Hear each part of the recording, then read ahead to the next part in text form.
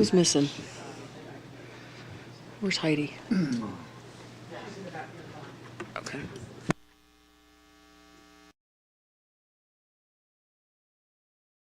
Good morning. I'd like to call this meeting of the Board of Supervisors. It's August 23rd, 2022. And with that, here we go. Let's do the Pledge of the Allegiance. And Jeffrey, you're going to lead us today in the Pledge of Allegiance. Please follow me and begin. I pledge allegiance to the flag of the United States of America and to the republic for which it stands, one nation, under God, indivisible, with liberty and justice for all.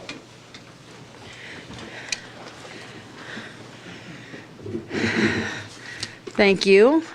Well, this morning I'd like to begin this meeting by acknowledging 3 individuals who recently went missing and ultimately lost their lives in Nevada County. Here in Truckee, we lost 16-year-old Kylie Rodney, and the community is devastated and has even begun to come to grips with the hole that she's going to leave behind. And all the way on the other side of our county, 2 Yuba City residents, Jeanette Pantoa and Juan Almanza Safala, lost their lives in Pin Valley, which is in District 4. Additionally, today we'd like to recognize Carmen Ramirez. She was the first ever Latina elected to the board of Ventura County and the first to serve as its chair. She recently lost her life in a tragic accident. These losses are difficult to accept, and our board extends its deepest sympathies to the families, loved ones, and colleagues of those lost. And now, I'd like to take a minute of silence in their honor.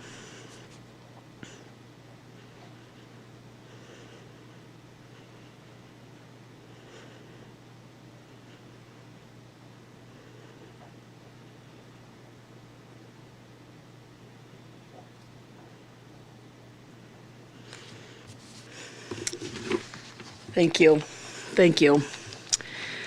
So this morning we're going to see, Julie, we have some corrections and deletions to our agenda. Things are a little bit different this morning. Our hardy Supervisor Bullock is in transit. He had some issues with travel this morning, but we'll see him here later this afternoon. We're going to move our community presentations, so if anyone's here for that, so it's item SR 220952 and SR 220953, items 1 and 2. Those were going to be moved today to 1:30. So with that, there'll be a little bit of other changeover as we go. We're going to do our public comment, our consent calendar, and then we're going to go to some of the other items, and we may just do some shuffling, so we beg your perseverance through this, and we're just going to enjoy this day. We're happy to be in Truckee today. It's beautiful up here. It's been fun. Some of us came up the night before, and truly have enjoyed being in the town of Truckee and the hospitality that we found here. So just really having a good time today. Loving the coffee this morning. Everybody got their coffee, and we had a lovely breakfast. So thank you all for hosting us here today. This is wonderful. So this morning, what I'm going to do, Julie, I will ask, so are there any other corrections or additions to the agenda? No, Chair, I think that's about enough. We go with the flow. It's all good. Okay, well, this morning what we're going to do then, we're going to start with our public comment. And of course, that's members of the public shall be allowed to address the Board of Supervisors on items not appearing on the agenda that are of interest to the public and are within the subject matter jurisdiction of the board. So with that, I'm going to open up public comment. And if you have public comment, you can come up to the podium, and remember that anything that's not on the agenda today. Wow, we're having a quiet public comment morning. Okay, well with that then, we'll close public comment. Julie, is anybody online? Yes, we do have one caller, if we can bring the caller in. Okay, let's do that.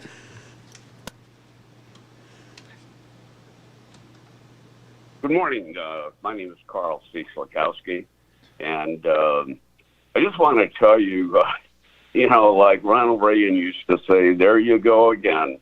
You did it again. You really, in my judgment, you scared the public during your last meeting in reference to all those presentations in reference to fire safety.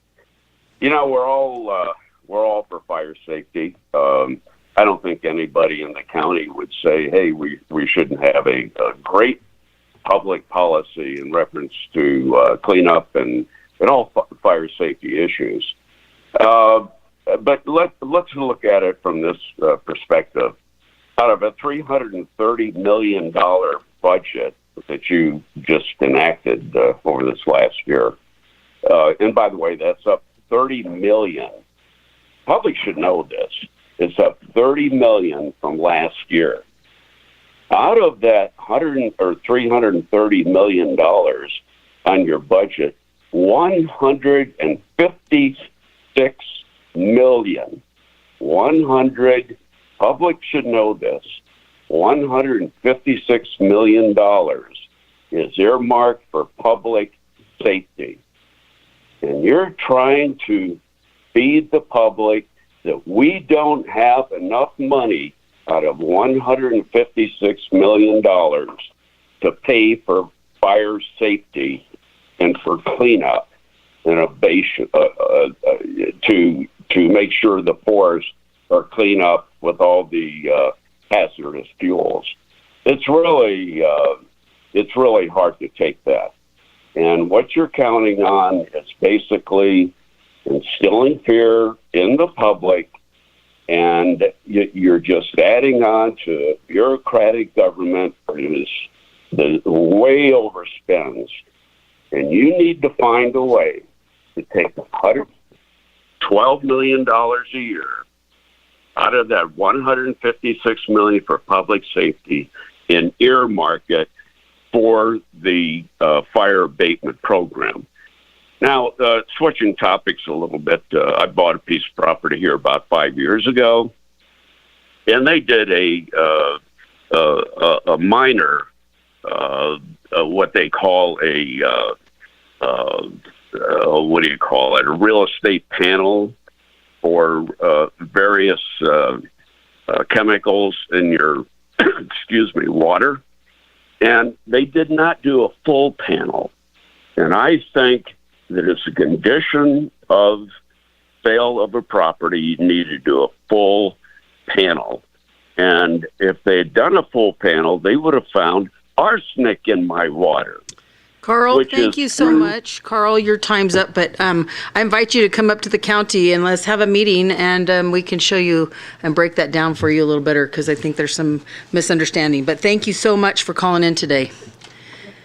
Julie, Okay. do we Thank have... you. Julie, are there any other callers? Chair, I'm not seeing any more callers right now. And did we have any written comments? No written public comment for general public comment. Okay. All right, with that then, is there any other public comment in the chambers? Seeing none, we'll close public comment. And with that, of course, we're changing our agenda up, and we'll go to our community presentations this afternoon. So I'm gonna jump right into consent calendar.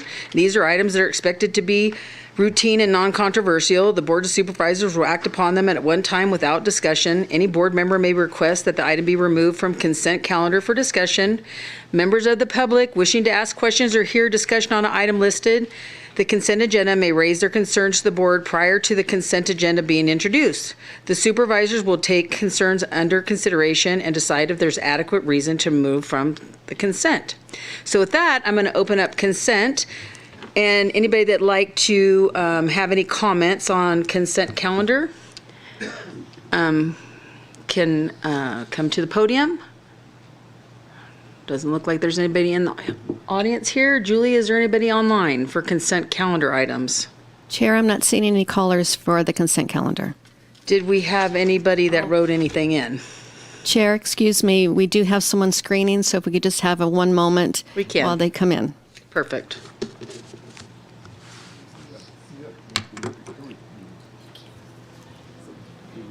If we could bring the caller in as soon as they're ready, thank you.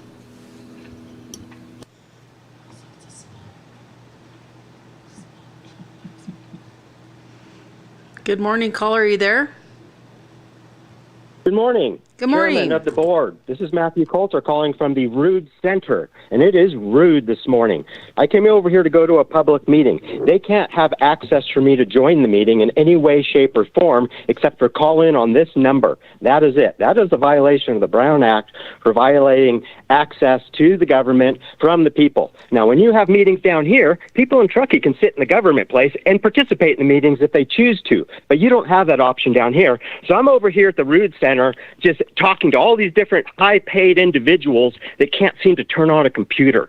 I've got people following me around the building because they don't know what I'm going to do.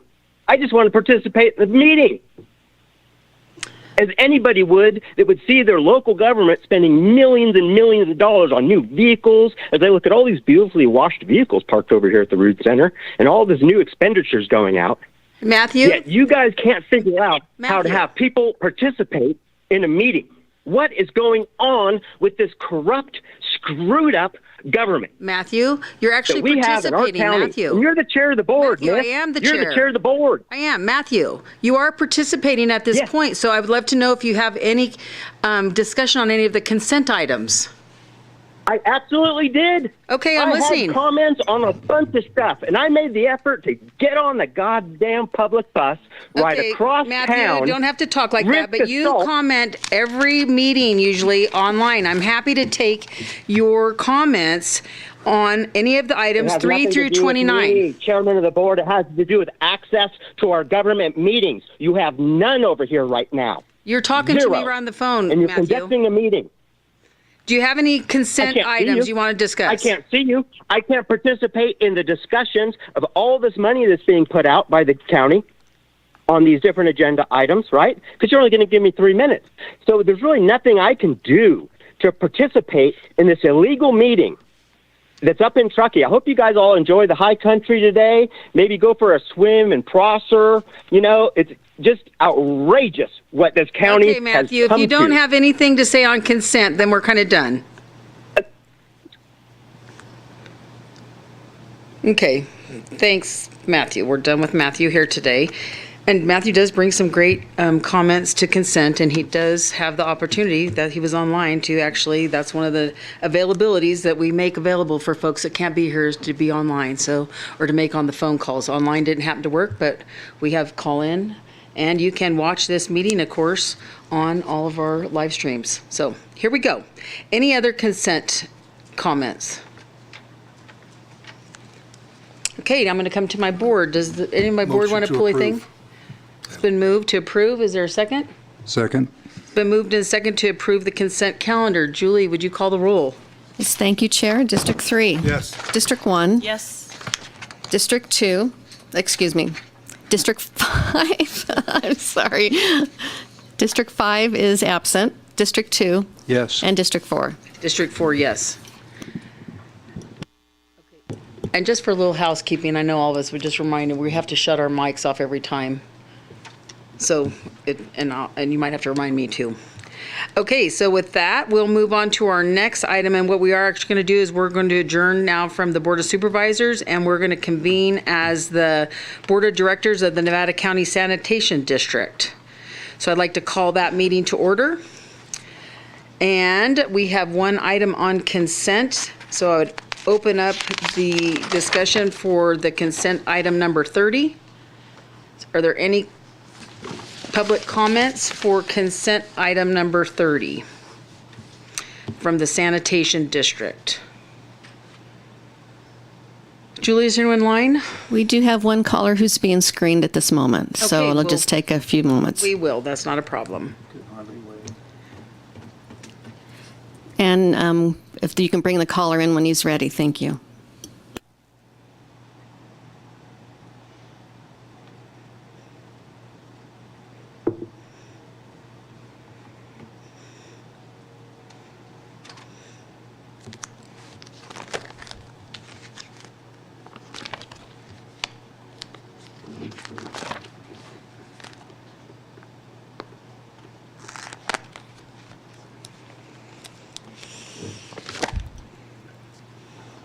The caller did hang up, so no callers. Okay, Julia, is there any written comments or any Thing from, None for the sanitation district, thank you. okay, great. Then we'll close, or actually, I'm going to come to the board. Does my board have any questions about item 30 for on consent? Move for approval. Is there a second? Second. It's been moved in second to, Julie, can you call the roll? Yes, thank you. District 3? Yes. District 1? Yes. District 5 is absent. District 2? Yes. And District 4? District 4, yes. Okay, with that, I'm going to open up public comment to the Nevada County Sanitation District Number 1. Is there any public comment that's anything that's not on the agenda? Okay, Julie, is there anybody online? It looks like, yes, we do have one caller. Can we Okay. bring that caller in?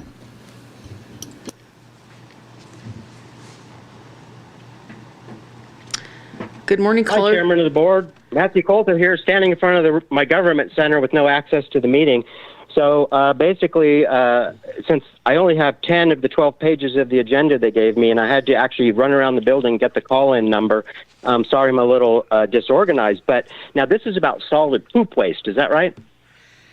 We are talking about item 30 in consent agenda, or no, actually, we're on public comment. No, you already blew right past that and approved that. I didn't get to speak on that. That Go was ahead. public comment, correct. We're on that was consent. Public comment is open now. Is anything on Nevada County Sanitation District Number 1 was not on the agenda? So yes, you're open to that. So go ahead. Do you have some public comment? And what number on the agenda is that? So we are past consent and we're in public comment in the Nevada County Is there Sanitation. numbers of that, or is it just? No, we're in somewhere? a different meeting right now. We're in the sanitation district meeting, and then we're going to do public comment. I'm going to adjourn Does that from come there. between 26 and 27, or does that come between number 1 and 2? Where does that fall? So I can maybe find it here. Oh, there it is. After 27, regular meeting, sanitation number 1. So it came after consent. number 20. It came after consent. After item 29, we adjourned and went to sanitation. We did consent. Now we're at public comment, and then we're going to go back to the board meeting, and we're going to go to item. Actually, we're going to go to item 34. And that's what's going to be next, Matthew. So if you'd like to comment on, this is public. 30 to 28 to 34. Okay, we talked about it this. Out on your freaking. I'm sorry this is confusing for you this morning, Matthew. We had some changes and some things that came up, and we've had to move some things around this morning. So what I have is Wow, public me too. comment I had is to get on the open bus for to the come to the Nevada meeting. County It just didn't work Sanitation out. District. Do you have any public comment? Okay, great.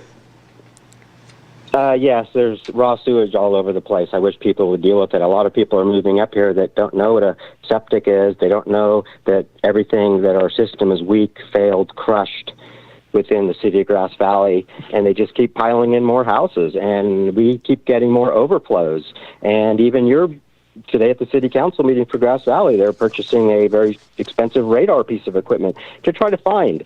Because when anyone comes to town to try to put a pipe in, they find out that all the laterals to all the houses don't connect to the main sewage line. And that's on documents for the city of Grass Valley that just had 3 years ago, had their pipes lined, their sewer lined with plastic to try to extend their life another 10 years. They had to rewrite the contract because the laterals coming from the houses didn't meet the main. This is going on everywhere. And so we just keep pushing in more stuff, track housing and stuff, and our systems can't handle it. You have tours of Wildwood plant, which is the best plant in the system. Let's have tours of all the plants and see what's going on. Because from what I'm being told from people that are inside there, it's a nightmare. That's all I have to say. Thank you. Thank you. Okay, is there any other public comment on Nevada County Sanitation District?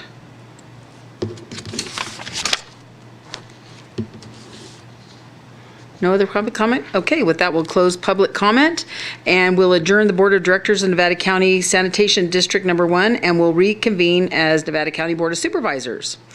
And with that, as we talked this morning, we're doing a little bit of changing around, and we asked everybody to be patient with that. So we are going to go to... Recess for lunch? No, we're not going to recess for lunch. We're going to go to item 33. Wait, nope, we're going to go to item 34, if that works. It's a presentation on the Town of Truckee Townwide Electric Bike Share Program. And is Alfred Knotts here? Well, good morning, Alfred. Thank you for being here. And Absolutely. yeah, we're ready for a wonderful presentation. Good morning, Madam Chair. County Supervisors, Alfred Knotts. I'm the Transit Program Manager with the Town of Truckee. And thank you. I used to work for El Dorado County, and we would talk about people coming over the granite curtain when we hosted our supervisors up in the Tahoe area in Truckee. So thank you for coming. It's a pleasure to see you all up here. And I appreciate Supervisor Bullock getting us the opportunity to get before you today. I did tell Jeff when I get to talk about transportation, I'm very passionate about it. So hopefully I can keep this within the time limit. But to me, there's nothing that impacts our environment, our economy, or quality of life more than transportation. And oddly, Supervisor Bullock is here because he isn't here because he can't get here right now. So I do want to just kind of go through an overview, more of kind of what our program is in terms of transportation and guiding principles. Let's get the next slide here. Could you advance the next, if I can't get it? So an overview of the presentation. We will go into kind of our broader transportation objectives in terms of how they're supported by our goals and policies of our general plan, which we're in the process of updating. I know this seems a little monotonous in terms of the procurement process, but it is germane to the conversation and some of the work we've done to date to bring this program forward, and working with Jeff in your guys' office and everything about how this program kind of looks regionally. We have regional issues here that require regional solutions. So do want to talk about how we've been able to streamline that process a little bit, the overall planning process, our site selection, as well as the 2023 launch. We did anticipate launching in 2022. There were supply chain issues with our vendor. We'll go into kind of that a little bit in detail. But next slide. Again, kind of going back to our general plan. Historically, we've been very strategic in our investment at the town and within the region even too, and looking at kind of the resort triangle as we refer to it, between Truckee, 280, 267, 89, the Kings Beach and Tahoe City area. That's referred to as a resort triangle because we're very so tied together economically, our movements and our economy and our resort communities, and essentially our kind of quality of life as well. So we've been very strategic in focusing on planning and operating a transit system, and also focusing on capital projects and operating and maintaining those. Our region has established goals and policies that focus on moving people, essentially, and not really necessarily moving moving cars. And to dumb it down a little bit is we're not trying to build the church parking lot for Easter Sunday, the proverbial church parking lot. So our guiding principles focus on that.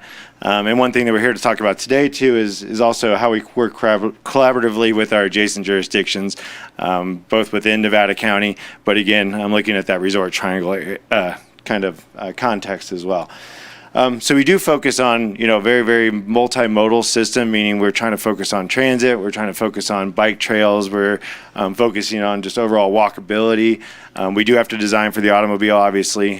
So those are all the things we take into our context and how we prioritize that investment also. So there's talk all the time about equity and social equity, racial equity, but there's also equity in how we prioritize our transportation investments. Are we designing and putting 90% of our resources towards automobiles? Well, if that's the case, then that's what the mode that most people are going to use.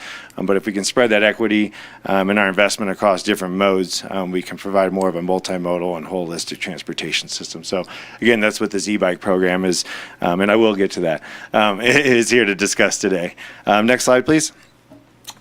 So we do have an e-bike share program that we have designed here. We did have a program that was launched, I think, maybe 3 or 4 years ago. I've been here approximately 11 months, but I do have the context of the previous system that we did launch. It was very, very kind of small in scale. Obviously, the technology's even evolved too, and I'll talk about some of that in the procurement and the planning and everything. But also the vendors have also evolved. So there was a lot of startups back in the day that were just dumping these bikes everywhere. And that's something we also wanted to avoid. You see a lot of scooters and things like that, but there's a lot of startup companies that really weren't vested.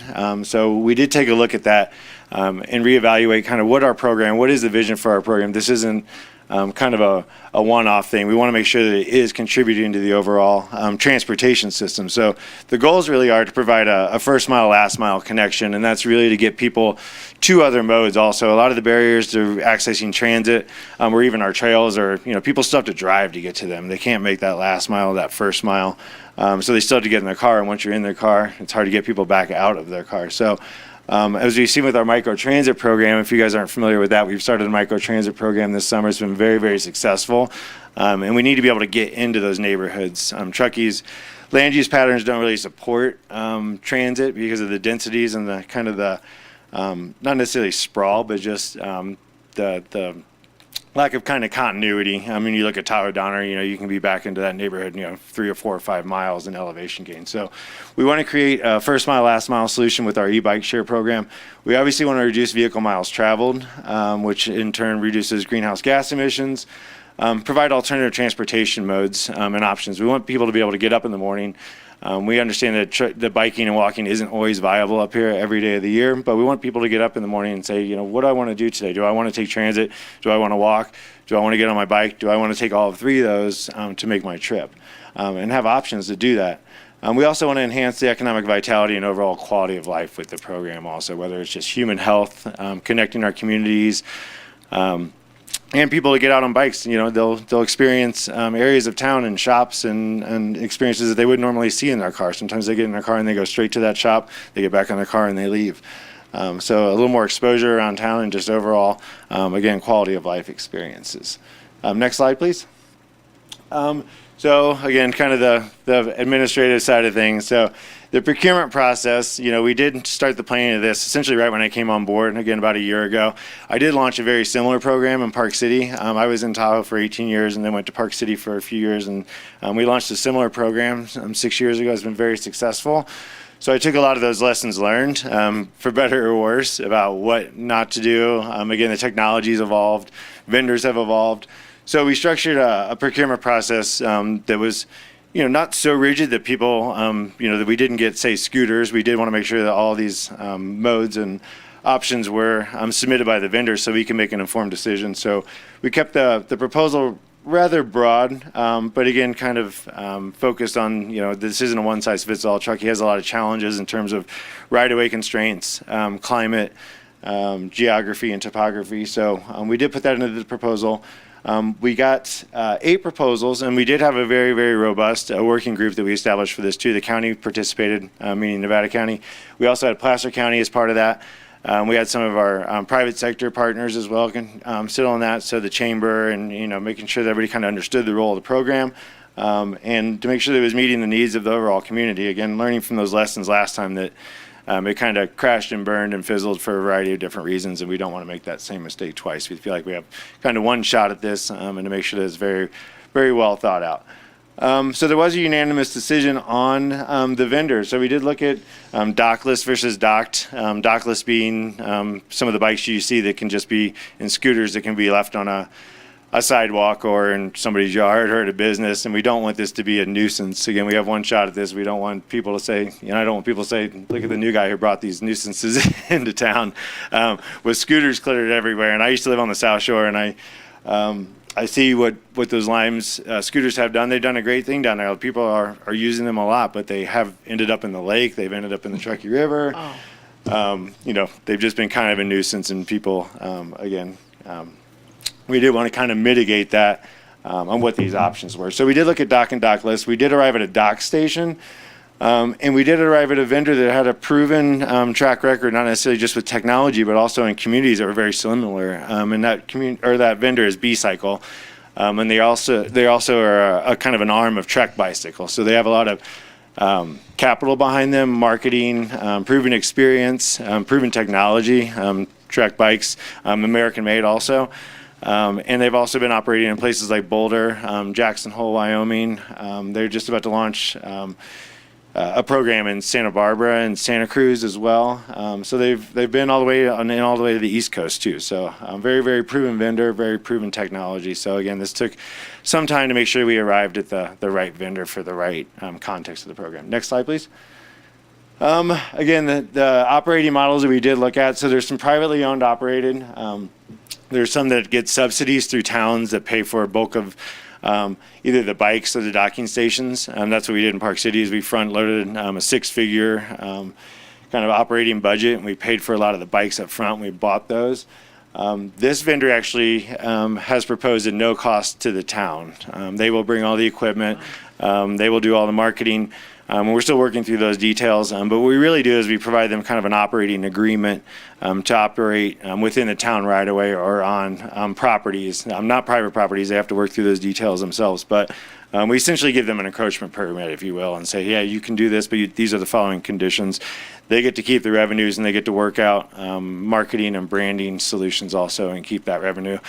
We do have written in the contract right now that's still a draft that we will approve or come to consensus on what that branding is, so we don't have, say, Walmart or McDonald's bikes running around town. We want to make sure that it's representative of kind of the community. And in Park City, we had branded and marketed with the chamber and with the hospital and with the ski resorts, and I could see something very similar happening here as well. Next slide, please. Again, the key elements of the RFP that we walked through were the planning, network of design, that they could prove to us and to the committee that they have done this before. They understand, again, the context of Truckee and the broader region also. And we did build into there, too, that the county, meaning Nevada County or Placer County, could potentially piggyback off of this RFP so that you don't have to go, our partners don't have to go reinvent the wheel as well also. And then we don't have 3 different systems and people come up with a different app and they're, looking at the bike and those things, that they can make that trip, say, from Truckee to Olympic Valley to Tahoe City. And then they come up and go down between the West Slope and East Slope also and have that same continuity in the program. Next slide, please. So again, kind of going back to lessons learned, the things we learned about people, why the program last time wasn't successful, a lot of it had to do with timing, technology. A lot of it had to do with people didn't know about the program. How are they supposed to use it if they don't know about it? So again, we kind of go back to the vendor we procured, and they have experience with this, making sure that the bikes are well identified. They're also, we tell the story about what the bike share program is intended to do. Kind of how I kicked off this meeting about where does this fit into our transportation system. It's not gonna solve all of our transportation issues, and not everybody's gonna run out and jump on a bike every day. But again, we want to make sure that people understand the system, they know how to use it, and they know how to use it safely too. We got a lot of comments from the public about e-bikes these days, and the speeds and kids and all these things too. So again, kind of coming back to our vendor and our procurement about who understands these issues with these programs. Next slide, please. So B-Cycle and our program, again, the vendor, this is where they are located all across the country. Again, a lot of different communities, some being urban, some being rural, some being focused on commuters, some being focused on kind of a tourism-based economies also. And again, we kind of focused on their proven experience also. So one thing that we had in Park City when I did the program is we had these huge kiosks, these big stands that you see, and people go up and they have to go in and enter everything. These stands are very scalable. The docking stations, they can be moved. They are fixed, but they can be moved very quickly within a day. They can go all the way from 1 station to 20. So they're scalable in terms of trying to get back into neighborhoods, get back into Tahoe Donner, get back into Glenshire, down in areas in Grass Valley and Nevada City, making sure that we can kind of sprinkle these bikes around because they do have to take them back to a docking station, and that we create a network that makes that easy and convenient. Next slide. So there's considerations that we looked at. Where do we? Those are actually the ones down on the right is the station I did before down in Park City. That's at our library. And then you can see kind of the difference in the scalability in terms of what that looks like and how easy they are to install. And, winter comes into effect also, and be able to pull these things out. They've actually operated these 12 months out of the year in other snow communities in Madison, Wisconsin, where Trek is. Again, not the amount of snow we get, but it's darn cold and it sticks around. So they've had to deal with those as well. But if we do need to pull those out, we can, and that took into our consideration also. So when we looked at these locations, we looked at the land uses and activity centers, where are people trying to go, where they're trying to get to, how do we get them to transit, how are people going to be able to use them on a frequent basis. And people that are coming up, come visit from sea level. E-bikes are very convenient for people that aren't used to riding bikes like we are, 6,000 or 5,000 feet. So Next slide. Here's kind of our geography of our general map right now. So we do plan to blanket the community, I guess, rather comprehensively. Over to the right is all the way out of Glenshire. Up to the north there, on top of the figure there is the Tahoe Donner area, Alder Creek, Prosser, and then all the way over to Weston Beach at Donner Lake, and then a high concentration downtown where people can really just take these bikes and not have to go to a station and be like, well, there's not a station to put it. And then the bikes end up being cluttered around downtown. So those are the things we're considering. And B-Cycle, their approach is to put more stations out earlier in the program to make sure it's successful, but also to make sure people have access to those stations. And just the visibility is helpful as well, especially in a resort community where people may just come to town once or one time a year, that they see this and they know what it is. Next slide. So this is kind of our first launch. Again, high concentration downtown, and phasing this kind of approach, and then working to the private partners too. We have to do some amendments to our land use code. That makes this an allowable use. Right now, it's not identified in the land use table, so I would kind of caution the county if there's any other kind of procedurals or administrative things that need to be done to kind of grease the skids. I would put that on the radar also through the planning department and make sure that these are acceptable uses. Next slide. So 2023, again, we kind of looked at making this successful. They did say that we could launch in September, October. That's when the equipment would finally arrive based on these supply chain issues. But we didn't see the value in trying to roll something out and pull it back in. Again, we feel like we have kind of, I won't say one bite at the apple here, but we want to make sure we do this right. We want to make sure that the community is aware that it's embraced and that it's part of an overall comprehensive transportation strategy also. So we are going to take a step back and then launch in spring. So the task we're working through over the next couple of months is to finalize that agreement with the vendor. Their proposal also identified working with the local bike shop to go ahead and redistribute the bikes. So they have to go back out and they have to find the bikes sometimes, or if there's 10 bikes at one station and one at another, they go out and it's called rebalancing. They'll take the bikes and spread them back around town. Daily maintenance too, to make sure the bikes are maintained, both for operational but also for safety. So the bike share component or the bike shop component was a big bonus to us too, because there could be some kind of backlash from bike shops about us feeling like they're, we're coming into their business model or anything, but it provides an opportunity. And it also provides an opportunity that we found in Park City is to expose people to e-bikes that they never really used them before and they think they're great and they use them 3 times and then they go buy their own is what we saw. So that was a pretty awesome thing. So work on the marketing campaign and outreach plan. There are components within their program too to provide discounts to low income folks too and to unbanked people that don't have banks or ATM cards that they could go check out a fob or a card at the local library too. So at the county library, they can check those out and they still have access to this system also, so that remove that barrier as well. So we'll work through all those details and just the final kind of pricing. Most of the pricing is done on an hourly, monthly, and then even a yearly basis too. So we want to make sure we kind of arrive at a good financial model that makes sense for them, but also is attractive to both visitors, residents, and low income folks also. Next slide. I want to get to the Q&A for you guys. So this is kind of our rundown of our phase launch. Has worked within the county or the town controlled property where we know we have access, so we can provide that encroachment permit. Then work with public agency facilities, so getting them to the regional park, getting them to the PUD in those areas as well. Maybe county facilities too, along Donner Pass Road, and those are again. Those are consistent with our land use table right now because they're a public facility, so they provide kind of accessory uses. But the private commercial will be kind of the next step, and we've already talked to the chamber and the lodging properties and a bunch of other folks that are very eager to be part of this system also. So that would be kind of our phase 3, and they would have to work directly with the vendor and with the private property owner. Next slide. Success. So we will be tracking all this information. Those are some of the metrics. That's actually the dashboard we had in Park City down there. How many rides and how many miles per year, how many rides since the beginning, VMT, but also some things you just can't measure.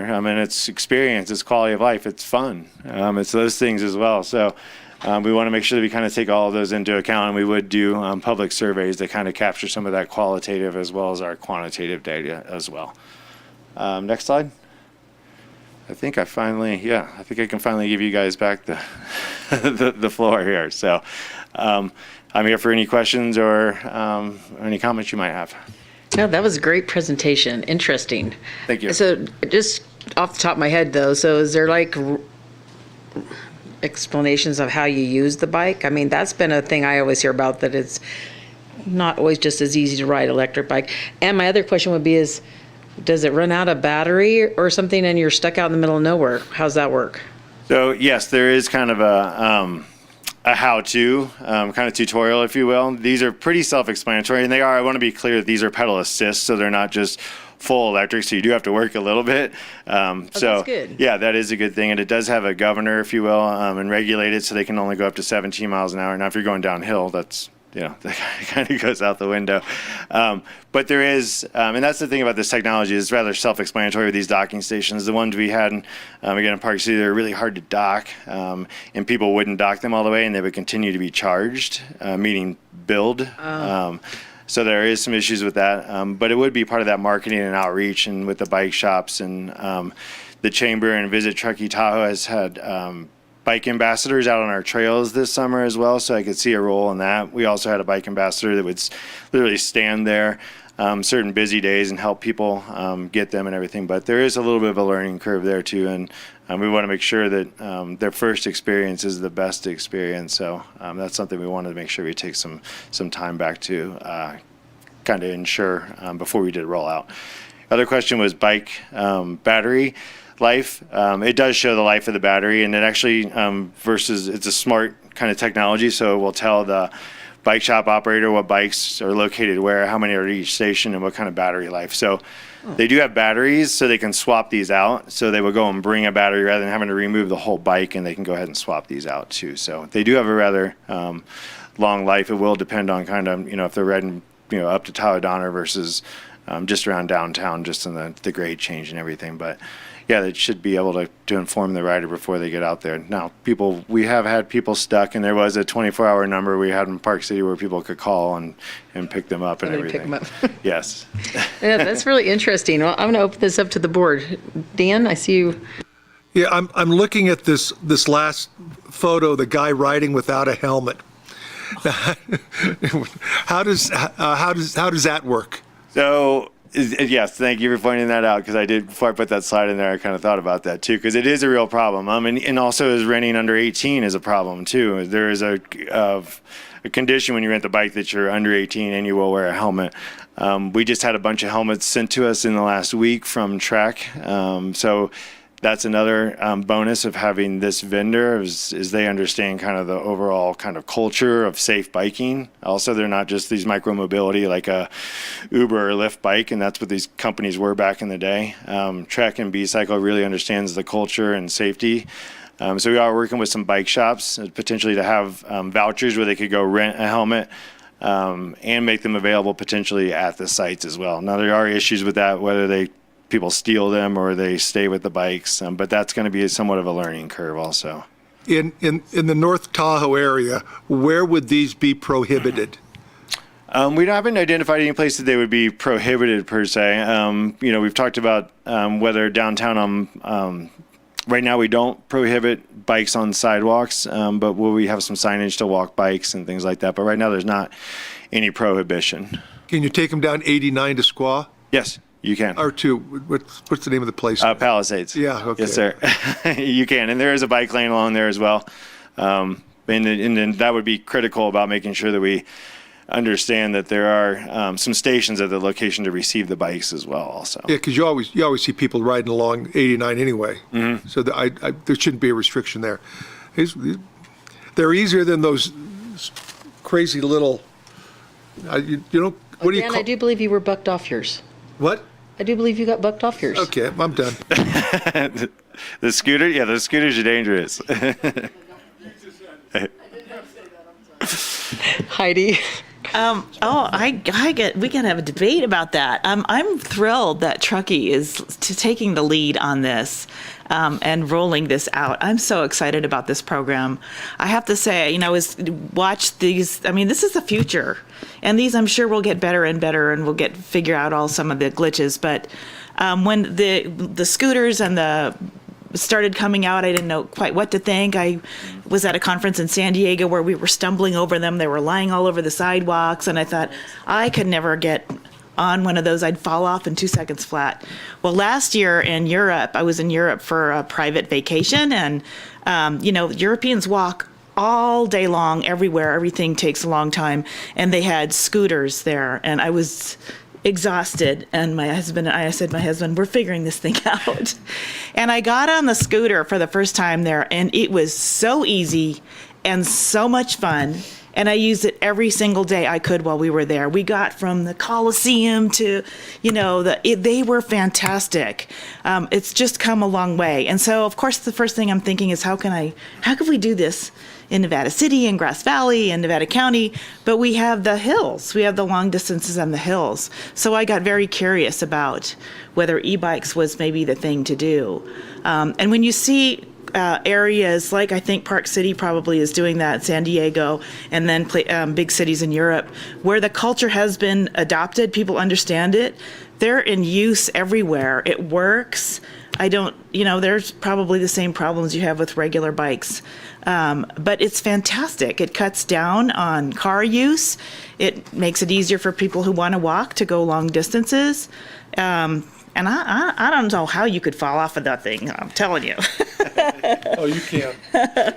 So I'm really thrilled to hear about this, and I would love to be invited up when you roll this out to try it out. Will do. Yeah, absolutely. Thanks. And we're very excited. And, parking problems and people looking for parking, that exacerbates kind of VMT and just congestion downtown. If people can just get there and put the bike in, they can, they start spending money. They start enjoying the town.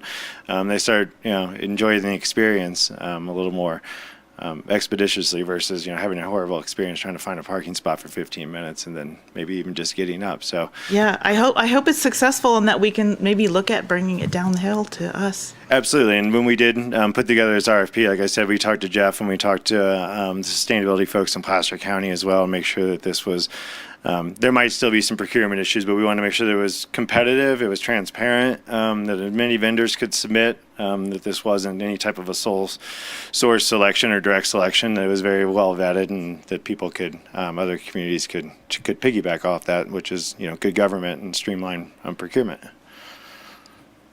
Yeah, no, this is all great. Ed? Well, I think you clarified, you haven't launched it yet. No, we have not. Yeah, but you did have a previous vendor in here that did not work out because it didn't have the docking. Correct. Yes, it was Zagster is what it was, and they actually went bankrupt at the same time too. So it was kind of it wasn't doing very well. There was awareness, and it really was the model wasn't working, and they weren't pedal assist. So again, if you're not living at 5,000 or 6,000 feet, it's not a very, very good experience. So, and they're not highly visible without those docking stations either too. And then you have this nuisance and clutter issue. So again, I think it was kind of a blessing in disguise that now we've evolved a little bit and we've been able to recalibrate. And then my having experience of launched one kind of can learn from kind of the bumps in the road before also. So you had one illustration in there, I think, that kind of showed the areas where you wanted to put them. Those represented docking areas. Let's say that today I'm at the Hampton Inn over here. There would be a docking station there? Yes. So you don't have to worry so much about having to go to a primary docking station and drive there and have parking to get to a docking station is what you're proposing here. Correct. Yes. And that's we want to be able to. Even in your residential areas? Yeah, and that's what I was just about to say. We want to be able to get back. What we found in microtransit is that, we need to get back in those neighborhoods because, once people, like I said, get in their car and they're not going to drive to the depot and then get onto a bus. So we need to make sure that it's convenient, and we do have locations, kind of these neighborhood nodes, if you will, at Glenshire and Tyler Donner and at West End Beach that they are willing to kind of take that first little walk with their coffee maybe in the morning and jump on a bike, and then that starts their day for them. So that's pretty cool. Kind of explain the financial part of it, because I've never had the experience of doing it. So where is a profit made? I mean, there is a fee? Is it done by miles or hours, or how does that work? It is a time-based fee. So some places, I did jot these down real quick just for kind of a peer system, because we haven't arrived at those models yet, but in Park City, we had $30 per month. That was unlimited 30-minute trips. And then you had a 7-day pass. You have a walk-up pass, and then you have an annual pass. And the annual pass was like $90. So all year long, you can have hour rides, which in the town of Truckee, you can pretty much get anywhere on a bike within about an hour. So we will kind of structure that, and we don't want to displace kind of, again, the low income folks or anything, but we also want to make sure that it's attractive to the visitor also, and make they probably don't want an annual pass and they just want to rent for the hour. So there are hour, monthly, and then annual passes too. Oh, I think it's great that you're really promoting this for a person that lives here. I think that's great. Yeah, and that's the thing. We want to make sure people have options. Transit. Not everybody's going to run and jump on the bus as much as I would love them to. That's not, necessarily. Not everybody wants to. They want to be able to kind of have an active lifestyle and maybe just, leave an extra 15 minutes to make that bike ride to work. And this way they don't show up. Literally, this was a big benefit of having the e-bike share and pedal assist in Park City. You don't show up to work all sweaty, honestly. And you can go out and run errands at lunchtime when you may have taken transit and you have to say, hey, I got to run this errand at lunchtime. Oh, I know I can get on a bike. So it removes that kind of anxiety and barrier also, that you can still do things during the day if you didn't take your car or you carpooled. Well, I like the idea also of more the long range that you're talking about, but is there a liability concern to say, here again, I'm at the Hampton Inn and I want to go to the lake? Because of what are your highways like?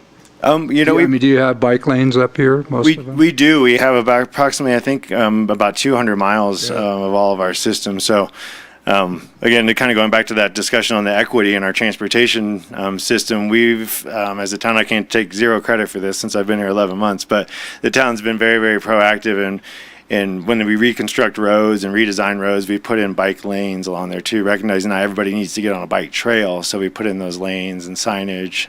And engineering just put in buffered bike lanes on Northwoods up to Truckee to give people a little more buffer of the bike between car and bike friction as well. So we're continuing to invest in alternative and active transportation modes. So that helps definitely, not just throwing people out on an e-bike without the infrastructure to support it.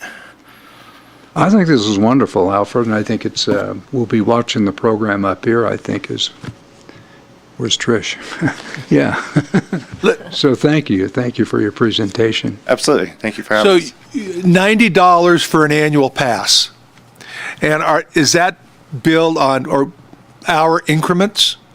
That makes it available for hour increments. So if you rented the bike, you would have an hour free based on that. Not free, but it would be paid for the annual pass. If you go over, sometimes there's a charge of like $2 per extra 30 minutes or things like that. So Okay, and that's all handled through the application, and it is, yeah. They handle all the bike just financial. doesn't shut off and you're stuck out in the middle between Palisades and Truckee somewhere. No. Nope. It's all smart technology is done through the app and everything too. And the financial transactions are all handled through them. So again, that was one through the procurement. It was more of a turnkey program, and that's how we framed it in the RFP. Is we wanted a turnkey program. We didn't want this to be. There's only 5 or 6 of us in the whole engineering and transit department. So we wanted to make sure it was successful and somebody that could really, really support the program and not be kind of a workload issue for us also. Okay, one other question. So that was interesting. You talked about that. Let's say that's where of course, I think that's when people buy their bikes. Let's say you're coming from town, you want to catch transit to your work. There, you have to ride the bike to there, and then you want to go there, and then you want to ride from work wherever you get off the bus. Would the bike go with you, or would you have to hope there's a spot where the bus stops? You would have to redock it.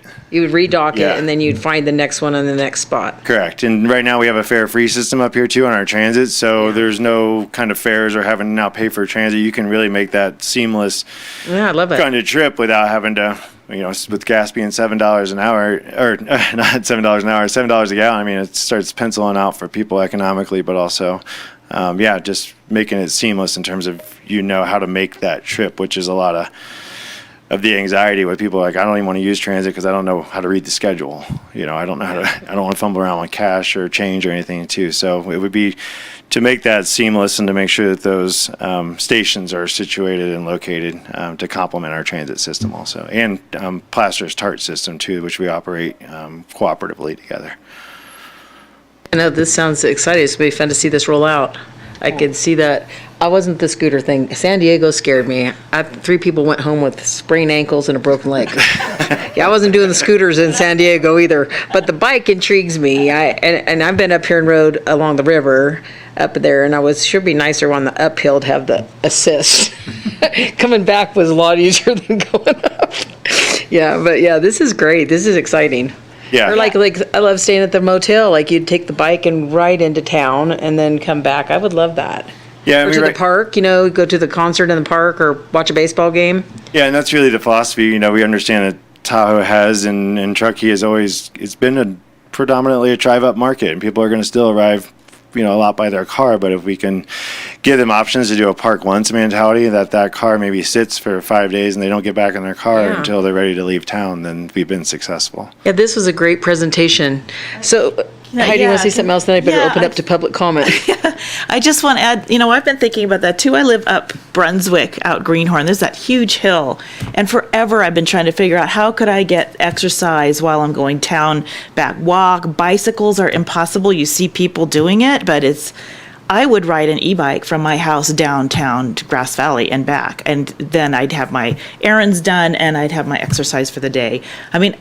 I think you're underselling how much fun this is, honestly. It is. It's fun. Well, my council folks in Park City always say, well, how many VMTs are reduced? How many green? I'm like, sometimes people just want to get on the bike and they want to, they're here to experience our town and the beautiful kind of geography and everything. And if they do that without getting in a car, then that's a great thing. Or maybe it's a trip they wouldn't have made, without that bike being available too. So it is fun, and it's fun kind of the whole demographic that if a family comes here, and again, you're supposed to be 18, but 18 to, your grandparents or something, everybody can ride these bikes that aren't necessarily going to be a kind of a health issue or an experience issue. So, Yeah, I see the helmet thing is going to be how you manage the helmet part. That will be the interesting part. Yes, it will be. And I got tons of calls on that all the time. Well, they're not wearing helmets. I'm like, yeah, I can see that part.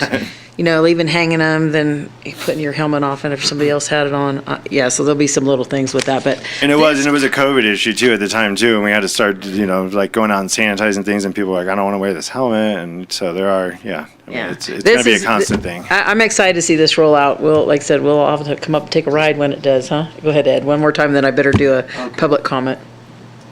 I could envision a docking at, say, North Star, and where you would come in and for, say, like a 3-day ski weekend or something like that, and the traffic's so bad going up there, where you could come in early, get your motel, get yourself set up, go up, bring your ski equipment up to the North Star, have your docking stations there, leave your car at North Star, if they let you, and then for that next 3 days, you do the bicycle. I thought that would...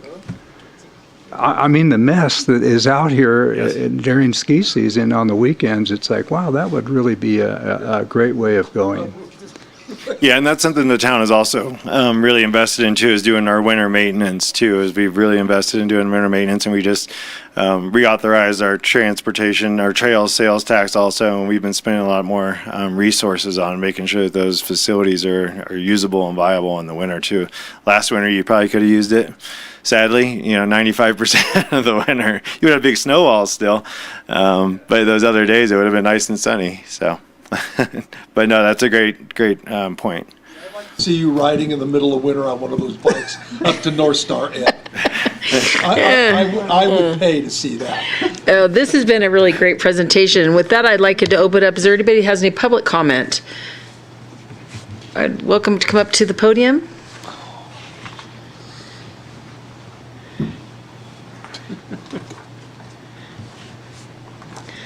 Good morning. Good morning. Hi, my name is Barney Dewey, and excuse me, I wasn't planning on talking. Great presentation. Think it's a wonderful idea. I only have one question. I live in Old Greenwood. We have 2 Class 1 bike trails into Old Greenwood, and I noticed on your map you're not supporting that community. So I would just encourage, and this has been an issue here, I noticed with the microtransit also, that community is being left out. And we have a couple of hundred residents in there. So thank you. That's my comment. Thank you for that comment. Is there any other public comment in the chamber? Julie, do we have anybody online? Or not online, keep saying online, on the phone. Yes, Chair, we do have one caller. Okay, let's bring that caller in, Can please. we bring the caller in, please? Hi, Matthew Coulter, sitting in the Board of Supervisors office. It's the most access I can get to the meeting, unfortunately. Did we already do 33? So actually, we had to skip around a little bit tonight. Right now, we're on item 34, and we're talking about the e-bike program that they're going to do here in Truckee. Okay, that's fine. That's fine too. That's fine. I've been following it very closely. Here on this side of the hill, we really don't have any bike lanes. The ones we do that are posted are unusable. They're full of gravel and glass. The failure of recognizing using a bicycle as a mode of transportation on the west side is sadly depleted due to the lack of maintenance on our basic, what we did create over the number of years as far as infrastructure. I mean, most of the weeds are growing out into the bike lanes, covering them, as well as being full of grass and gravel. So when I see excitement about these advanced projects in Truckee and see nothing being done locally here for bicycles on the west slope, it's disconcerting to me in a large level. We have no bike racks over here. If you go to any store, look for a bike rack, please. Please, there's like 2 in town, I think, total. The whole entire Grass Valley. Nevada City, too, I think they have 1. Well, no, they might have. Yeah, they did put it back in after the commercial street remodel. 1 bike rack for the entire town. There's one at the library here. That's pretty nice. I'm concerned about EMS and our failing EMS system because a lot of people, like I've just heard all you guys say, wow, I'm interested. I've never done it. I'm going to do it. Ooh, it's fun. Number 1 ER visit, wrist and head injuries from scooters when those were promoted in San Francisco, California in general. I see a lot of people being put on bikes that are way too big for them. I mean, 5'3" women on bikes that should be for a 6'4" man, and they're negotiating these things, the weight of them. As far as the west slope goes, on the bus system, my bike fell off the front of the bus and got run over because our roads are so rough. The racks won't even maintain the bikes, and people that do use that system bring their own straps to hold their bikes on the front of the buses because the roads are so heinous, your bike will fly into the air under the bus. And it's standard operating procedure. I'm curious about theft, recycling of batteries, and how we're going to keep them out of the waterways, because even right now there's a nice electric scooter in Wolf Creek laying there. I'm not going to mean to get it, but I got to go over a fence to get it out of there. Yeah, all these lithium batteries that are all being mined by small African children are a concern to me with this rush to electrify everything. Not all of us can go on a private European vacation and see how the Europeans have done it for many years. They're very bicycle oriented. It's a very easy system to get your bike on a bus, a train, in electric walkways, all kinds of different things they have over there for bikes and always have. America is automobile driven, 100%. So when you ride it back around the west slope, you're going to get people honking, yelling, throwing things at you, swerving at you. It's scary. Okay, thank you, thank you, Matthew. Good comments. That's great on the east slope, but what do we get on the west slope is my question. Okay. Thank you. Thank you.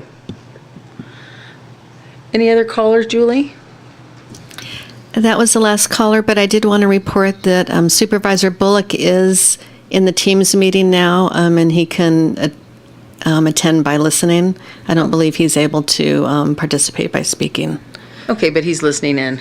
Yeah, so if I hear something other than that, I'll let you know. Okay, great. Well, it's good to know he's listening in. I know this is disappointing for him not to be here. This is his area, and he is really loving and embracing his job up here and all the activity that's going on in District 5. So, and I know he supports us. He's a bike rider. We're really looking forward to that big, well, I'm not looking forward to it, except for maybe to watch, but, he's got that what is it, the Tour of the Gold? What's that going to be, where they do the gravel ride that he's kind of put up together? So I know that this has got to be close to his heart. This is a good thing. So, Julie, do we have any written comments? No, Chair, no written comments. Okay. Then we'll close public comment and come back to the board for any last comments. And let's see though, and I would just say he gave a few questions. I know you heard those. Is Yes. there any of those you could kind of comment on? Yes, the battery, that is an issue with kind of disposal and recycling. They put together a proposal or approach, and they do have a program for kind of cradle to grave recycling also. So that is something that they did identify within their proposal as well, meaning B-Cycle, the vendor. So it is something we have contemplated. Again, the devil's kind of in the details of where does it still go and those things. But that has been identified because that was, it's been an issue, just within the industry also. Theft, it's kind of always an issue. I mean, people that steal are going to steal, but they do have to have a card, and sometimes they are charged for that. Same thing with vandalism too. Many times we see kind of out on the street, and again, it's kind of a thing for the community. It's kind of self-policing also in terms of people kind of know the exposure and everything. So, but those are our issues as well, and something that we would have to kind of through a kind of iterative process kind of adapt to, I guess. So. But yeah, on the West Slope, again, we contemplated some of that and included our partners. So we're hoping that this can, once we launch, it's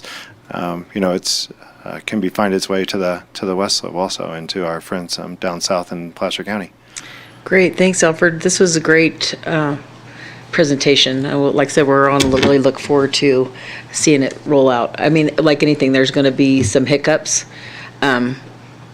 There are a lot of folks that do ride bikes already. We do have EMS. I'm sure they're ready for all those kinds of challenges as we move forward.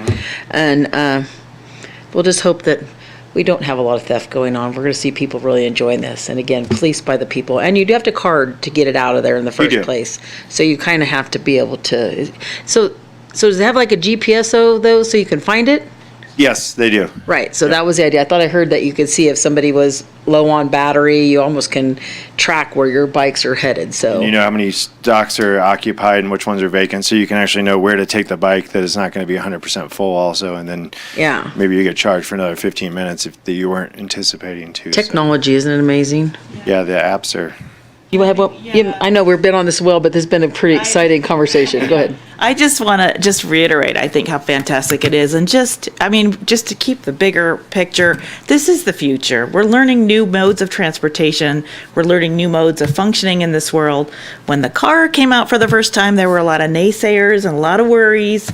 There are bugs that have to be worked out, but we should be learning from each other, from Europe, from other cities. Like you're bringing your experience from Park City, and that's excellent because you already know some of the obstacles that you have to overcome here. So I think we just need to keep a bigger picture. Where do we want to be in 5 and 10 years?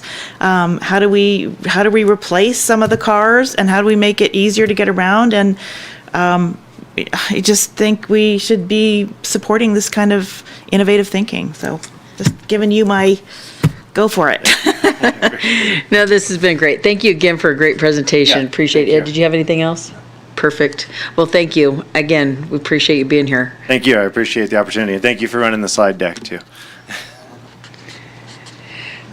Okay, so we're going to move on to our next presentation, which is going to be, we're going to see we're looking at doing a letter of support for the Sierra Buttes Trail Stewardship to Connected Communities Trail Master Plan. And Greg Williams, I believe, is here. And he's the executive director. Good morning. Good morning. Thanks for being here. Thanks for having me.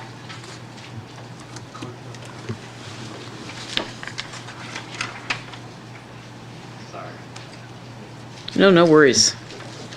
We are flexible, as you've seen today.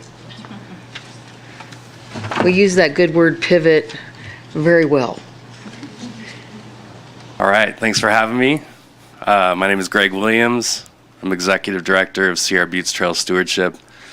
I'm also a descendant of the Deer Creek Band of Northern Sierra Miwok. My people have been here for more than 10,000 years. Miners massacred and displaced my tribe and forced us from our homeland, which was where the current site of Nevada City, Grass Valley, and Alta Sierra is now. My great-great-great-grandfather fled north, and he headed up into the North Yuba Canyon up near where Downeyville is now. And by the time the miners showed up, he was quite intimate with the river canyons and the plants and the animals, and knew where the gold was. So he started running pack mules, and he started leading the miners up into the remote mines and into the neighboring communities, and connected with this family known as Shaughnessy's, who had a supply shop there, and started to build some of the trails that we know today that are world famous in Downeyville for recreation. This is Downeyville in 1854.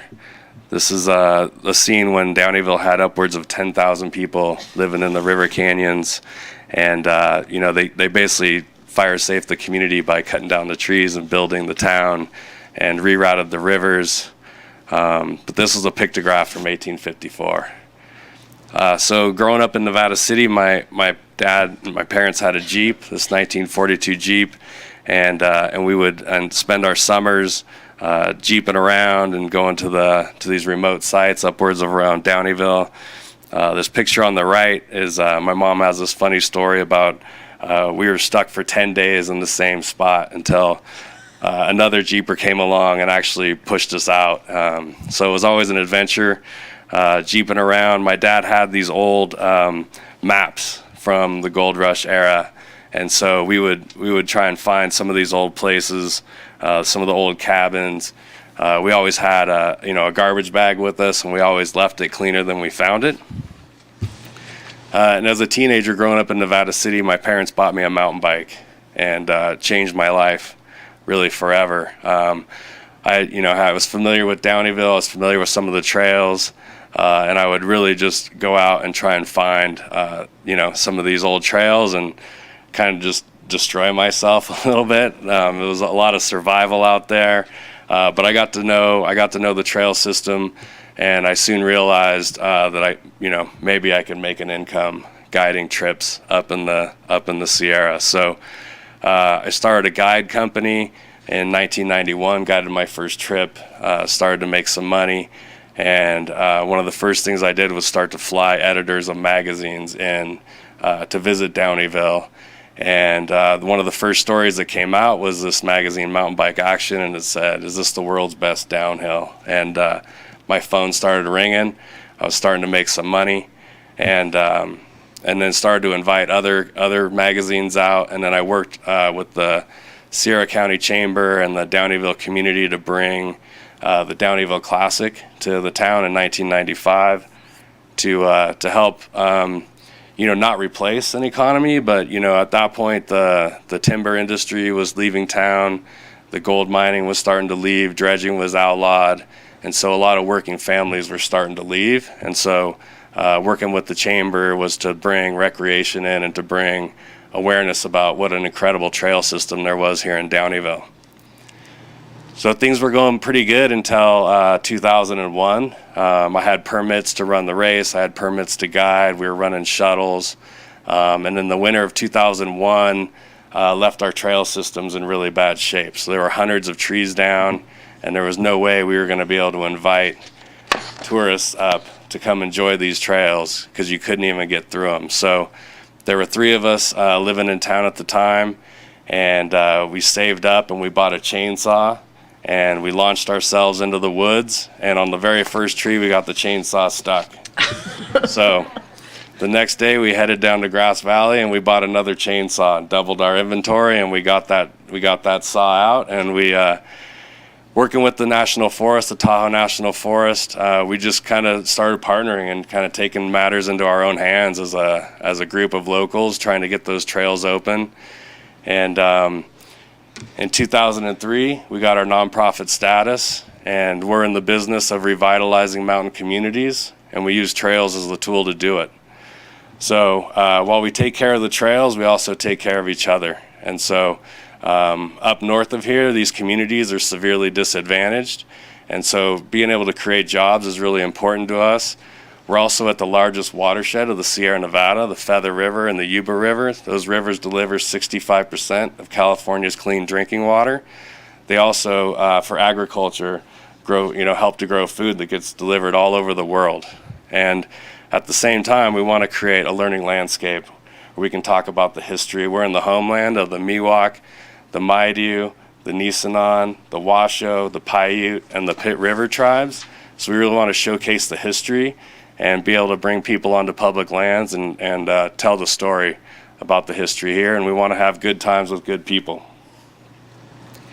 So up where I live in Plumas County, and have had a business in Sierra County for over 30 years, we were two of the richest counties twice. We were during the gold rush and during the timber boom. We extracted a lot of resources. The jobs all came from that working landscape. And as those jobs started to disappear, we lost a lot of population. Our unemployment rate went up over 16%. And that's a lot because we're surrounded by national forests. We're 70% national forest. The national average is 8%. So we depend a lot on our partnerships with those national forests. So in 2003, we filed for our nonprofit status. And since that time, we've built over 114 miles of brand new trail on national forest lands. We've maintained well over 1,500 miles, contributed over 100,000 hours of volunteer labor. And last year, before the Dixie Fire, we had 72 employees. 36 of those were high school students. And when the Dixie Fire broke out, we went down to 13 employees. So we've been heavily impacted through wildfires. So during that time, before we were on fire, before we had a pandemic, I introduced this idea to the Sierra Nevada Conservancy about a plan called Connected Communities, with the idea of connecting mountain towns by a single track trail for recreation, in hopes of creating jobs, in hopes of driving folks into those main streets of the towns. And so where we're at right now is we're trying to rebuild, we're trying to recover, and we're trying to create some resilience amongst our communities. So Connected Communities is really about that. And so it connects 15 towns, including Truckee, Reno, all the way up to Susanville, Chester. During the Dixie Fire, we lost one of our towns. We lost the historic town of Greenville. We're still committed to rebuild that town and to have recreation be part of the revival of that mountain town. So we have the Pacific Crest Trail that runs through our region. And so what makes this different, we want to call this these connections, these single track connections. We want to develop this route and have it be a signature route called the Lost Sierra route. And what makes it a little bit different than the Pacific Crest Trail, which travels from Canada to Mexico, is that we want this trail to come right into the main streets of the town. We want people to be able to ride their bike, walk right from the motel, right from the restaurant, really drive an economy into the main street, whereas the Pacific Crest Trail is more of a backcountry wilderness experience. It's also only open to hiking and equestrian. We want this trail to be a trail for everyone. So whether you're hiking, biking, on your horse, motorcycle, e-bikes, we want people to really be able to have that experience. As long as they can fit on a single track trail, they're more than welcome to come visit our towns. And this is why it's going to work, because recreation is an $887 billion a year industry. It's the third largest economy in the United States.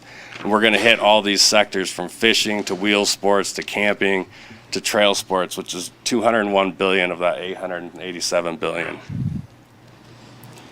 So we've spent the last couple of years really telling this story, meeting with community members, meeting with government agencies, really trying to answer any questions, gather support, and also really figure out this project. What did we get ourselves into here, and how do we make this the people's plan?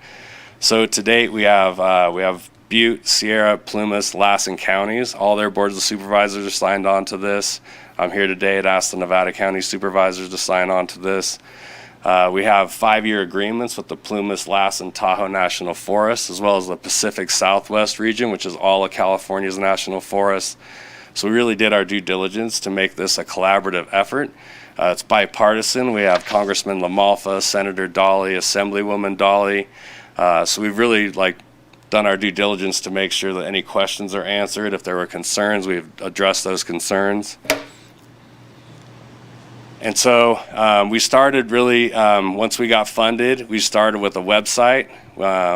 And we also started to do targeted Facebook and Instagram ads, which were some of the first that were, through Sierra Nevada Conservancy. It was kind of a new concept. We were during a pandemic, so how are we going to reach out to the communities? How are we going to get the word out to the public?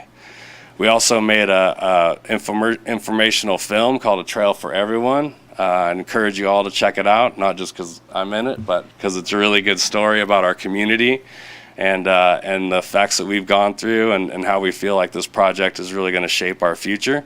And we made a ton of phone calls, emails, my first Zoom meetings. Really, we were going to do 16 town hall meetings, and I ended up in over 100 meetings, whether they were with individuals or socially distanced in the park. We also put out this survey. Businesses were closed at the time, so we went to all essential businesses, and we had these kiosks with information, with a paper packet, with maps, surveys. People could actually draw in on the surveys. They had maps for each individual region. They were able to drop them at this box. We had these at like every grocery store, bank, gas station, hardware store, really just trying to get the word out. And here's what we ended up with. We also had it available online, so it was accessible to everybody. And so we got 68% of the locals to fill this out. We had almost 1,200 people fill out this survey. So 98% said trails were important, 79% said extremely important. 96% of our communities said they wanted to be connected with other towns.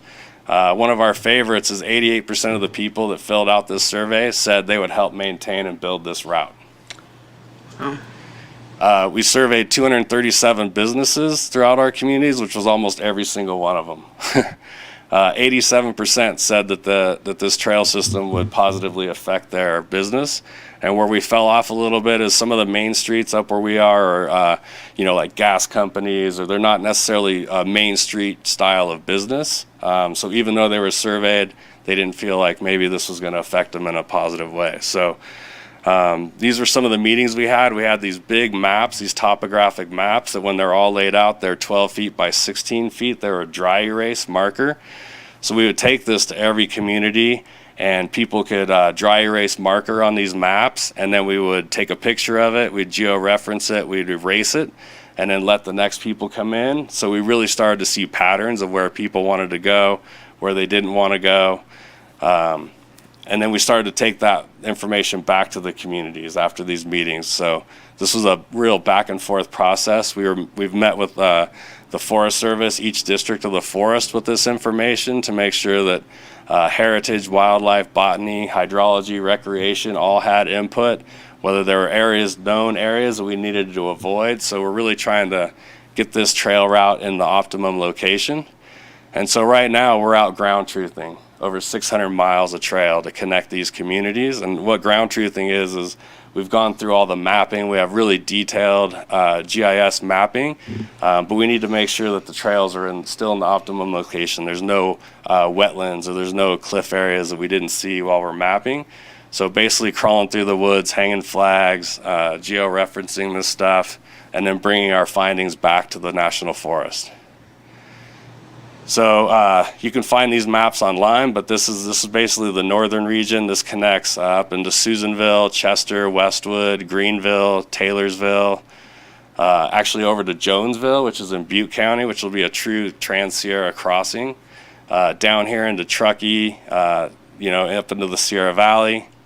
And then one thing that came from these was that we didn't really anticipate was these recreation zones. So people started to, through these mapping, they started to identify areas that were near their town that maybe they recreate now or there aren't recreation opportunities. So we're calling them recreation zones. These were identified by community members of places on National Forest land where they'd like to see additional recreation. And this is how we're going to get that Main Street trailhead where people can just walk or bike right from their town into the National Forest. We want to create this learning landscape with interpretive signage, stacked loop trail systems. So you could imagine, ADA accessible trails right from the get-go with parking, bathroom, kiosk, And then as you move up into the system, the trails get a little more technical, maybe a little bit more narrow, so everybody can get kind of that experience that they're looking for. And then we're confident this meets the 30 by 30 conservation initiative, which President Biden is pushing on, which is to conserve 30% of our lands. We don't have to have wilderness. We don't have to have a national monument. We can actually have these recreation zones that could be, through Congress, become national recreation areas. So it's just another tool that we have to be able to conserve our lands and provide access for the public. And while we've been catching on fire, we've also been really trying to figure out, like, how do we fit in? Like, how do we reimagine ourselves? What's our future? So we're really looking at these recreation zones. A lot of those areas are in these wildland urban intermix areas between private and public lands, where we can look at, fuels management projects and using recreational trails as permanent sustained control fire lines. And also implementation of cross-boundary thinning. So how do we use these trails to reintroduce fire, to underburn, to limb up the trees, to create kind of a park setting that provides access for recreation, but also fire safes these communities and allows the community to have access. And, through volunteer efforts, these fire lines keep getting maintained for generations. So this is a project that we just submitted to Sierra Nevada Conservancy. This will be our first recreation zone that we design and implement. This is an 82,000 acre zone that connects Loyalton, Sierraville. So this is a grant that got submitted to Sierra Nevada Conservancy. We're still in the application process, so we'll see how it goes. But within this recreation zone is a portion of the Lost Sierra route that connects into Truckee. This is the south end of it. This is a project we're partnering with the Truckee Ranger District on. It's called the East Zone. It's already been through the NEPA process, so it has an environmental assessment already complete to get us from Truckee up past Boca, Stampede, and that's where we're tying in the Connected Communities project. So we are aware of a lot of projects that are already in the mix, and so we're tying the Trails Master Plan into what's already existing and what's proposed. So we only need $40 million. So I'll take whatever you got today, maybe $1 million, $1.5 million. But for us, like to really revitalize all these communities for $40 million, we feel like is a pretty minimal investment to really help us reimagine, create jobs, and keep our area prosperous. So we're in phase one. We're ready to complete the Trails Master Plan by the end of the year. Our ground truthing crew is on task to be able to really wrap this up. We have portions that are already into environmental review, and then we have sections that are already currently under construction that make up this Lost Sierra route. So we want to complete this by 2030. Again, going back to that survey, was people were like, when do we start? How do we make this happen now? We need help right now. So 2030 seems like a long ways, but we also got a lot of work to do. So some of the ways we're doing this is we're turning every couch cushion and writing every grant that we see appropriate. We're also seeking individual donors through a Vision Circle program. We have a Friends of the Stewardship that allows people to donate 25 cents or allows them to come dig in the trail with us. But we also need serious investment. So we have this Vision Circle program. We're asking people to donate a 3-year commitment starting at $2,500 a year, all the way up to, that $1 million check that folks hopefully will write someday. And then we also have a partner collective. This is our industry partners like Sierra Nevada Brewing, Patagonia, Santa Cruz Bicycles, Tahoe Truckee Lumber just signed on with us, Dolan Auto Group in Reno. So it's a real wide mix of businesses that really want to give back to their communities. And that's what we're going to use to leverage all these grant funds and to support our efforts outside of grants. And we also have an Adopt a Trail program where friends, families, businesses can sponsor maintenance on trails. This is really going to be the long-term key to maintaining all these routes. They're built through best practices. They don't need a lot of maintenance. They do need some maintenance. And so this Adopt a Trail program is how we envision that ongoing maintenance program happening. So this is our website, sierratrails.org. That's my email, and I invite you all to participate and help us. Come visit us up there. And thank you for the opportunity. I'd appreciate letter of support from the Nevada County Board of Supervisors, and just really appreciate you hearing my story and taking the time. No, that was awesome, Greg. Yeah, that was great, because we adopted recreation as one of our 2022 priorities, and working on a recreation master plan as well, so it kind of all fits right in there, doesn't it? Yeah. I know, it's kind of exciting to listen about that. So I'm going to open up this board for questions or comments. Heidi, you want to start? Because this is pretty exciting. Yeah, I'll be just going to be a huge cheerleader again for just like was for the last item. This is again just brilliant. Look at the future. This is again Huge. Future. The way we should be looking at how to use our public lands. I'd love to actually bring this presentation to our National Public Lands Committee. Folks who have so much public lands in their communities are, scared and concerned and worried about the loss of income. This is an answer. It's an opportunity. It's not a problem. It's an opportunity. So I'm just thrilled to see how far you've gotten with this and what it looks like. I'm assuming the Pines to Mines Trail that we're working on down in Nevada City would connect to Truckee, would end up being maybe a piece of this or an offshoot of this. Is that? Absolutely. As this project grows, and one thing I just want to say, really appreciate the Sierra Nevada Conservancy. They're instrumental in this project, and just their staff is so nurturing to help you kind of navigate through this.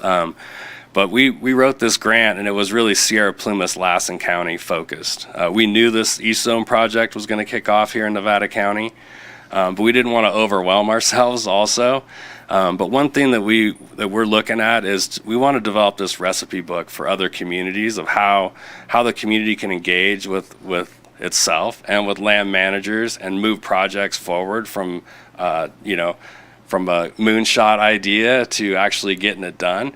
And so the Pines to Mines would definitely plug into this connected communities. We've been working with Truckee Dirt Union, the Truckee Dirt Riders, Truckee Trails Foundation, TAMBA, Truckee Donner Land Trust, trying to collaborate as much as we can. We don't want to just come into Nevada County and be like, hey, we're in your neighborhood. We know how to do this. This is really grassroots effort and idea sharing, and just trying to have best practices and really, again, create that recipe book of how you can move things forward and things that we've learned, things we've done well, things we've learned, don't do that again. And so being able to share that across the nation is really our goal through this project, as well as trying to revive our economies. Yeah, I think we can help with that. I would love to share this. I love also that you're looking at all access trails, so we aren't getting into the sort of the fight among trail users. Let's figure out how to make it accessible to everybody. And honestly, to me, this is such a win-win. It's good for economic development for all of our towns. It's good for fire safety. I love that you're including that. How can we make these trails sort of fuel breaks in some areas potentially? So it's good for fire safety. It's good for mental health, more access to recreation and outdoors. I just think it's fabulous. So thanks for sharing this. I was aware of this project, but not aware of the details or how far it's already come. So would love to help. Yeah, in terms of the fuels management, that's something we're trying to figure out, right? Because we've been through a lot over the last couple of years. Over 70% of our county is burned.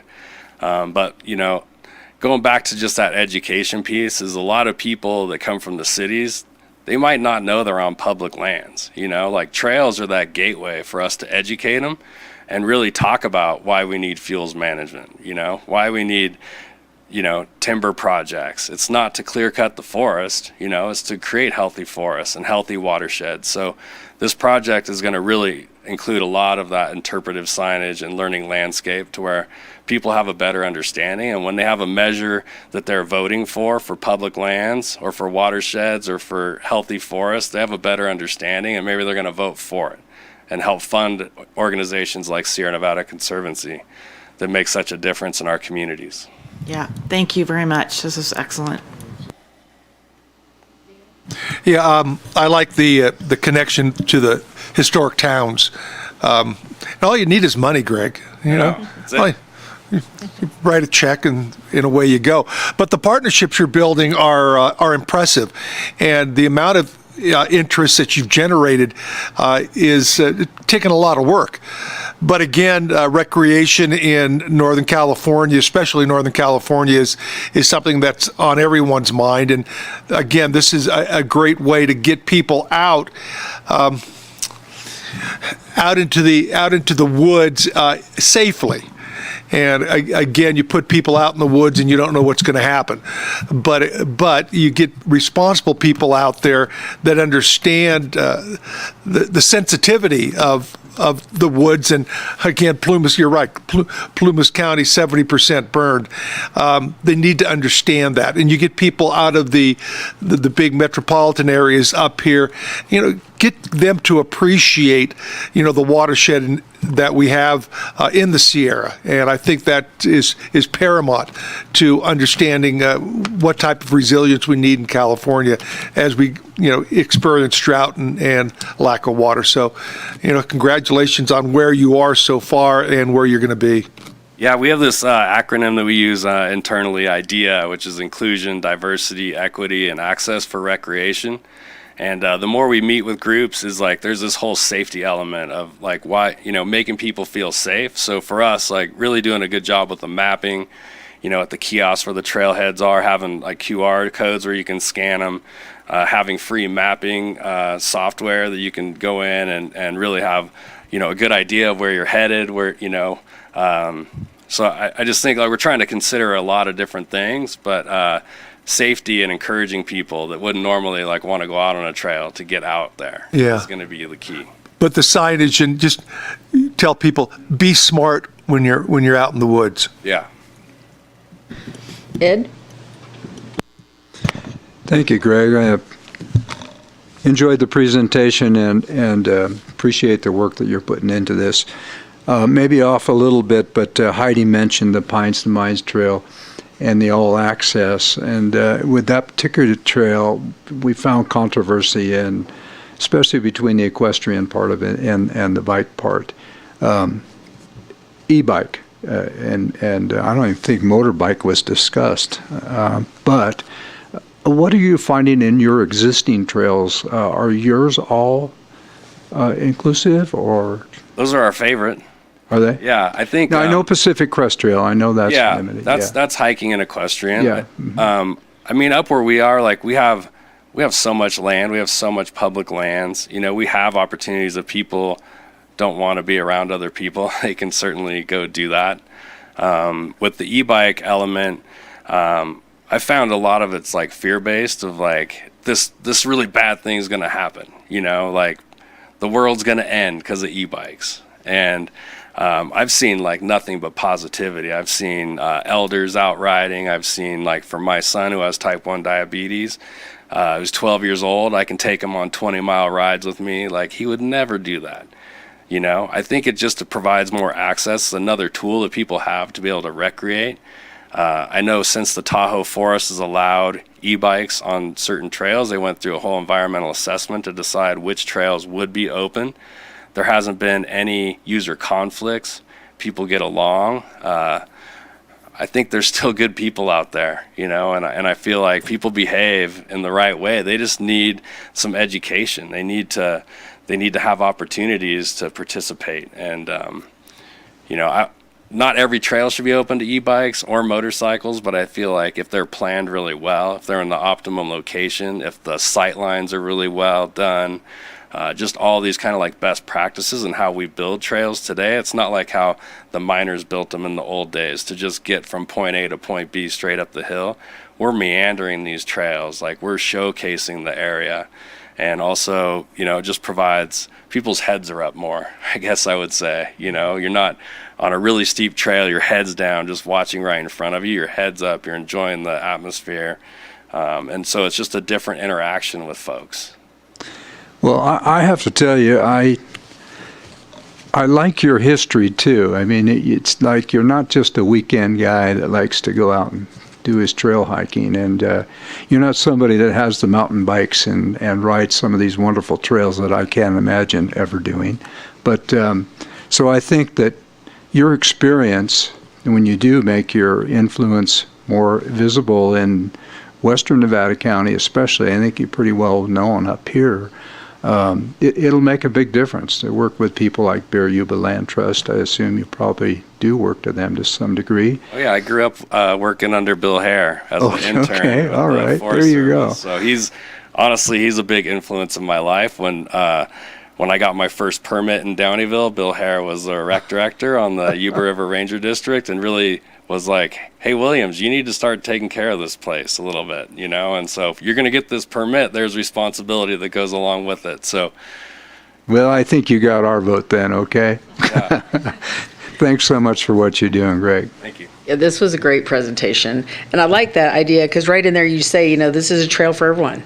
That's really that's the connection that you're making. You can find trails that are specific, but this trail is really going to be for everyone. Whether you're I like that grandmothers with babies in their backpacks. I'm not packing my grandbaby in her backpack, but I'm going to say I love that. I know that area from Downeyville. I rode that country as a little kid because my grandma ran cows up there for years. So I know the trails, the horse trails, and there's some that could really be improved over time. There's some that used to take my breath away.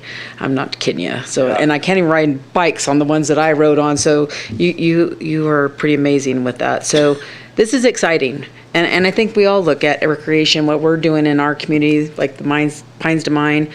Yeah, there is some, there was some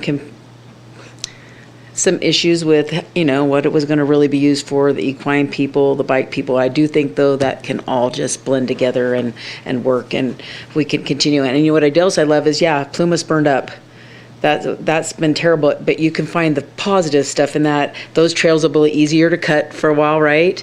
And the education that can go on with that as it starts to regrow.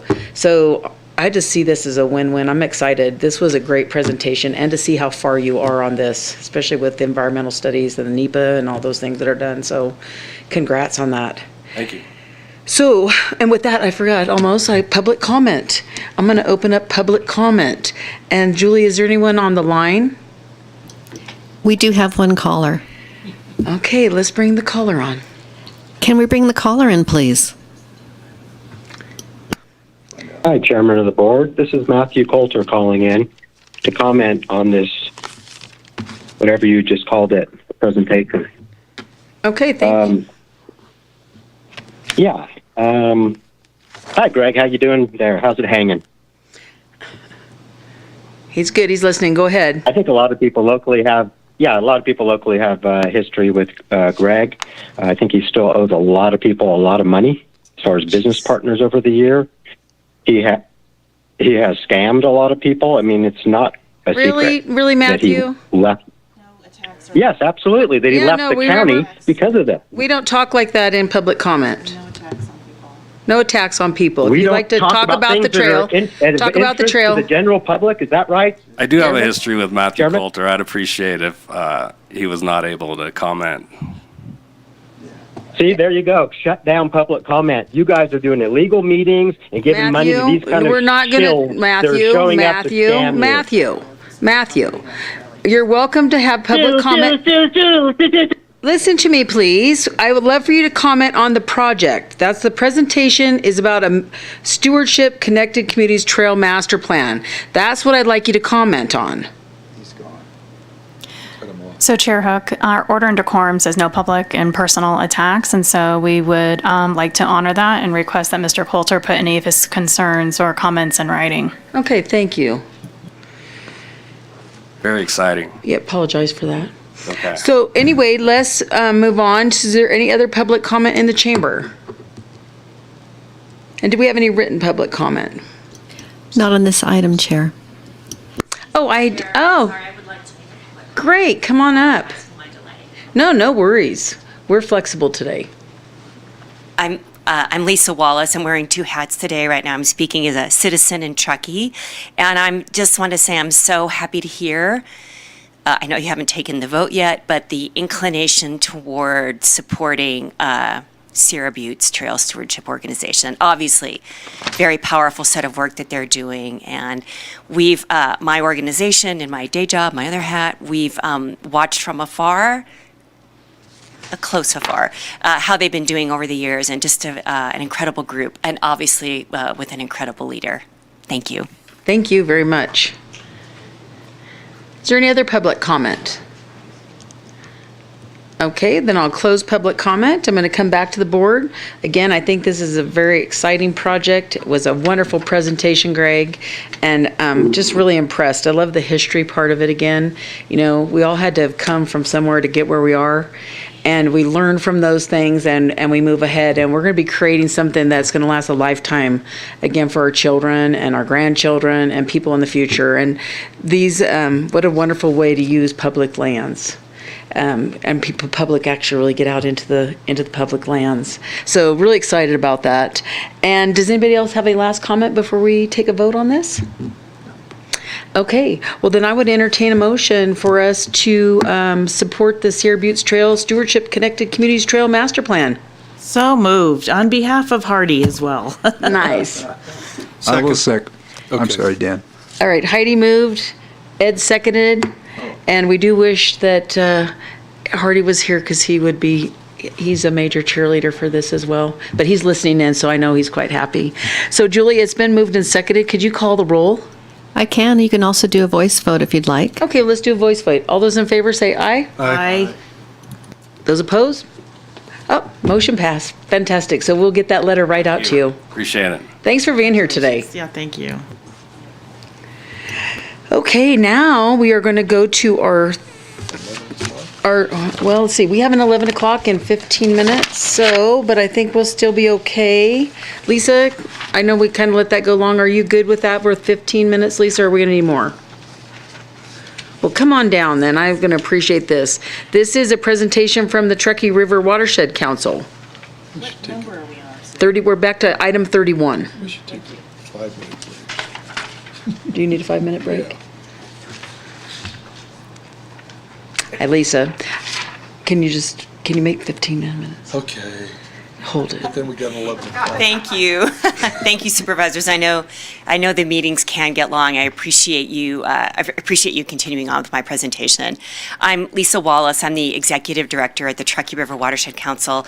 And what a powerful presentation. Actually, 2 presentations before mine. I'm going to be a little bit shorter, and obviously if you have questions, I'll be happy to answer those. I wanted to talk a little bit this morning about watershed resiliency and about how Nevada County and the Watershed Council have been partnering over the past few years to address those objectives. And let's see if I can. Great. I really love this quote by Mike Stoudemire. He's the general manager for the North Star Community Services District up here. And he talks about, without a healthy watershed, we have nothing.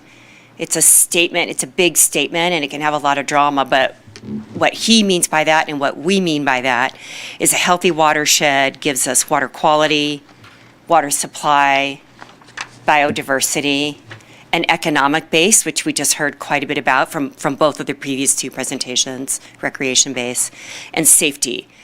And right now, we're understandably and totally appropriately hyper aware of the wildfire risk. But many of us in this room, I know we've been here quite a while, been in the area, in the region quite a while, and we can remember 1997, right, when the risk was rain on snow and flooding. Also devastating for many communities in that period. And so a healthy watershed, one that's functioning, can help offset some of those safety factors. And the Truckee River Watershed Council is involved in all those areas. We work in the middle Truckee River watershed. It's the area on the map. You can see Lake Tahoe in the corner, and the Truckee River is the outflow from Lake Tahoe and eventually flows all the way into Nevada to Pyramid Lake. And we work in the California portion of that watershed, all the tributaries in California that feed into the main stem of the Truckee.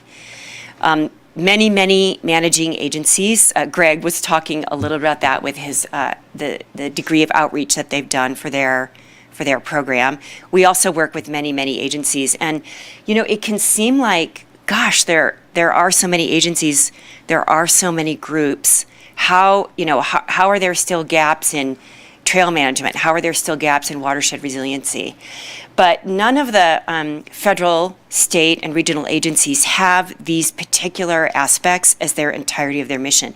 They need to support that work, but it's not the entirety of the work that they do. And that's where organizations like the Watershed Council can provide focus.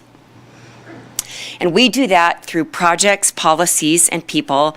In our policy work, we're primarily focused on working with all the water rights holders that hold water in the 7 reservoirs that are in that middle Truckee River watershed. We don't really think of the Truckee River and the Little Truckee River as dam-controlled systems, but all the major water bodies are dam-controlled: Tahoe, Boga, Donner, Prosser, et cetera. And my organization works to make sure that the reservoir levels and the flow releases benefit our local area here. The water rights are all held by interests in Nevada. So, of course, they're interested in getting flows in a timely way for their needs and demands. And that often is in conflict with what we need up here. So we get involved in negotiating the timing and amounts of those releases. We also work on projects. I'm going to briefly talk about a couple of large-scale restoration projects. We have a number of projects that have happened in Nevada County over the last 15 years, and we have a couple coming up that are exciting. And then we do a lot of community engagement. For example, with Truckee River Day, a one-day hands on the ground, boots in the water, volunteer day. About 500 people come out every year and help restore the Truckee River watershed. So this Partnership for Watershed Resiliency, we've been working with Nevada County even before 2014, but more formally starting in 2014. We worked very actively with Nevada County and many other landowners on a comprehensive invasive weed management program. The county, Nevada County, continues their invasive weed management, and we're less involved right now. We may bring that involvement back, but during the pandemic, you know, for all the reasons we all know, we had a pause on that program in 2020 and 2021. Starting in 2015, the county helped us with a series of restoration projects in Johnson Canyon. Gregory Creek runs through Johnson Canyon, and Gregory Creek terminates in Donner Lake. So it's a key tributary into Donner Lake, and Donner Lake is a key asset for the community. We did a series of restoration projects, reducing erosion, improving water quality, rerouting trails. You know, some of those trails that were put in back in the day in the terrible ways that Greg was talking about. We rerouted a lot of trails outside of riparian zones and outside of meadow areas. And Nevada County was the CEQA lead for us on this project. Yeah, I think you all have enough experience to know that finding the CEQA lead when there are multiple landowners, that can really be a challenge. And we were strongly supported in this project and in others by the county staff, which we greatly appreciate. We've done a series of meadow and wetland restoration projects, Dry Creek, which is in Russell Valley, Ure Valley Restoration, which is associated with the Tahoe Donner Association. Ure Valley is the public and open space area around Prosser Creek. And again, the county is helping us with CEQA lead and outreach to the community for those projects. Those 2 projects alone, the Dry Creek Meadow Restoration and the Ure Valley Restoration Project, are almost 100 acres of meadow and 5 or 6 miles of stream that are being restored. We're in the early stages of a forest health and watershed 7,000 acre project in Nevada County. We just 2 weeks ago had a tour. Supervisor Bullock was able to join us on that tour. We're in the early planning stages of that. Some of the land is unincorporated land managed by Nevada County, some of it's Forest Service. So we're really looking forward to that. It's an integrated program. It'll address forest health, recreation. We'll work with Sierra Buttes, recreation, meadow, wetland, and the implementation of it will take about 5 or 6 years, but we're very excited about that. We have a number of large-scale restoration projects in the region that benefit Nevada County, even though there is not maybe direct staff or Board of Supervisor involvement. One that we're going to be implementing next year is on the eastern boundary, on the eastern town boundary, right adjacent with Nevada County. On the main stem of the Truckee, we're implementing a 30-acre floodplain restoration project, which will reduce a lot of erosional impacts, reduce a lot of water quality impacts, bring back a functioning floodplain, which will diminish when we hopefully soon get those high flows in the Truckee River again. It'll diminish the risk of flooding with the restored floodplain and a lot of recreation access. That project will be in construction next year, and that's about a $1.2 million restoration project. There are a number of other projects that are in the immediate vicinity that, again, provide benefit to Nevada County. Although we're not in formal direct partnerships on those.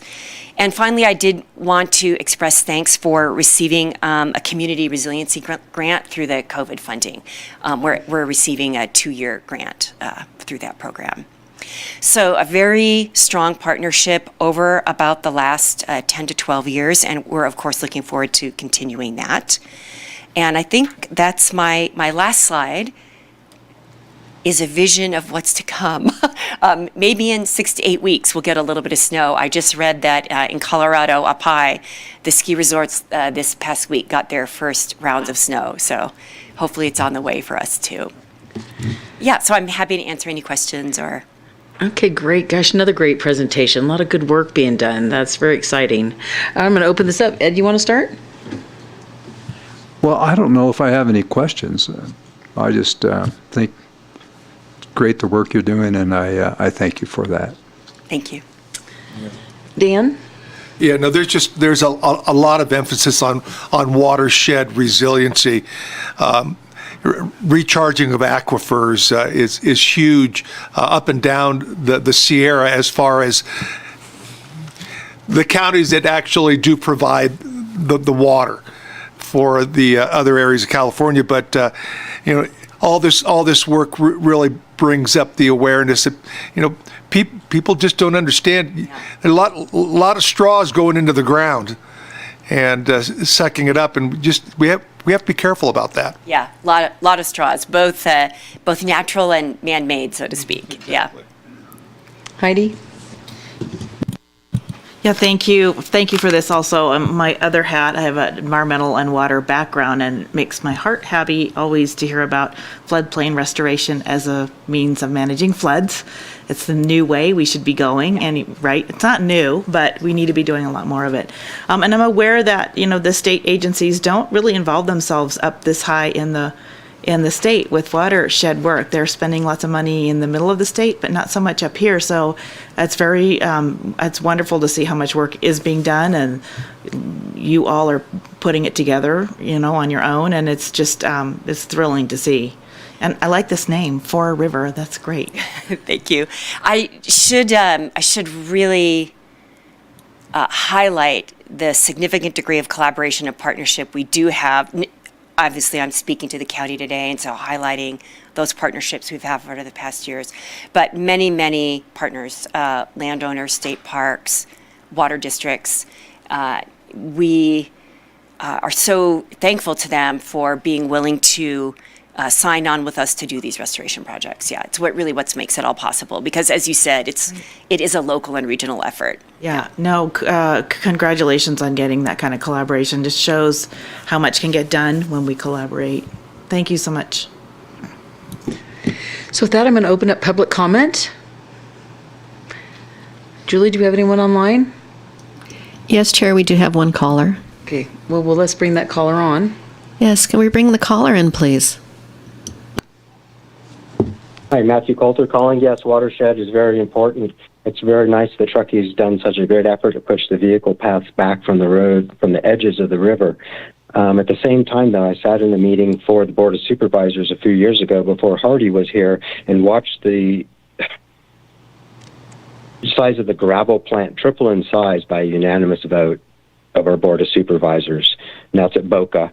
And the gravel plant will cut down that mountain and make just a hideous amount of fines they're going to be running off that property that have always run that property.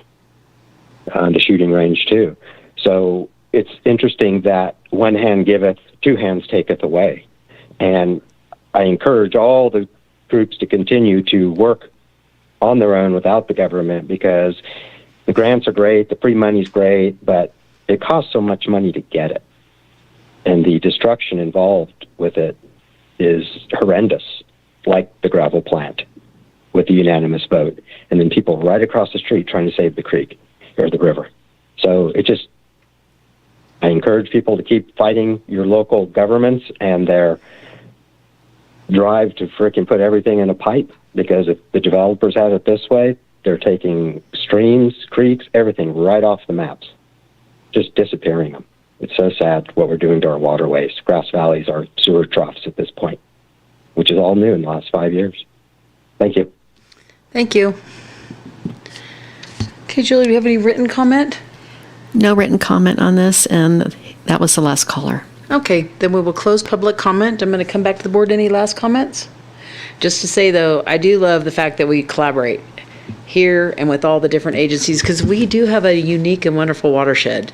Nevada County is very, very special, and so it's going to take everybody to make it stay existing, keeping our meadows going and all the things that we know need to happen with wildfires coming and all the things that are done. So it takes the whole village, as they say. So thank you for being here with us. This is a great presentation as well. I know Hardy, again, I'm going to say, I know Hardy would want to be here, and I know he's listening in as he gets here. So, and I appreciate that he put such great presentations, had you all come today, because it's very enlightening.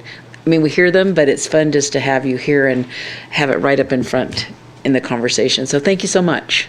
Thank you for the time this morning. Thank you. So with that, I would just I would entertain a motion to accept this presentation. So moved. Second. Moved by Dan, second by Heidi. All those in favor, say aye. Aye. Aye, great. Thank you so much. Okay, with that, we have an 11 o'clock, but I am going to give, and I see Mike's here, so I'm going to give everyone 5 minutes real quick. So let's do 5 minutes, and then we'll come back and get started, and that will be item 32, Child Support Services Collections and Housing Director. Mike Dent is going to be here to present.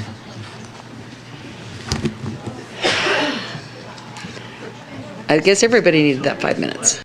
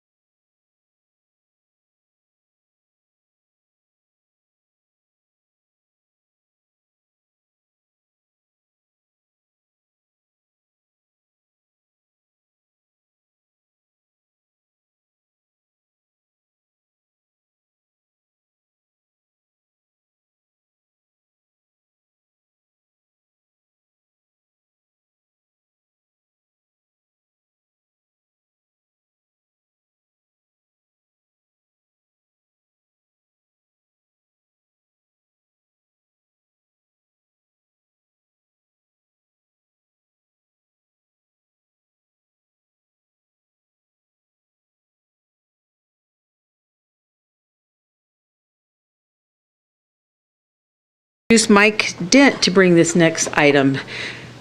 And I see Phoebe's here too. So this is about the acquisition of real property for the Sutton Way Wellness Center. So thank you, Mike. Thank you, Chair. Can you hear me all right or not really? I can hear you. Okay, good, thanks. Yes, greetings, Chair and the rest of the Board of Supervisors. Mike Dent, Director of Housing and Community Services. Item 32 before you is a resolution approving a purchase agreement for a 1 acre piece of property on Sutton Way in Grass Valley, and authorizing the board chair to execute a purchase agreement documents and authorize the use for a wellness center for homeless services in that's adjacent to the Brunswick Commons Housing Development, which we just cut ribbon on yesterday. Further, it authorized the auditor controller to amend the Housing and Community Services budget to make this possible. So normally we would come to the board with standard agreement, ideally money in hand, and this is not one of those situations. The funding source that has been identified to make this purchase and the grant amount is $1,999,975. The purchase price is $2 million, so we're gonna have to come up with $25 somewhere to make this happen. Is from the Behavioral Health Continuum Infrastructure Program. We call that BCHIP. You might hear that a few times. That is authorized by AB 133 through the 21-22 state budget, and it's bringing about $2.2 billion into the state providers to expand behavioral health services. This particular third round of funding is called Shovel Ready. So there's two paths with Shovel Ready. You have a completely approved project that's permitted.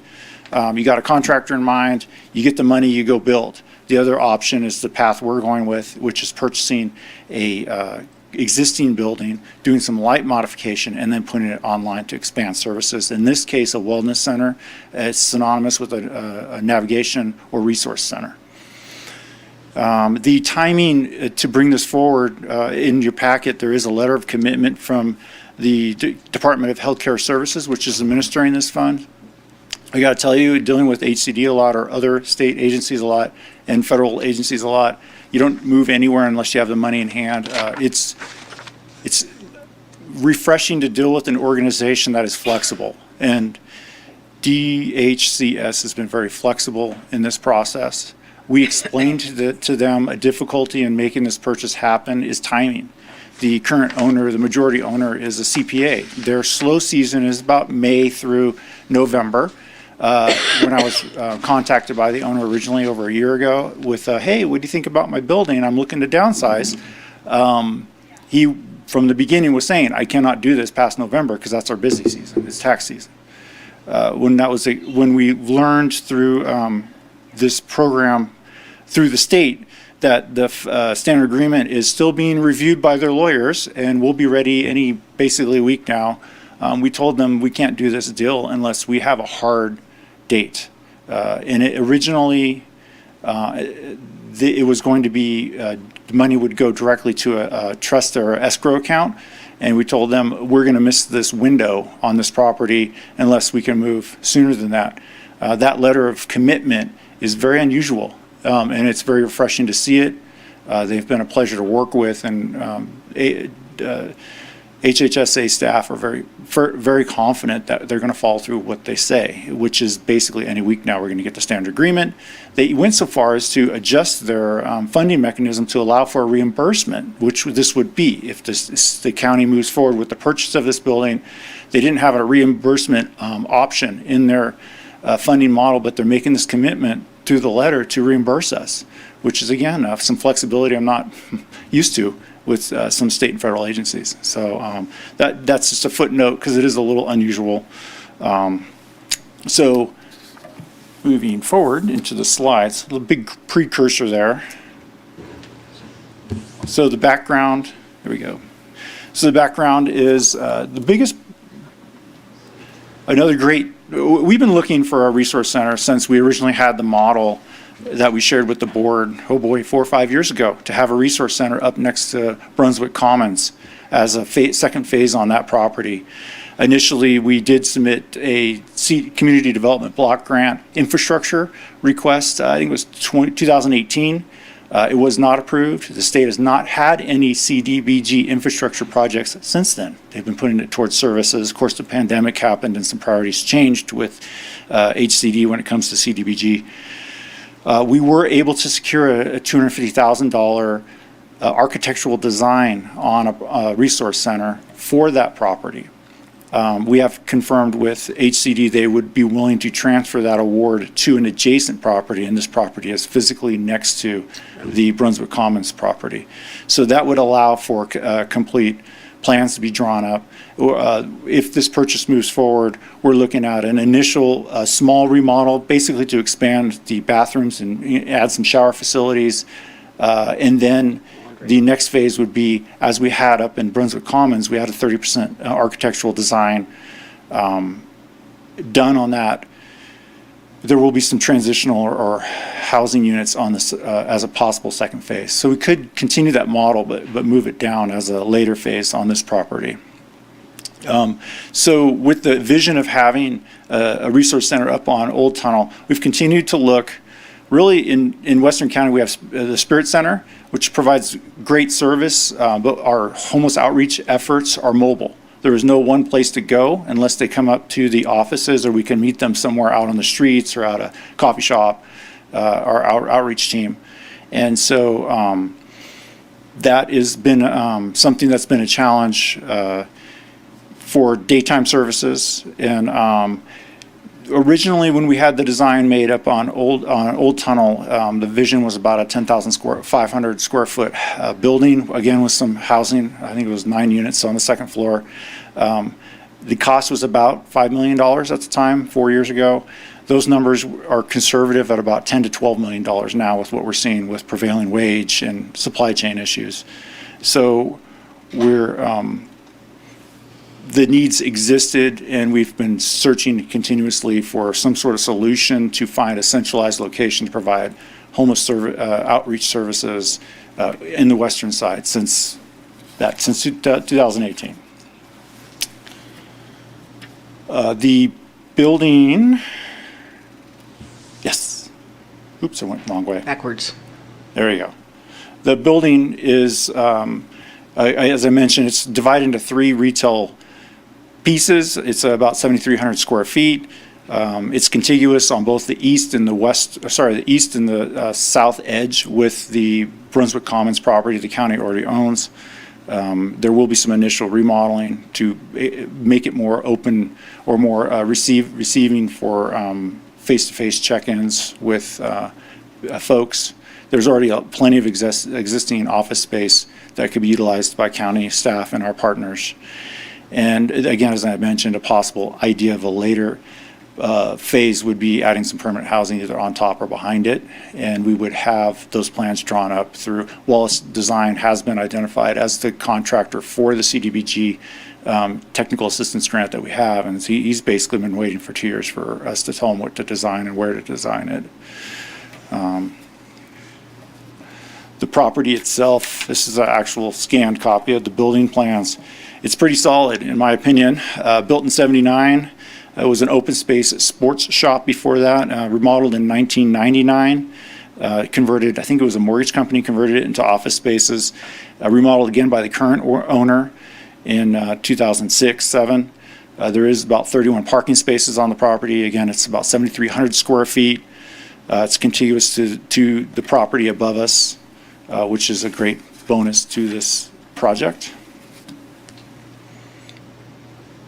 There's a shot from Sutton Way looking at the building. If you look to the right edge of your picture, you'll see the easement that comes down literally to the street right next to where the edge of the photo is. And off in the distance above the right side of the building, you'd see Brunswick Commons. This picture was taken back in October of last year. Timing on this, as I mentioned, the owner's anxious, is, I believe, under contract for a new property, is asking to lease back no later than December 31st while they prepare their new building to move into. We're hoping to close escrow by the 15th of September if the board supports this idea. And then I believe we're planning to carry any, well, I'll have fiscal speak to that. Aaron Mettler is available for any fiscal if needed, but I think we're looking at a worst case scenario of 3 months to carry the costs before we get reimbursed by the state. Again, they're saying the next few weeks they'll have the standard agreement, which would be brought back to the board for approval and acceptance. And with that, I was going to turn it over to Behavioral Health Director Phoebe Bell, who's going to talk more about what the Wellness Center would provide to our community. Great, thank you, Mike. Morning, Phoebe. Good morning, Chair Hook, members of the board. We are super excited about this opportunity, and as Mike said, this is something we've been looking for a while, and for us, the critical issue is, could we find a site that was acceptable at a cost that was manageable? And that includes both the initial, whether you're purchasing or building cost, but also your ongoing operating costs. And so in addition to what Mike talked about in terms of why this site works so well and its location is so great, we also can picture a scenario where there's not a lot of new operating costs because we will co-locate existing staff at this facility. And so by doing so, most of the staffing costs are costs that we already incur. Specifically, our new homeless outreach and case management team that will be using Medi-Cal dollars to support themselves would be located here. In addition, we'd really bring a variety of services on site that typically folks who are experiencing homelessness may need, but currently may be hard to access. They might have to come up to Crown Point to get their mental health or substance use help. They might have to go over to Brighton Greens to get some social services support, and downtown to talk to their public defender. And if we can bring all those services on site, it will really simplify the access process for folks and make it much more likely that they're able to engage and connect to those really critical supports. So somebody could walk in the door. It's an easy access point for many people experiencing homelessness, and right there have those services accessible to them. And again, by using existing staff, really cut down on some of the ongoing operating costs of the facility. In addition, we are talking with many of our nonprofit partners who serve the same population about potentially co-locating there. And this facility is exciting because it's big enough to support a lot of different activities at once. And the way that it's laid out now with many office spaces would allow for some of our partners to locate some of their staff there, whether that's Hospitality House or Spirit or others who we're in conversations with about how we can partner better and again make our comprehensive array of services, both county ones and nonprofit-based ones, more available to folks that really need them. And we know that easy access, that relationship building, that trust building is really how we're going to be successful engaging people in the supports they need. Ideally, if we're able to work out the partnership well with the city, it will also be a daytime location for people to come in, get out of the weather, take a shower, do their laundry, and again, during that time, build those relationships that help people start to say, yeah, I think I'm ready to make a change and to engage in substance use treatment or whatever the thing might be that they know they need but have been hesitant to get involved with. So as Mike touched on, just to reiterate sort of the funding model for this project, the grant award will cover the purchase, give or take, of the facility, which is super exciting. And we have some whole person care funding that we were awarded in 2019 that will support the remodeling process for that phase one effort. And then we have the CDBG money that Mike talked about that will pay for the design process that will be designed for both that phase one as well as the later phase two. We don't have the money in hand yet for the later phase two housing options, but as money continues to be made available for housing opportunities, we will be pursuing those options as well. We think this can really be a great addition to the array of services in that region, and have worked closely with our partners to think about that location. We know it's been a really tough path to find a spot that people feel like is the right place to offer services like this. But with the closeness to Brunswick Commons as well as to Hospitality House's shelter, we already know that area is impacted by people experiencing homelessness, and being able to serve people, provide a place for them to go, provide a place where people can access support, provide a close location where there's a lot of staff available to help address issues and talk with people and connect with people, we think will be a great addition to the community and really help move the kind conversation forward in terms of what more we can do to support people experiencing homelessness. So with that, I think that we are ready to answer any questions and bring before you the resolution that's in front of you. Thanks, Phoebe. With that, I'm going to open up to the board for questions and comments. Want to start, Heidi? Sure. Thank you. This is great to see this coming forward and see this money appearing and their flexibility. So good job working with that organization on the flexibility. Just a couple of questions just to clarify. So the idea of a later phase using on-site interim, so to include on-site interim or permanent housing on top of or behind, that's something new.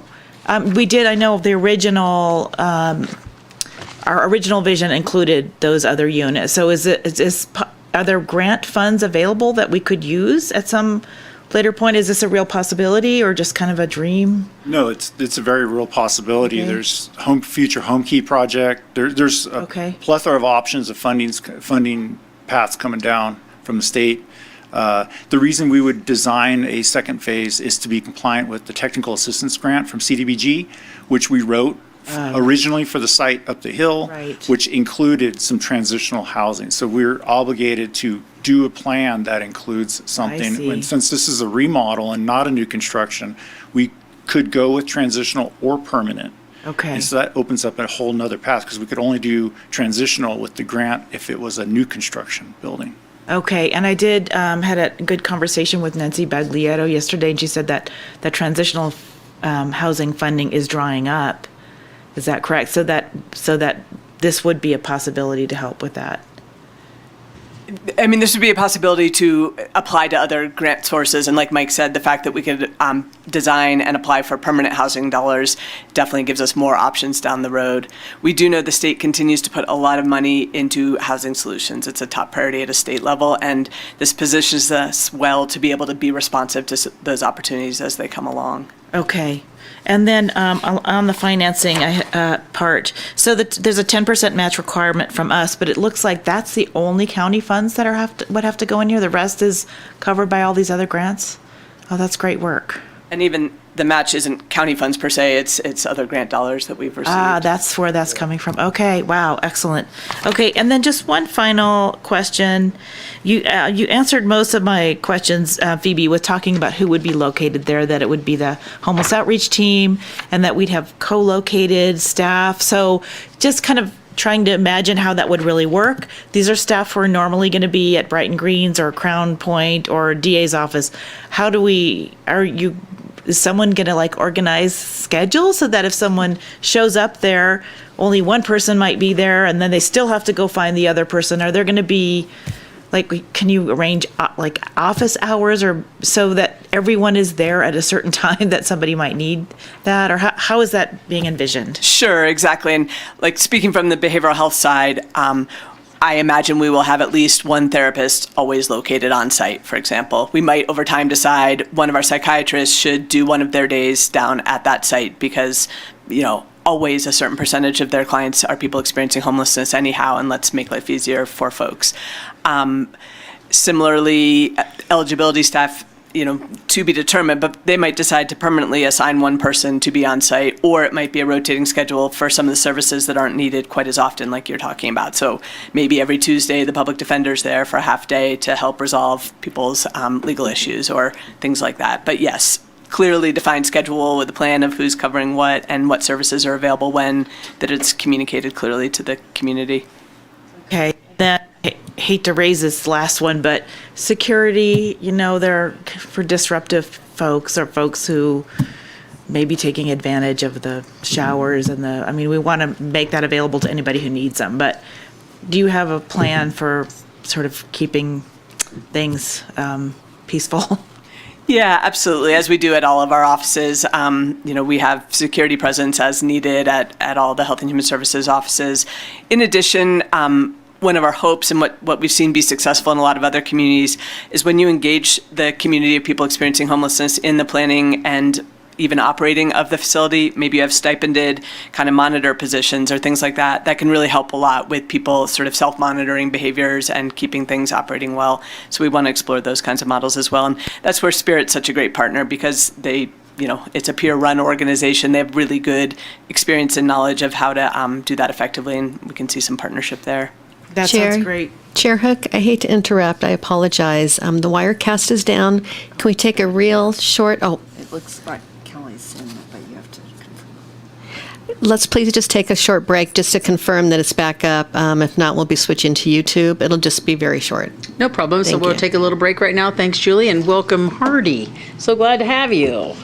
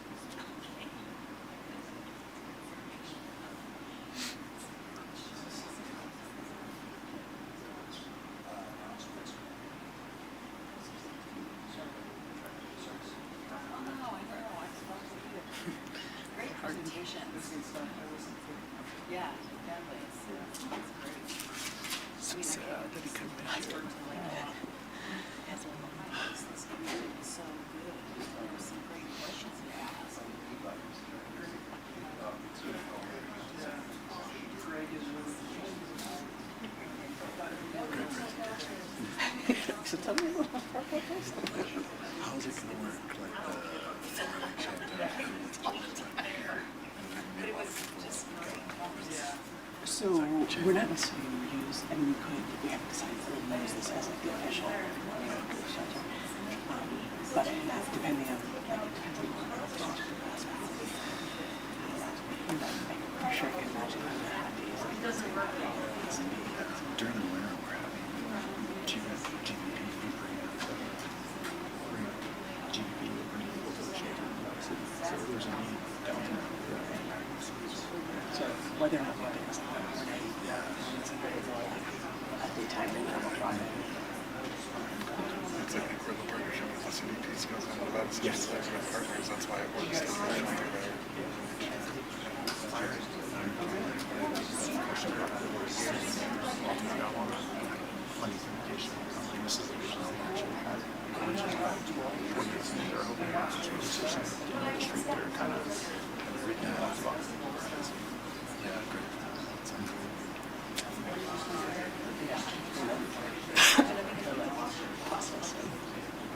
Getting the grant without actually having the contract.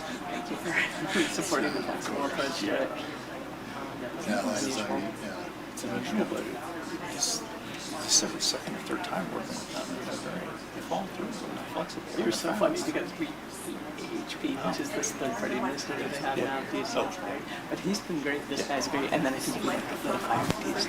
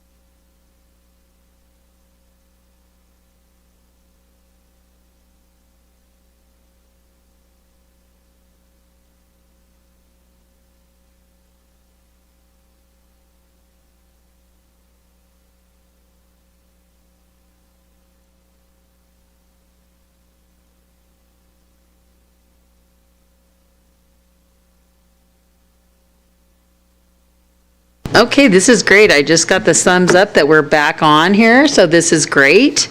Thank you again for your patience. That's one thing that we do find as we work through government in Nevada County is we have patience, and we work around that. So with that, we're back to questions.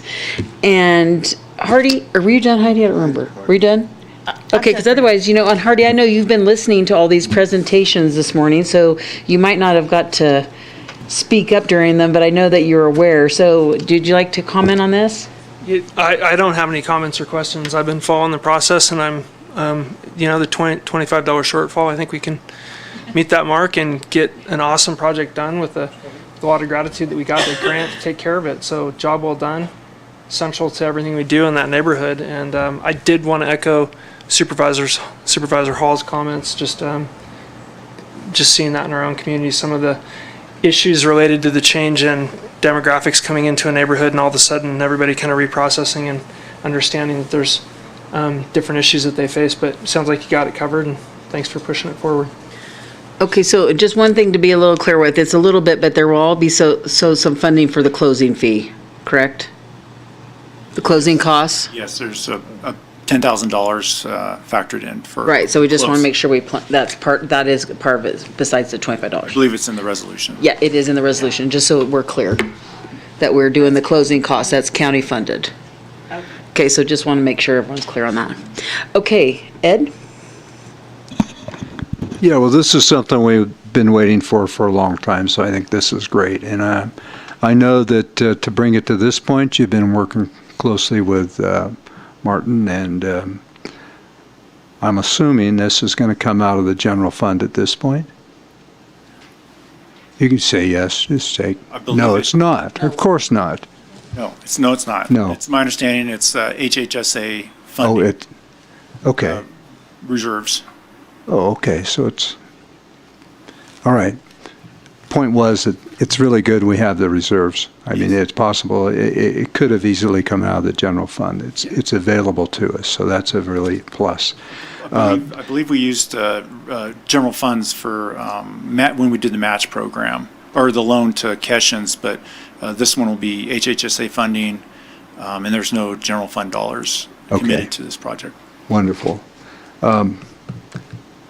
The phase two housing kind of caught my attention too. Is this something that would be on this property that we're looking at right now, or is this would be part of the Brunswick Commons project? There's multiple paths to that. You could do a lot in line adjustment, which these are things I have not spoken with Grass Valley in detail on, other than idea-wise, and they're open to it, but they wanted to see if we actually purchased first. So that would be a deeper conversation with the city. The city's been involved in this and informed in this entire process. We've looked at, I think I met with Manager Keyser with Nancy Baglietto 5 years ago, and his vision was, wouldn't it be great if there was something in the basin that we could utilize? Obviously, he's looking at his law enforcement staff clearing calls quickly by providing somebody with services they need to move on or to get what they need. So we've looked at actually two other parcels in the basin that just haven't worked out for one reason or another, but we've continued that quest. But they're aware of this meeting today. They've seen the notice. I've talked with Manager Keyser twice on this, and when it comes to the deeper dive into that second phase, it will be including obviously Tom Lassett at CDA and their leadership over there. Well, I commend the city because obviously none of this is going to work without their partnership there. So that's great. And, I know we'll probably get more into the running of this project. It's something we've been looking for a long time. But then I hear you say, it's going to be open for daytime services. And I look at that and go, it's already an area where homeless tends to be throughout the day and into the night. And this is going to centralize the homeless situation even more so in that area. So I would think we would need to be working on mitigations that says, is there other opportunities to go elsewhere when these services are not available? It doesn't impact the retail areas that are already there. And I know this will be forthcoming. I think this is a wonderful step, and I congratulate you for the effort you've done to put this together. Thanks, Ed. Dan? Yeah, I echo Ed's last comments there as far as the mitigation. And I've always been a fan of the navigation center concept with the laundry facilities and the, on-site help and even the interim housing. My question on the initial remodel, we're going to provide laundry, showers, and on-site daily navigation support. At what time at night do you shut it down and they have to move out? And is there a plan so that area doesn't become a camp in itself? These are all operational things that will get worked out more and more over time, whether we have more flexible hours than a typical county office of 8 to 5 kinds of hours. I think the reality is, as you both pointed out, people are already in that area. And so by offering some place for people to go, the hope is that that actually alleviates some of the stress on the business community and kind of resident community versus adding to the stress on the community. We continue to work really hard in partnership with Hospitality House and with other funding streams that come along to find temporary shelter for people while looking for permanent solutions. And so we have many more people in motel rooms and whatnot over the last couple of years than we've been able to have in the past. And I think we recognize that if we can provide, places for people to be at night, Hospitality House shuts down in the daytime. That's one of the challenges for people. Where do they go? And so if you have some place where people can go and there's beds available at night, that's the ideal scenario. Well, a step short of permanent housing for people, but it gives us more options. So all super valid concerns that we're super aware of, and we'll partner as closely as we can with Grass Valley on how to do this in the best way possible. But I think ultimately this adds resources to an area that needs something different to happen and needs more support and opportunities for services. Thanks, Phoebe. Dan, anybody else have any other questions? Okay, with that, I'm going to open public comment. And see anybody in the chamber. So, Julie, do we have any written public comment, or is anybody on the line? No written, but we do have one person on the line if you want to bring him in. Sure. Can we bring the caller in, please? Yes, hi, Matthew Coulter, speaking on this subject of a center there. I brought to the attention of the police before the fire at the Banner overpass, it burned. I brought to the attention of the police, and this is all on video, I posted it on my page, discussions with the police about what's going on in these certain locations. Same thing behind the building that you're going to buy, the fire that happened there. Same thing with the fire behind CVS that I reported the guy with the campfire. When I say behind CVS, I mean like 40 feet behind CVS in the bushes, okay? So that whole hillside's shot, even before this thing goes in that you guys want to do. And this is my freeze when I hear this kind of stuff, is the fact that we haven't had a senior center in town for 18 years. 18 years we haven't had a senior center. We have more seniors than drug addicts and homeless people on the street, okay? According to our local senior group, the amount of seniors versus teens has doubled in Nevada County in 2 years, if you can believe that. So a lot of people have left, school-age children, families, and a lot of people are aging up. So we have double what we had just 2 years ago for seniors. We keep giving this stuff to people that don't really give a shit about anything. Yet the seniors get nothing. Why? I'd really like to know what is going on with that. Talking with the senior center about their project over there is really eye-opening. Very, very eye-opening. As far as Tim Kaiser goes with the city of Grass Valley, as far as I'm concerned, he'll be gone not that long from now, so don't get too bundled up with him. Currently on the scanner, the police say moving along nonstop. They constantly, every morning, wake people up, move them along, because they're in the doorways of people's businesses, along with their feces and urine in the Brunswick Basin. So I can't wait to talk with Knights Paints about this and see how they feel about it. Now they'll be totally boxed in on three sides. It's dangerous. So right now, a lot of people are riding the bus all the time to escape the heat, and they have no need to be on the bus, yet they go on the bus and cause problems. I was attacked on the bus the other day. Police came, and this guy jumped on another bus and took off. And this is a Spirit House guy.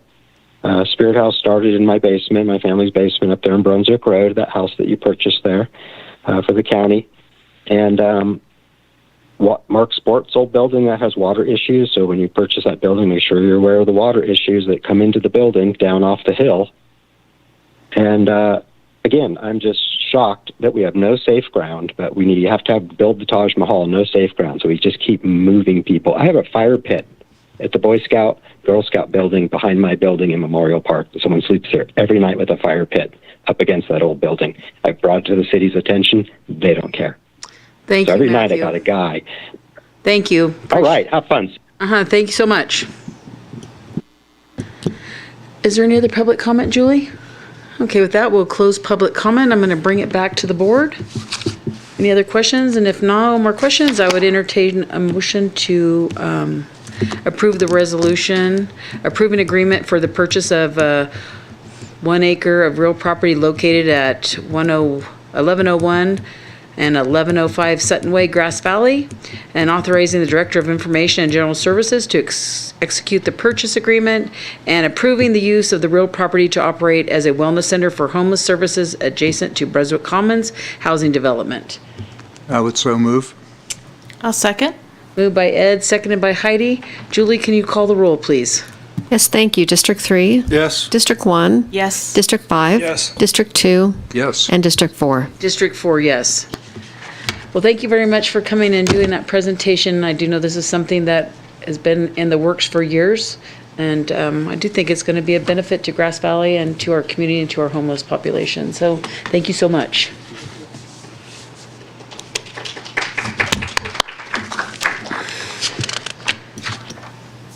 Okay, so with that, we're just running on time. It's about 11:45. Chair Hook? So we can do announcements. Go ahead.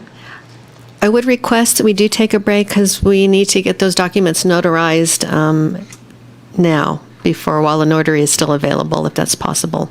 Okay, well, then I think then that we'll do is right now is we'll break for lunch, and we'll come back at 1:30 for the presentations and the certificate presentations, and then also with the items 35 and 36.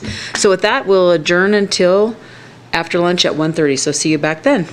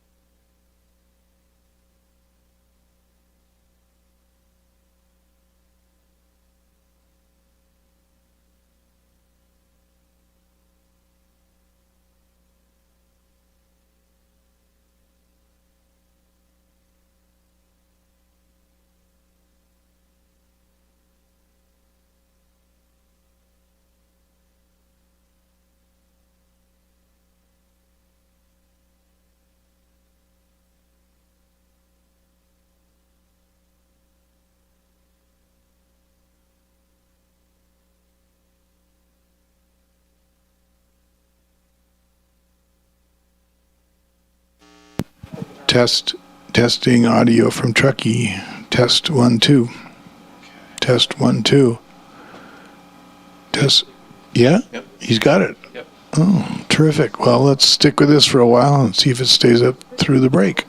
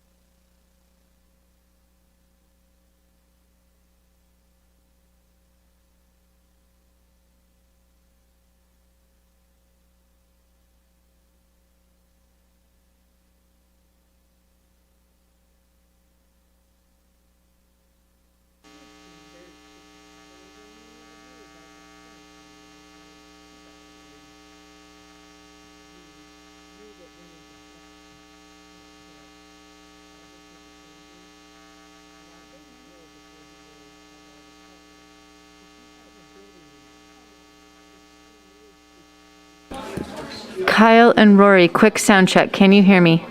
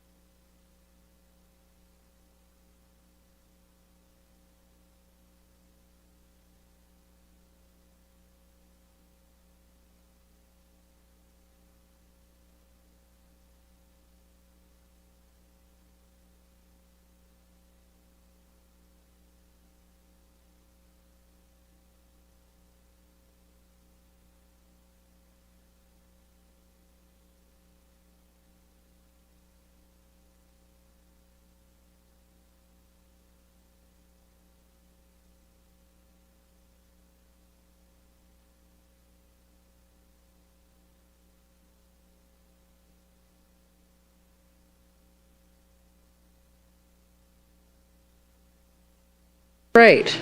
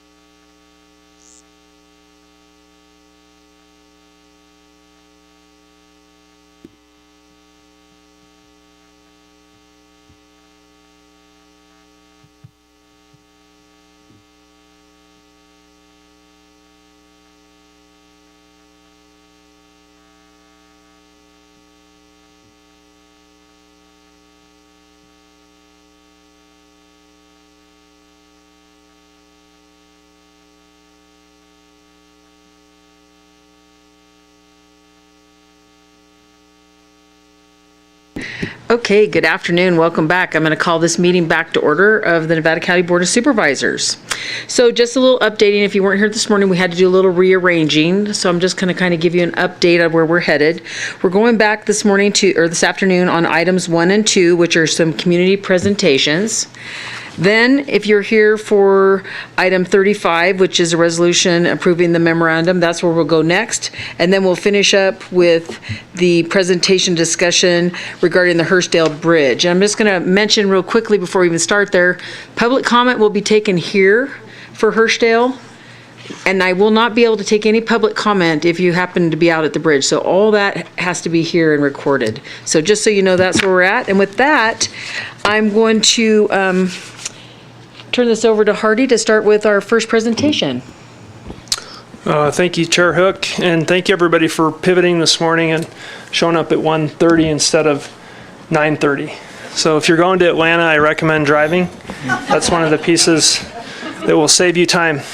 But we're here to honor two people that I know well, people I consider friends, and I've had the honor of working with over the past couple years. Some of them for many, many years. So we're here for Paco and Lynn. I'm really glad everybody showed up, and I just want to take a minute to kind of recognize these two individuals as the community leaders that they are. One starting to head to the next phase of retirement, and so congratulations on that. It's a huge accomplishment, having left behind a legacy and an organization and a membership and a group of friends and colleagues and business owners that you can take pride in knowing that you supported them over the years and going forward made this huge, vibrant economy here in Eastern County. So congratulations. And Paco, I know you're not retiring. You told me you've got another 40 to 50 years that you're going to be doing local community service work. But so I'm going to start with you, Paco, and I just want to say thank you again. I had the honor of presenting Paco Lindsay with the Rotary Paul Harris Award, which he's proudly wearing, and it's a Rotarian's highest honor. It's the highest honor that Rotary can bestow on another person, and so it was my honor to give that to Paco as a token of our appreciation for his commitment to our community. When we talk about Paco, we think about cycling and trails, and he was one of the trails, the 50 founders of the Truckee Trails Foundation, which now is doing great work, preserved, created the Legacy Trail, paved it, done all kinds of amazing things. Measure U, Measure T, all these different initiatives out of the kindness of his heart to make a better place for all of us to live. And so I think that's the thing that embodies service above self. And when you talk about the Paul Harris Award, it's all about serving others above yourself. And that's something that I look to emulate in myself. I look to Paco and say, hey, how can I be more like that every day? And I think if we can all do that, we'll have a place that we can call home that's special, it's enduring, it's conserved, it's open, it's accessible, There's equity for everybody in there, and it just makes me so proud to be a part of the work that Paco's doing. And I can say that from a personal note, when I am challenged or considering something of significant gravity in our Eastern County community or the county as a whole, I call Paco and I sit down with him and talk to him, and he's given me the sage advice that's really helped me navigate some of the challenges, particularly with the fire tax and some of the things that it's easy to make decisions when everybody's headed in the same direction. It's much harder when you're headed in two different directions. You're trying to parse out what the right thing to do is. And I just wanted to thank you personally for all the time that you've committed to working with me and mentoring with me and talking about politics, but really talking about community and how to serve others. And so I've learned a lot from you. And with that, I'm going to read a little bit about Paco, and I hope you will be patient with me because there's a lot here, as we know. So the County of Nevada Board of Supervisors takes great pleasure in recognizing and expressing its gratitude to Paco Lindsay for his significant contributions to the community. In 1979, Paco opened a bicycle shop in his garage in Truckee that grew to Paco's Truckee's Bike and Ski, the area's largest bicycle shop and the largest cross-country ski store in California. Since selling the business in 2016, Paco has increased his extensive contributions to the betterment of our community through service on nonprofit boards, political campaigns, and bicycle and legislative advocacy. Paco's Bike and Ski was a founding 50 business donor who joined 49 other trail-minded residents and businesses to provide the initial funding to form the Truckee Trails Foundation in 2002. Paco also serves as a board member for the Truckee Trails Foundation, contributing to their great work toward a system of trails and bikeways in and around Truckee that will connect people and places, reduce our community's dependence on automobiles, and improve our physical, social, and environmental health. Paco also serves as a treasurer for the Truckee Donner Land Trust Board, contributing a wealth of experience in finance, trail building, and advocacy toward the Land Trust mission to protect and enjoy open space for nature, for people, forever. Paco's dedication to our community has also extended to advocacy through chairing both the campaigns for the first Truckee Trails tax, Measure R, and the recent renewal of the tax, Measure U, and co-chairing the Measure T campaign, the fire campaign.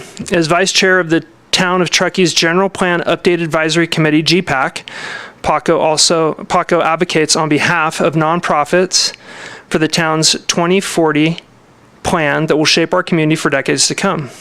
Therefore, the County of Nevada Board of Supervisors does hereby express its appreciation and deep gratitude to Paco Lindsay for his many years of service and contribution to the community. And with that, do we want to open it up and hear from some people? I think that would be great, Hardy. Let's just open this right up. Is there any public comment?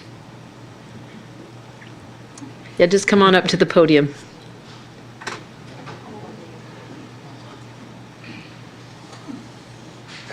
Hi, my name is David Diamond, and I wasn't planning on speaking today, but the opportunity to speak on behalf of Paco. His microphone's not on. He's got to push the button. Is too good to be true. There I am. I've worked with Paco on several campaigns, including my own, where he helped me and guided me to victory for a first-time candidate, for which I'm forever thankful for that. And then been able to work with him on additional campaigns where I've learned so much from him, not just about how to run a campaign, but about why you run a campaign, about focusing on what matters and what the outcome for the people who are going to be voting on it, what it means to them. You couldn't be doing this for a better guy, for a more sincere guy, for a more decent man. I can't imagine Truckee ever having an advocate stronger than Paco, and I can't imagine caring for somebody more than I care for Paco. You make things better. Every time you do something, you make things better, and so many of us recognize it. I don't know if everybody tells you that all the time, but you are a genuine friend to me and to this community, and thank you for recognizing him.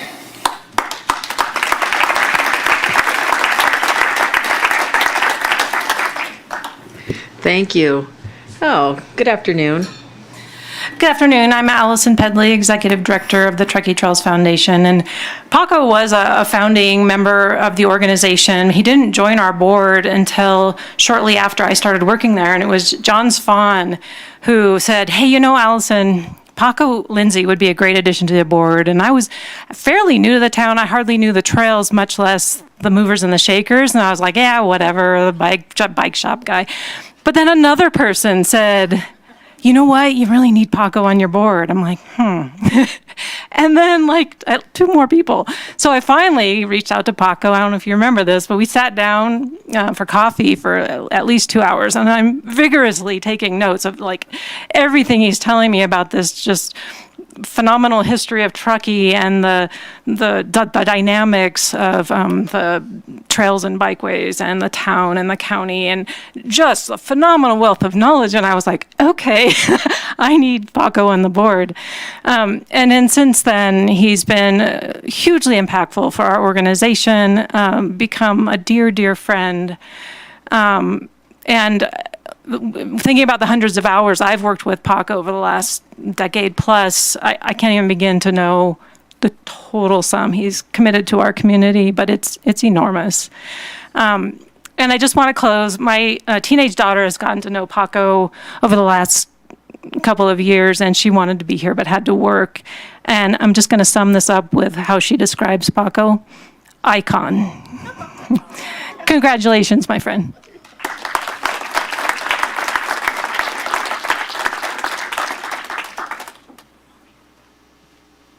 Hello, my name is John Spahn. I'm the Executive Director of the Truckee Downer Land Trust. I wanted to echo what everyone else says, but also add Paco's been my boss twice. He's on our board at the Land Trust. I also worked for him at the bike shop.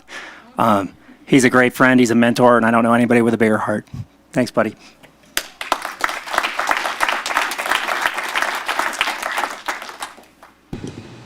Oh, that's nice. Julie, is there anyone online, or do we have any written comments?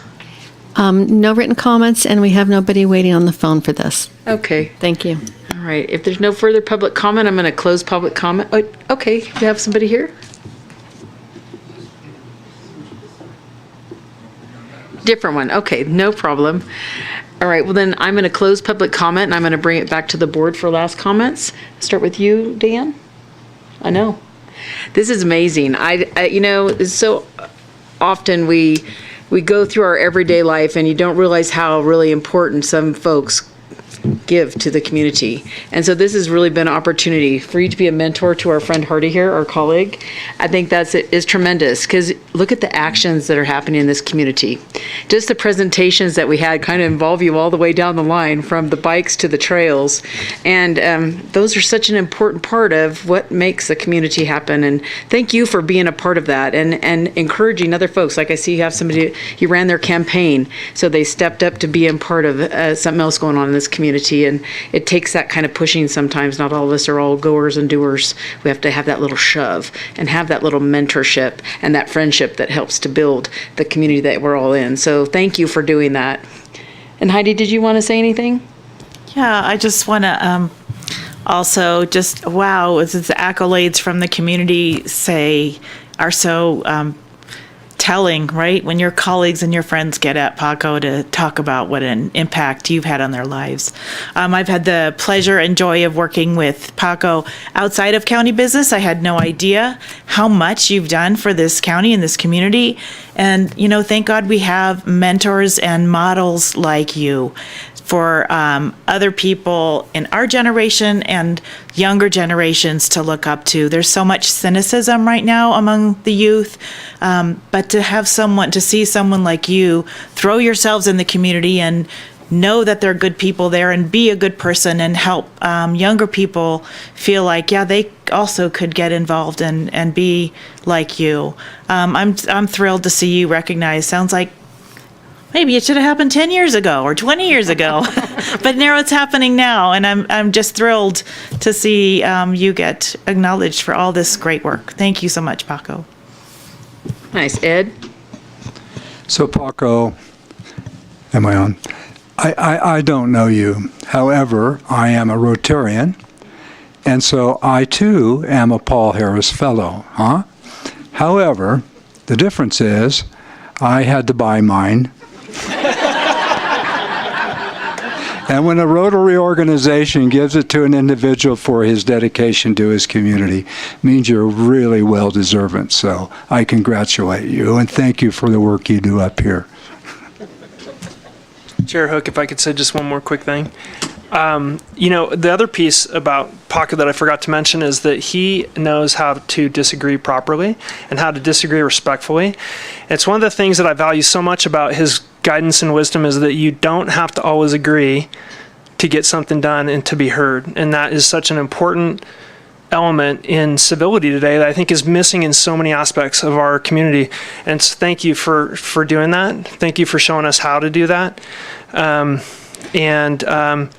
Your civic engagement, teaching other people how to get engaged with things. And it doesn't matter if it's GPAC, general plan, trails, whatever you care about, you're getting engaged and you're leading the way for others to do so. So thank you again. Well, this has been awesome. I love these kinds of presentations. And with that, Paco, we would love to have you come up and we'd like to do a picture and we'd like to present you with, I'm gonna let Hardy do this. He has a couple of items that I'm gonna let Hardy present to you.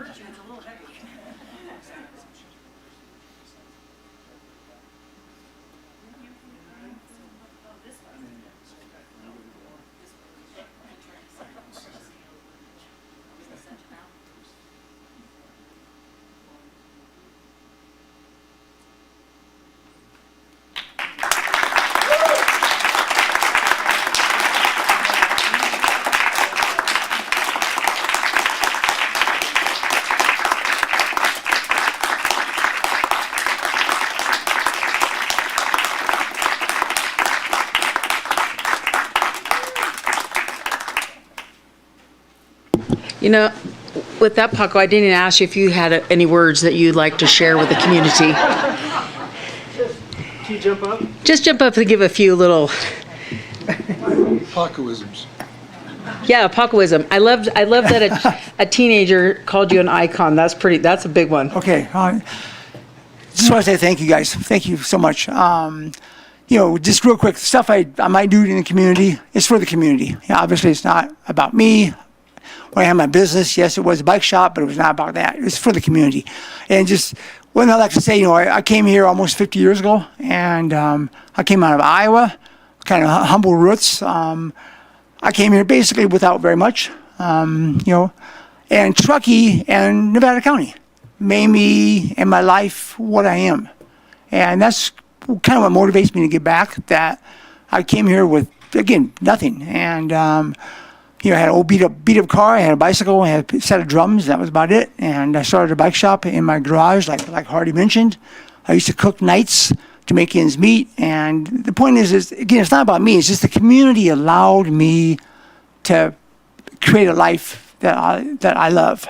And it allowed me to have a community that grew. When I first came, the sign used to say 1,500 people in Truckee.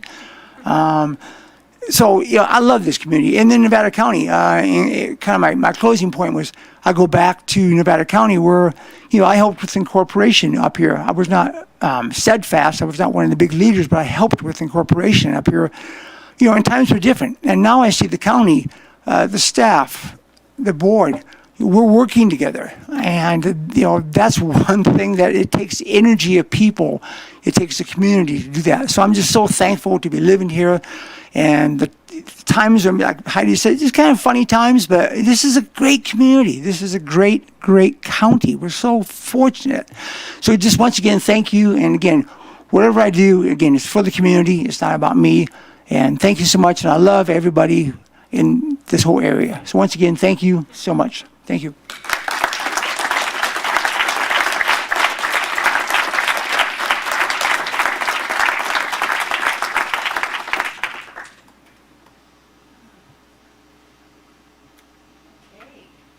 Here we go, Hardy. Well, I'm going to let you start off again, Hardy, and we're going to do your next recognition. I'm going to let you bring that up. Yeah, this one is brings me a lot of happiness. Pretty cool, Lynn, to be sitting here celebrating a 20-year successful career with the Truckee Chamber of Commerce. I worked with Lynn for, I think, 15, I don't know, long time, 15 of them anyway.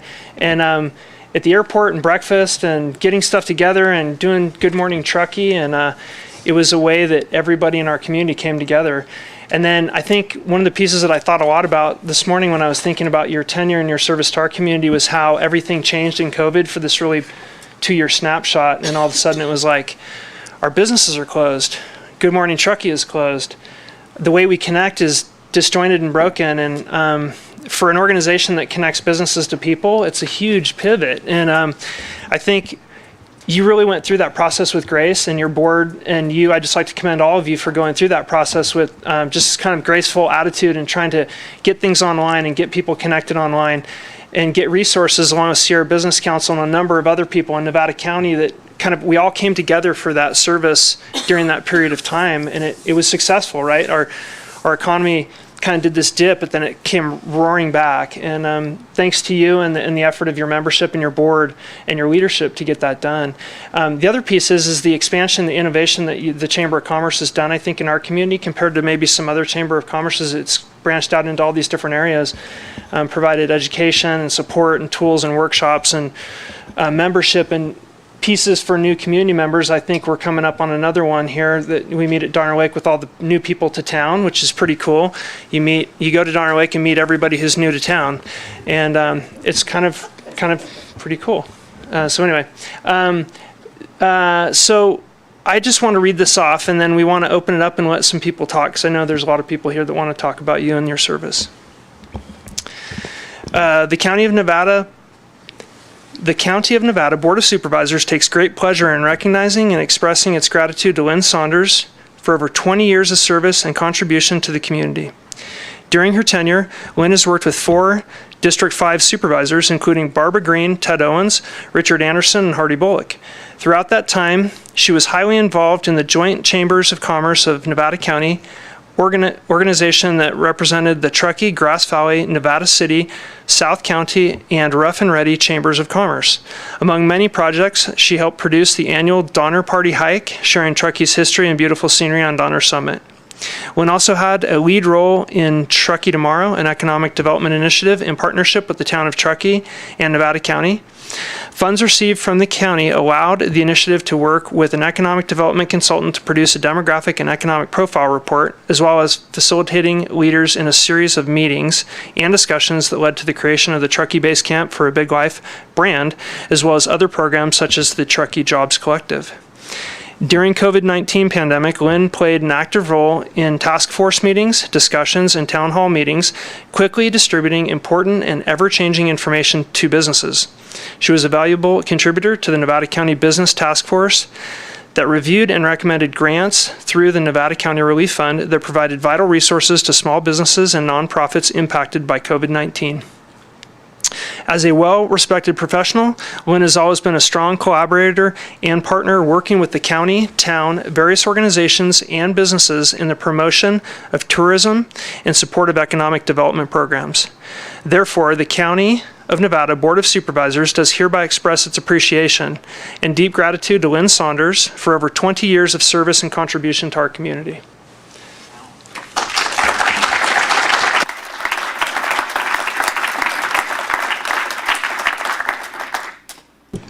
So I'm going to do it different this time. I'm going to open up public comment. And I would like anybody who'd like to come up and speak to come up to the podium.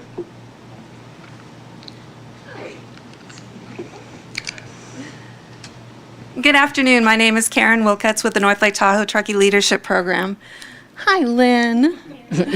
Our program was started almost 20 years ago by Lynn and a couple of other community members, and the program is meant to give people in the community the tools that they need to become leaders, to step up into leadership positions. And I see many alumni in the room, and Lynn, you're responsible for this, and you're responsible for actually putting Hardy into his District 5 seat. I'm going to give you all the credit.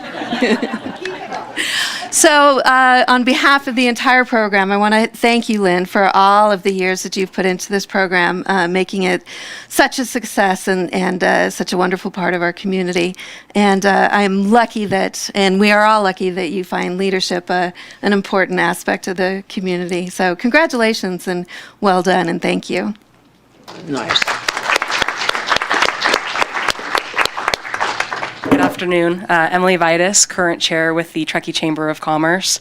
I'm here today with 4 other board members, and we're here to, one, honor and support Lynn, but also to express gratitude to you all for recognizing Lynn and her 20 years of impact she's had on this community. Lynn has really helped Truckee to become what it is today. She has led a number of huge initiatives in this community that led to long big impact for the Truckee-Tahoe region. So I'm hopeful that you all will join me in thanking Lynn for her 20 years. And again, thank you all for announcing this and bringing this to light today. Thanks. Thank you.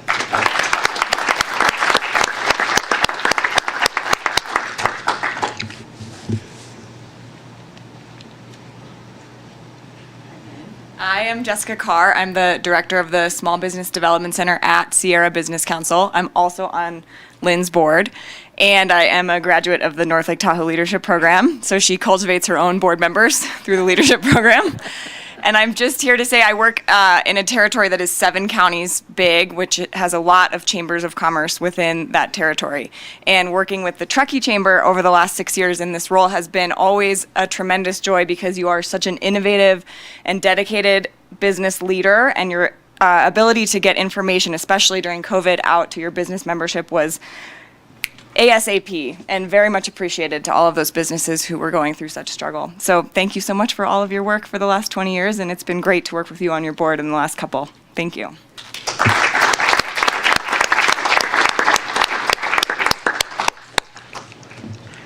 Julie, is there anyone online? Or not online, I keep saying that. Anybody on the phone?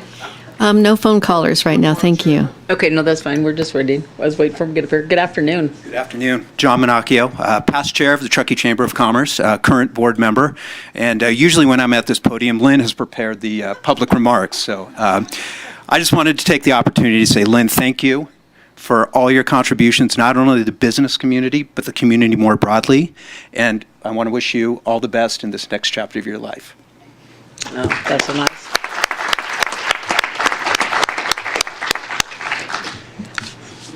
Anyone else? Okay, with that, I'm going to close public comment. I'm going to bring it back to the board. Ed, I want to start with you?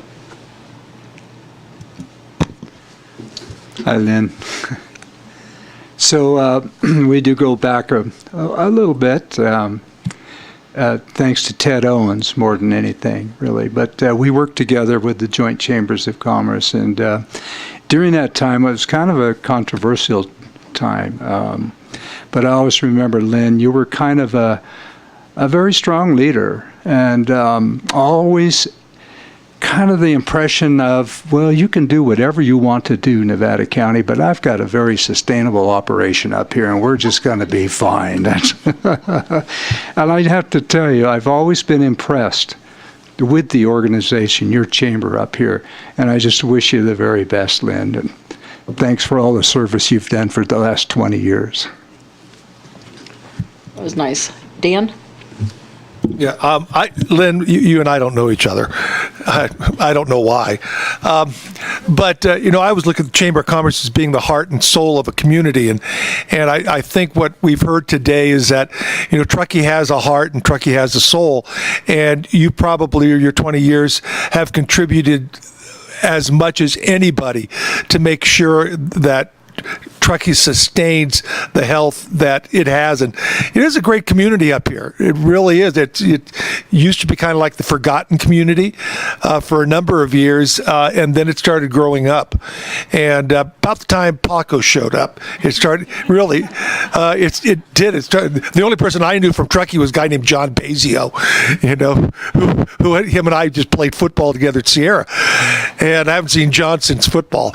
But there's just a lot of good people up here, and your leadership, as far as the leadership portion of it, probably has contributed as much, if not more. So congratulations on this recognition, because after 20 years, you really deserve it.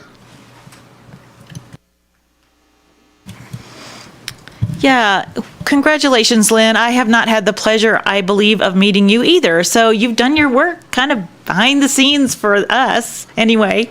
But I want to congratulate you on this honor. And it's obvious that Truckee is thriving. I mean, I love the presentations this morning. It's just going gangbusters into the future, and it's beautiful and looks like businesses are doing really well. So I'm sure you had a lot to do with that. And I want to congratulate you and enjoy your retirement. Yeah, this is great, Lynn. We just look the ebbs and flows that go through communities with businesses and activities and snowstorms and COVID, and to stand up and stay in that leadership role is so important. It is a hub that keeps the community. And I'm going to thank you for Hardy. I think that he's a great addition to this board, and we enjoy him. And just listening about the leadership program that you provide and how it engages them in your community as well, that's so valuable. And I don't know you either, but what an awesome thing to come and recognize you for this kind of work, because it is. I think that was cute. Like you talked 50 years ago, and now we're 20 years, and where are we going for the future? And you've set that into a good mode for your chamber. And I see what it does in our chambers and how we're moving forward. Even our little Pin Valley chamber is refurbished again, right? And we've got some little activities going, and I think those are so important. So really, really appreciate the work you've done, and congratulations. And so with that, yes, Ed, go ahead. Lynn, I think we also need to point out the efforts that you put into our business task force during this COVID situation. Truckee was a strong influence in those meetings and was greatly appreciated. I know you were very much a part of that, so I say deeply thanks for that. And just one more comment. I think if, before your departure, if you have you've tolerated 4 supervisors. So if you just write a little note on a scrap of paper and give it to our staff, it would be greatly appreciated, so they can get some tips and tricks on how to survive another couple supervisors here. That's funny. I thought you were going to ask her to put in there who her favorite was. Yeah. And that. Yeah. No, that's definitely Ted. That's definitely Ted. Well, with that, Lynn, you know what? I want you to come up. We have a certificate for you, and Hardy's going to hand these out to you, and then I'm going to give you opportunity to speak.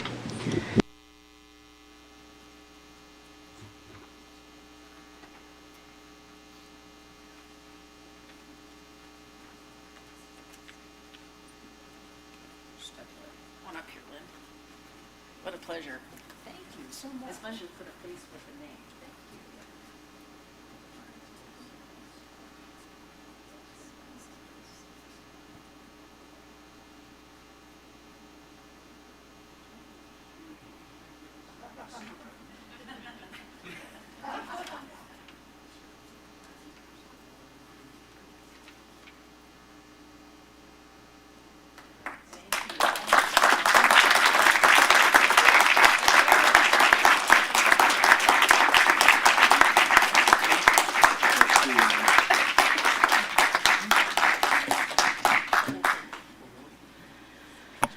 Well, thank you so much for all of your kind words and other words that were spoken here today.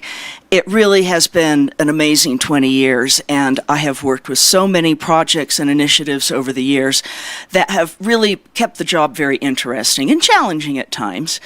And I would say that there's so many people that I've worked with Nevada County, and as we've said many times, if there was a silver lining with COVID, it was working closer together, working with Caleb and getting to know him on the relief task force. And Allison, you and I have worked on so many different things over the many years in a variety of capacities. And Ed, you're right. I think you've been up there as long as I've been here. And I truly always appreciated you listening and how much you appreciated and respected what we were doing up here, and your words that you had said. I always liked that. Thank you. The people in Truckee, I think Palco kind of said it too. It's the people and the heart and soul that make this community a community. And they're just good people. They're talented, they're smart, they're caring, and they're fun. And I've always appreciated that. The egos stop at the door. And we all work shoulder to shoulder to do whatever we need to do for the best of the community because we care. And thank you to all of my board that's here today and Kevin Murphy, who was on the board when they hired me 20 years ago. And they're just wonderful, wonderful people. And I've had 20 boards, so I've had a lot of people that I've worked with, and they've all been great. And then, of course, my staff, they are as dedicated as a day is long, and they've always been there to support me and get through all of our projects. So thank you so much for this. I'm truly honored. Thank you.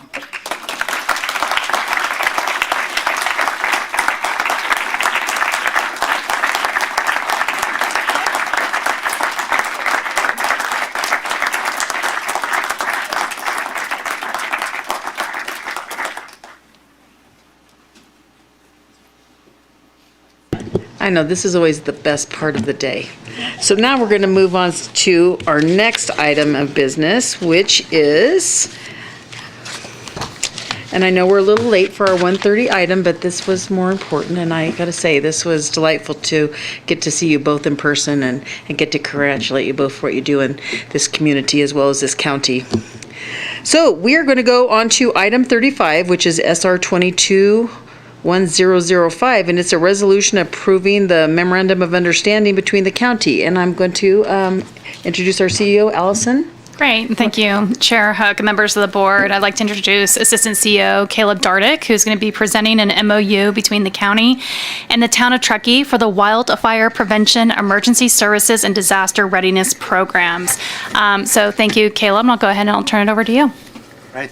Thank you, Allison. Thank you, Chair Hook, board members, and really inspired by the two presentations and recognitions beforehand. I really think the spirit of collaboration and good community work is maybe carried on in what we're talking about today. So I want to do a brief presentation. Many of these slides are familiar to you, were shown to you at the August 9th board meeting, and just wanted to continue that and then talk about as well the elements of the Memorandum of Understanding, or MOU, between the county and the town of Truckee that we're bringing forward today. So, can I control my own slides with this? Pointed you? No. Yes. There it went. Thank you, Sarah. Let me just go back. So, at your board's decision on August 9th, you voted to put Measure V on the ballot for the voters to consider at the November 8th general election. The title is Nevada County Wildfire Prevention, Emergency Services, and Disaster Readiness Measure. And I think it's always important, for us to remember the why. We are dealing with some very serious issues here around emergency preparedness, around wildfire, around disasters, and fire and snowstorms are nothing new to our community. These are part of living in rural California, as part of living in the mountains, but we are faced with new challenges. Storms are more intense, fires are more frequent, and so in that spirit, we are going, how can we as a community step up to these challenges and start mitigating some of that risk and improving our readiness and preparation for whatever may come. So, of course, we are here today in Truckee, and it's such an honor to be in this beautiful building, and don't need to point out to anyone in this room that Truckee and Eastern County is no stranger to fire, and this is a map that shows some of the fire activity in the not-so-distant past. Want to really share with the group who's present today that this issues and challenges around emergency preparedness have been your priority for many years, and that we are here in response to the direction that you've given staff over subsequent board workshops in which we come together and plan what are the priorities of our community, and clearly being prepared for disasters is critical in that regard. And of course, in January 2020, we had your direction to go forward with needs assessment and community engagement, and to look for a sustainable funding source. And then, of course, 2 months later, the pandemic really derailed that, and we focused on other things to how could we rally and support our communities during this really unprecedented time. But we rallied, we came through it, and again in January of 2022, you reiterated and reaffirmed that direction, and really pleased that we were able to, come back together and engage in this important work. We did it through a mechanism that we called the CEO Roundtable, and Allison Lehman's leadership. We wanted to keep it small, and so I know that it isn't every single stakeholder, but we felt that it was important that we bring together the key county, municipal, first responders, and fire and law enforcement to the table, a few community leaders with deep roots in these issues. And I just really want to thank, on your screen, you can see the list of our agencies, our 3 municipalities, law enforcement, sheriff's office, many community people, but I would like to really just use this opportunity to thank Jen Calloway, town manager, and her team, Dan Wilkins, Public Works, Bob Womack, Emergency Services, and then, of course, Chief Celine and Chief McKechnie from the Truckee Fire Protection District, as well as former Supervisor Ted Owens and John Svan of the Truckee Donner Land Trust. And so we really were able to have some really smart and engaged people participate in this countywide effort. And what we were asking of all of the entities that are listed on this slide, we asked, where's the gap between what you're doing now and what you think we should be doing? And that was the basis of our needs assessment. And everyone was very forthcoming with detailed programs and projects and that we costed out. And as you'll see on this slide, this group, and you can only imagine how many more great ideas and great initiatives would have come forward with even more input. But this group came up with 62 projects and programs that are in that gap that would have, had we had the resources to implement them, would have costed approximately $36 million per year. So this group brought great discipline. We felt that the best mechanism that we had as a sustainable funding solution, and this type of planning is not new to Nevada County or to Truckee. We have community wildfire protection plans, local hazard mitigation plans, wildfire plans that go back multiple versions going back over 20 years, general plan amendments both at the municipal level and the county level, and all of them have had very similar recommendations, and all of them have said, but for funding, we need to do all this work. So this, I think what made it different than previous efforts that you've directed is that it's matched with funding, a potential funding source, sustainable funding source, and that would be a half-cent general countywide sales tax. And because we thought that the half-cent made the most sense based on our public opinion research and consultation with the stakeholders, that gave us what we estimate as a $12 million budget, and we honed that down. But not only did we come up with a draft expenditure plan to hit that $12 million, we also felt that the work needs to be guided by principles. And those guiding principles, most notably, were accountability, transparency, and regional equity. And we'll talk briefly about each. One thing also is it's very easy to cast a wide net and try to fund every possible program. And so we brought, again, discipline by using the FEMA, what I always call the FEMA circle, but the idea of all the work that we do should fall into 4 categories of either preparedness and planning, prevention, that's the green bucket, the mitigation, response, and recovery. And so there was a great deal of discussion of then how should those allocations fall. And when we looked at the programs that were brought to us, the preponderance of programs fell into the category of mitigation. And so what we're recommending as target allocations for this funds is 65% in the areas of mitigation, 20% in response, 5% recovery, 10% in preparedness. And of course, these are targets because we understand that our needs, both in being proactive and planning, sometimes these projects take a long time to ramp up, and so flexibility is needed, as well as should we be confronted with disaster, then of course recovery would become a priority. So we wanted to build in flexibility, but also a statement of intent.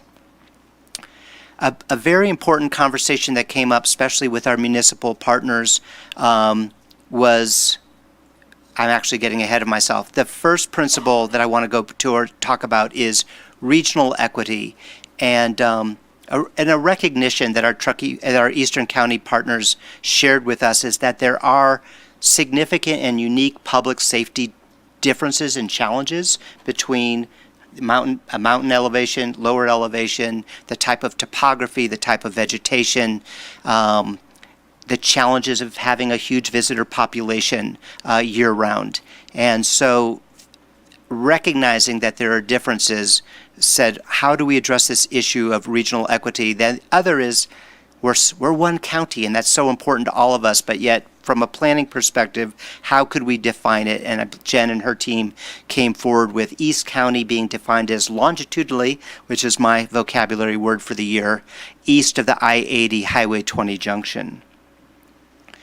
So in terms of memorializing this commitment to regional equity, Supervisor Bullock and others, and said there are certain stipulations, and I think you've heard Supervisor Bullock say this for the east side, which was that, and this holds true for everything we do, that first responders were engaged in the plan, and so that we have that, we can point to that. One, that the agreement would be memorialized and ongoing. And then, of course, the board agreed to a 10-year sunset as part of the proposed Measure M language. And so in the staff report that we brought to you several weeks ago, the recommendation was 25% investment in Eastern County, which based on our current projection of $12 million in revenue would represent $3 million. But what we talked about was using a percentage so that we're together in both good times and bad. And honestly, if our sales projections continue as they have, we should be closer to 15 million in just a few years. So of that 25% to Eastern County, 8.3% is an allocation to the town of Truckee, and the balance to projects in Eastern County. The use of Measure V funds, again, we want to see programs and projects in those four categories of planning, mitigation, response, and recovery. We want to make sure that the work we do is strategic and intentional and based on approved plans. So both local and regional plans that we have now and the ones that we know we need to update and develop in the future, such as countywide community wildfire protection plan, updated local hazard mitigation plans, and a countywide evacuation plan as well. So we know so in the future, the decisions about where to put money are going to be guided by these plans because our goal is to implement the recommendations in those plans.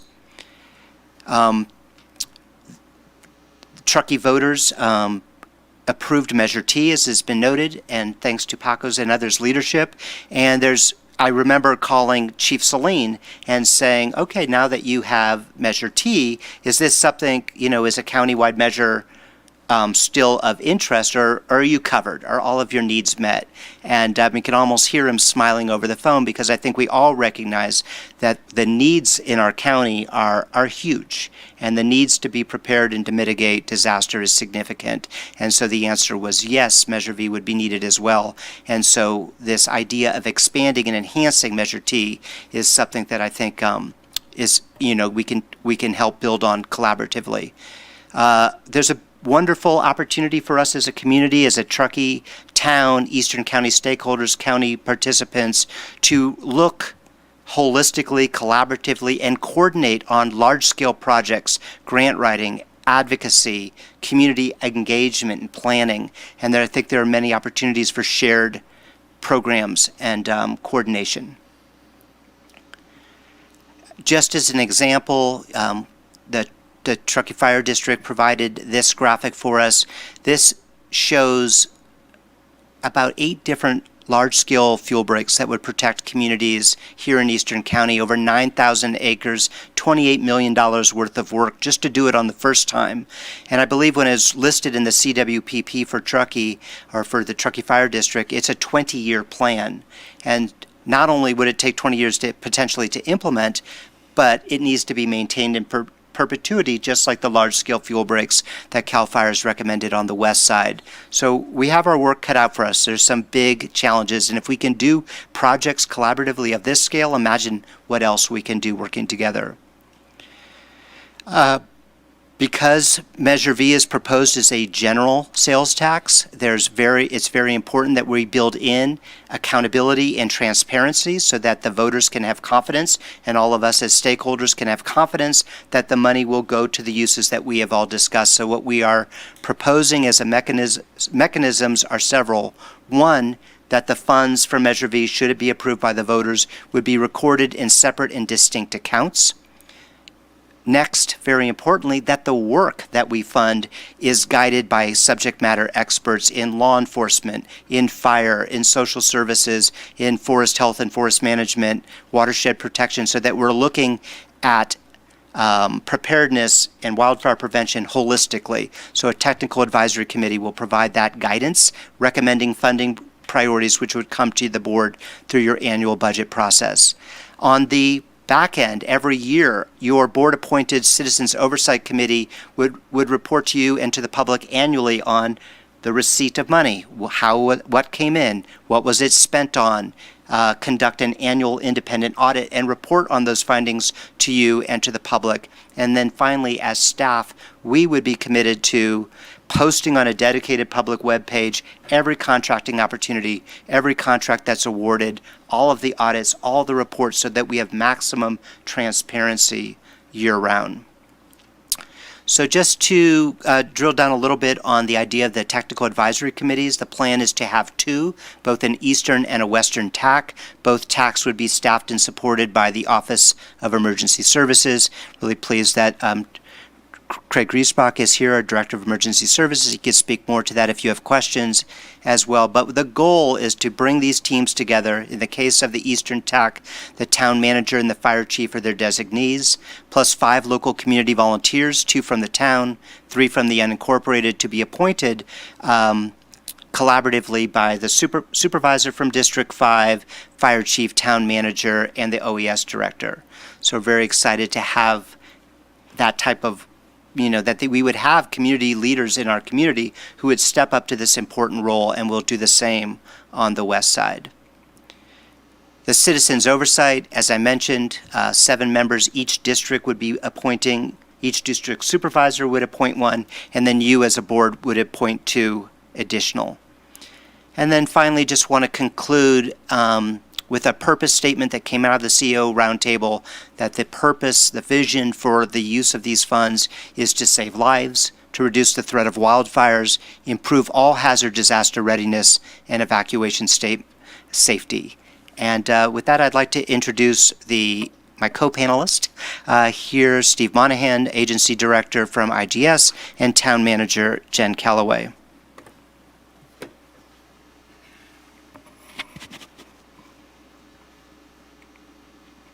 Oops. Sarah, a little help, please. Good afternoon, Chair Huck. Steve Monahan, your Director of Information and General Services Agency. And let me get back to the right slide here. Which one did you want?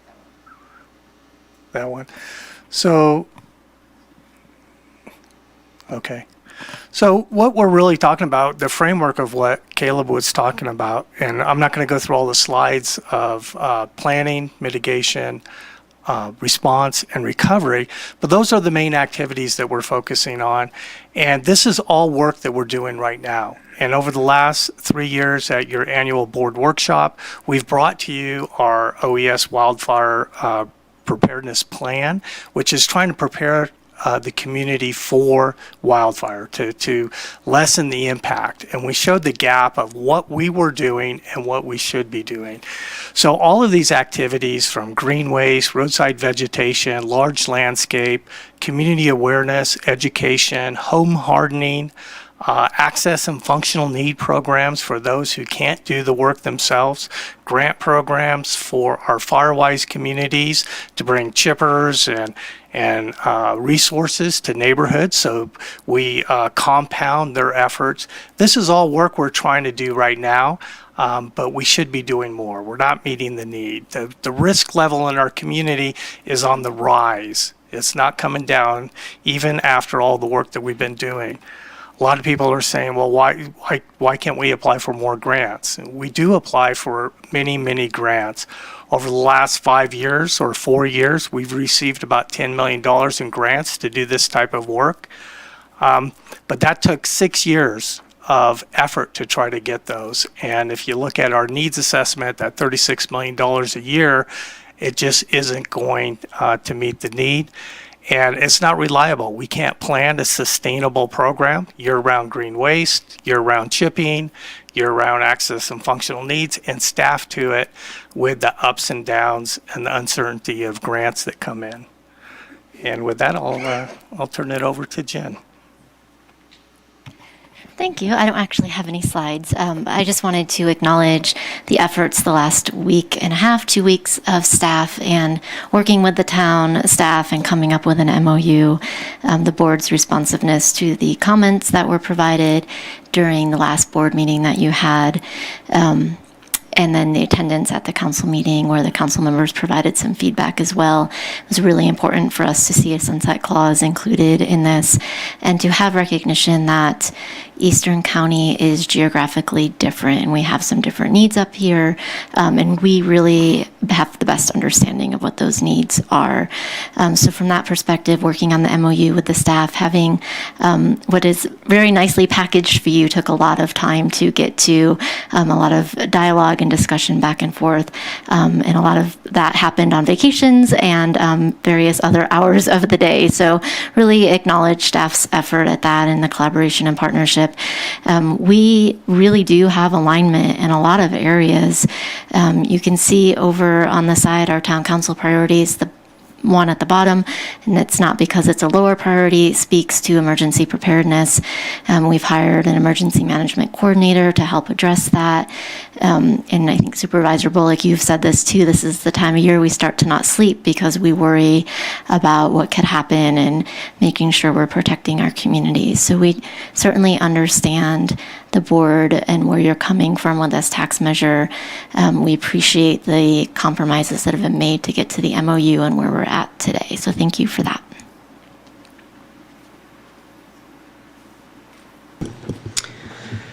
Thank you all very much. Caleb, do you have anything else here? I just want to thank you for your time, and we are available for questions. Okay, great. So I think with that, we'll move into public comment. And is there any public comment on this item? Come on up.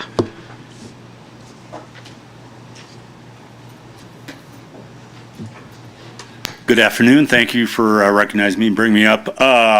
Dad and uncle are former smoke jumpers, so I've lived with fire all my life. I consider response in the Eastern County excellent.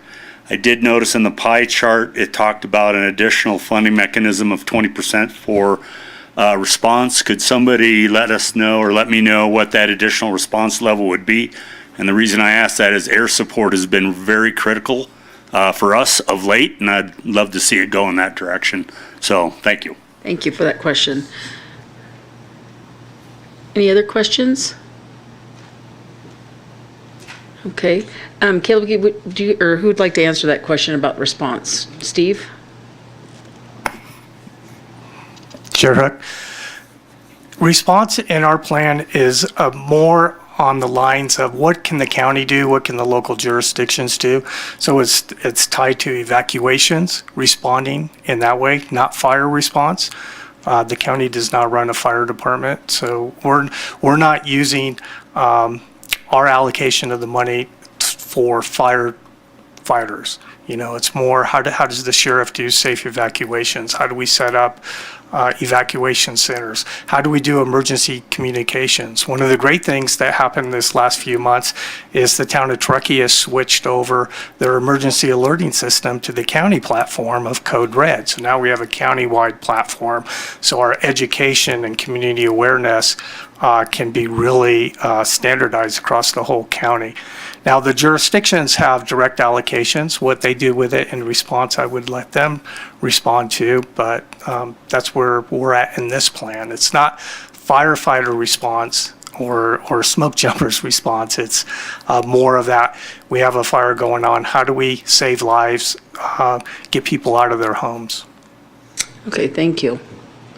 Julie, do you have any written comments or anybody online? I mean, on the phone? We have no phone calls, and I have no written comments on this. Okay. Is there anybody else in the audience that has any other comments or questions? Okay, then I'm going to close public comment, and then we're going to come back to the board. So I'm going to start with you, Hardy. Thank you, Chair Hook, and thank you, staff, for the report and all the work that went into combining the town and county resources to make it happen. Jen, I know that your staff was critical in doing that, and Allison, thank you for your support on that.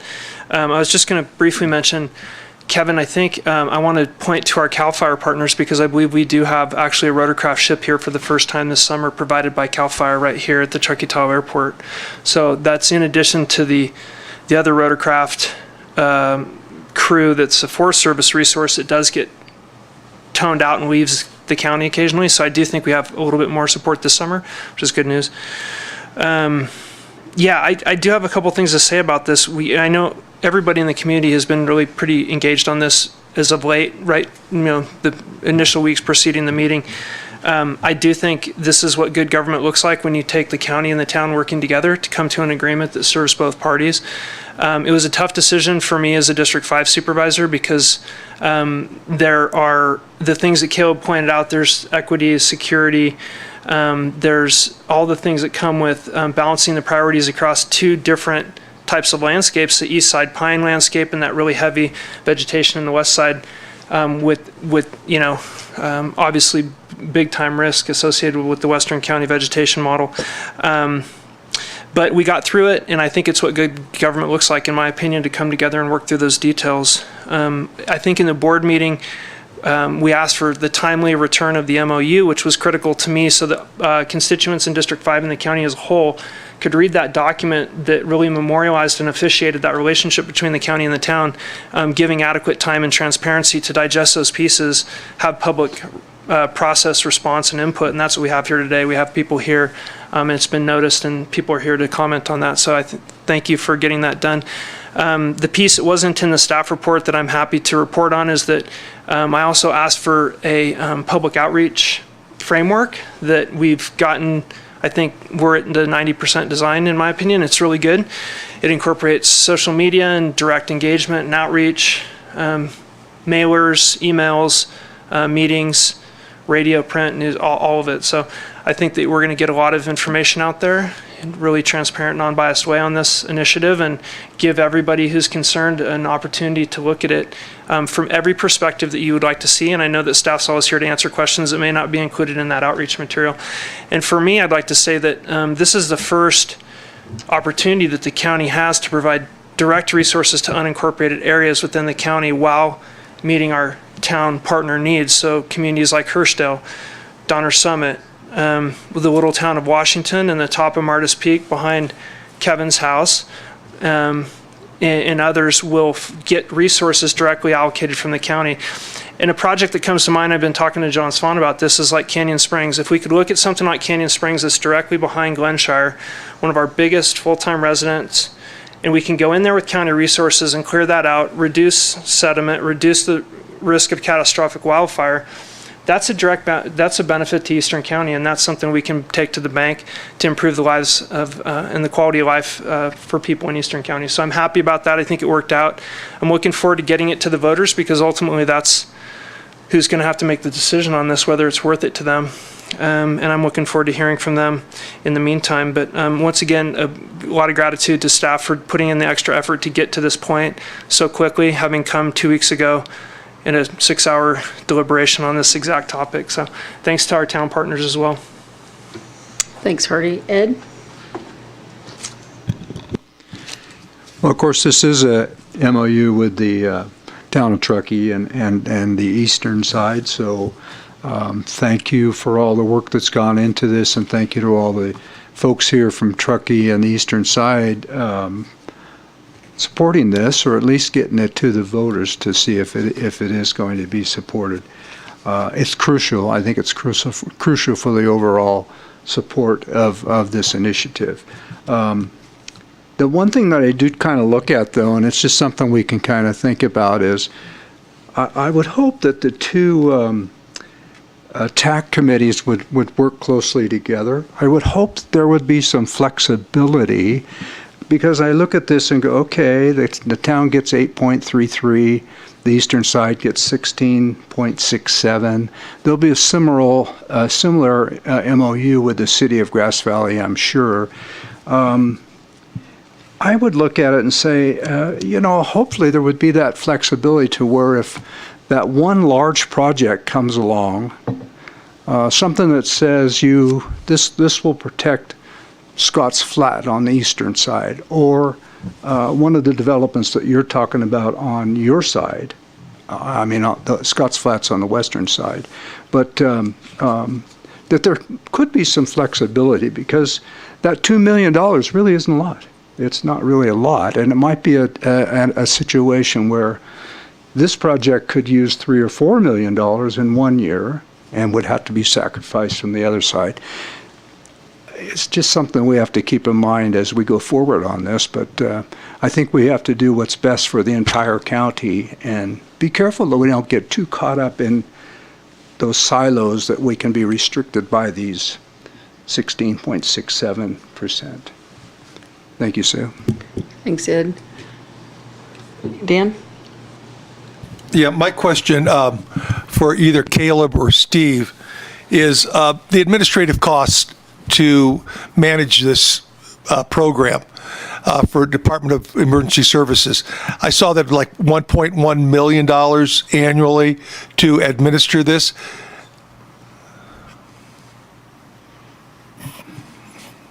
Chair Hook, Supervisor Miller. Yes, we've looked at a 5% rate. Most grants have a 10 to 12% to manage the overall program. So we're looking at, this is a $12 million program. So not counting the direct allocation, so the $1 million that goes to the town, we would not have an administrative fee on that for our overhead, because the town's taking care of all of that with their direct allocation. But the $2 million, we would have a 5% charge on that money to pay for the staff that we're going to have back at the county, which is administering all that money, all the contracts, all the studies, the reports, all of that administrative overhead. So we think that 5% is very reasonable. And I would also comment on Supervisor Schofield. We do see the flexibility between the fund. The money's going to be allocated and kept separate. So if Eastern County had a $5 million project but only had $3 million in the bank, we certainly, and the Western County didn't need that money that year, we'd certainly let the tax work that out and float that money, so that over the average of time, we make sure we meet those percentage marks. So the MOU with the city of Grass Valley is really basically going to mirror what the MOU with the town of Truckee is. And so those administrative costs are going to be shared equally amongst the jurisdictions. Yes, sir. Okay, thank you. Heidi? Thank you. A few things I just want to say about this. I love the way that Truckee has been so progressive and ahead of the game in so many ways. And I think with their Measure T, they were doing that. They were ahead of the game, were ready to take care of themselves with that tax measure. And so I understand that they had some concerns about making sure that they were going to get adequate funding from a tax measure that the county might put forward. And understand that, and I think we wanted to make sure that the Truckee and the East Side was clearly going to be considered equally. Separate from that, I just have to say that I'm really disappointed that we've had to go down this route of MOUs. Wildfires don't respect city boundaries or even county boundaries. A wildfire starts anywhere in this county, it's going to affect wherever it wants to go, regardless of whether you live in a city or not, or which district you're in. And this is not better together. Better together is we're all in this together. We're going to put the money wherever it needs to go. We're not going to restrict it by MOUs. I'm sure that if a fire was up here and you needed more of the funds that was in the MOU, you wouldn't object to us giving you more. And county would do that, I'm sure. And this is important because, it was a little difficult to sit at the last town council meeting that I sat through here and have all 5 of the city council, town council members list the requirements that they wanted to see in the measure and indicate to a T to every one of them that if they didn't have those requirements met, or at least partially met, they wouldn't vote for the measure. I just want to ask them and this town and folks here to remember that 2/3 of this county does not live in cities. 2/3 of this county lives in high or very high fire zones, just as all of Nevada City and parts of Truckee and Grass Valley do. And we didn't have, Lake Wildwood or North San Juan or any of the 72 Firewise communities coming asking us for MOUs or making requirements or asking us to ensure that they get their fair share. They're just sitting out there waiting for help to get the work done, for the county and the cities to do the work, for us to work together to do what we need to do to be more prepared for wildfire. So I'm obviously in a favor of doing whatever we need to do to work together, but I just like people to be mindful of that we're in this together, and the wildfire just isn't going to care whether we're in the east or the west county or in a city or not. And that our Firewise communities who are out there doing a lot of the work voluntarily need to have their needs acknowledged as well. So thank you. Okay, thank you, Heidi. Any other comments from the board? Quick question, Chair Hook. For Steve, in the staff report, I think what we're referencing is there's a figure of 1.1 million for the staff overhead on 12 million, which is about 10%, more than 5. Where does the 5 versus the 1.1 million come from? So as we do projects, like if we want to do a evacuation planning project that's going to benefit the whole county, we would bring that project to the TAC. We would build in our staff time into that project. So I would see that other 5% coming out through the project time that I see. we're executing projects. Okay. But we would bring those through the TAC. I got it. Okay, thank you. Any other clarifications? Okay, well with that, so this has been a good conversation. Again, I think this all takes its working together. I like the idea that some of these projects are going to take longer than other projects, and there'll be some reserves for bigger projects that come. And ultimately, this comes down to this decision is between us right now and the cities, and ultimately, whether there's a tax measure that passes and that we see this move forward is up to the people. And I think you have to look at where do you find that value. So with that, again, I want to thank everyone for their time and effort that went into this, your manager and all the people on your council. This was big, as well as what went on from our own staff and the time that goes into this. So I think everyone's trying to be open, as transparent as possible, and look at how are we going to manage our vegetation issues that we have all through this county. It was fun as we listened to those projects today, even on the trails. I mean, when you talk about Plumas having lost 80% of their forest, right? So we can do better. And I think that's where I love that saying, we are better together. And I think that's just my thoughts. So with that, I would entertain a motion. I would so move. Second. Okay, it's been moved by Ed and seconded by Hardy that we have a memorandum of understanding between the County of Nevada and the Town of Truckee to memorialize the funding commitments to support emergency services programs and projects serving Eastern County residents. Julie, could you call the roll? Yes, thank you, Chair. District 3? Yes. District 1? Yes. District 5? Yes. District 2? Yes. District 4? District 4, yes. Okay, perfect. So now we're going to move on to our last item. Let me turn the page here. So this is, and I'm going to invite Tricia Tillotson, our CDA director, up, and we're going to talk about the Hirschdale Road and Tour. So, but first, as we talk about this, I want to remind everybody, public comment will need to happen here why this meeting's in session, so that it could all be recorded. So I just want to make that clear that if we're out at the site and you have public comment, it'll have to be written and sent in. We won't be able to take any comments while we're out on our tour.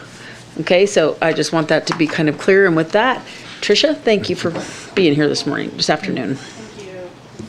Thank you. Good afternoon, Tricia Tillotson. I'm your Community Development Agency Director, and I'm pleased today to present a presentation just on several things going on in the Hurstville Road area. Now, this is a presentation only. No decisions are being asked to be made as part of this presentation, but it's great to have the whole board up here, and I think the suggestion to go out and look at Hurstville Road so you can see everything going on would really help everyone visualize as decisions and projects come forward.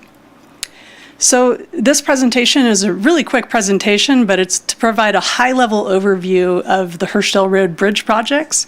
We want to touch on the Recreation and Resiliency Master Plan that should be kicked off soon. There will be a tour, so we'll show on here a map showing just the location of that. And then there's an opportunity for comments, like you mentioned, Chair Hook, and comments will need to be received here. The tour is really just a visual tour. So the Hurstville Road at the Truckee River Bridge and the Hurstville Road at the Union Pacific Railroad Bridge were constructed in 1925 and 1926 respectively. And as such, those bridges are in need of attention. So the county was awarded Federal Highway Bridge Program funds in 2016. Where we're looking at replacement of the Hurstville Road at Truckee River Bridge and the rehabilitation of the Hurstville Road at the Union Pacific Railroad Bridge. Those are both located near the community of Hurstville. Due to the age, poor condition, and potential for scour, the bridge over the Truckee River is ineligible for rehabilitation, and therefore it has to be replaced. However, the bridge over the Union Pacific Railroad tracks is eligible for rehabilitation. Design for both bridges is currently at about 90% complete, and the environmental permitting is almost at about 90% complete as well. That's meaning we're working on our permitting through the Water Board, the Army Corps, and Fish and Wildlife. So next I'll show you an exhibit to give you a bird's eye view of the two bridges. And this exhibit, as well as the other maps that I'll show in the slideshow, are available behind me over here as well. So this exhibit depicts both bridge locations as well as existing right-of-way, private property lines, Union Pacific Railroad property, and where temporary construction easements are needed in order to construct the necessary improvements. So looking at the aerial image here, on the left-hand side you can see the Truckee River. This bridge needs to be replaced in its entirety, as I mentioned, and so, as such, a temporary bypass bridge will need to be constructed during construction, so that people can still get around. So as such, temporary construction easements are needed, and those are shown in brown, violet, and teal on this map.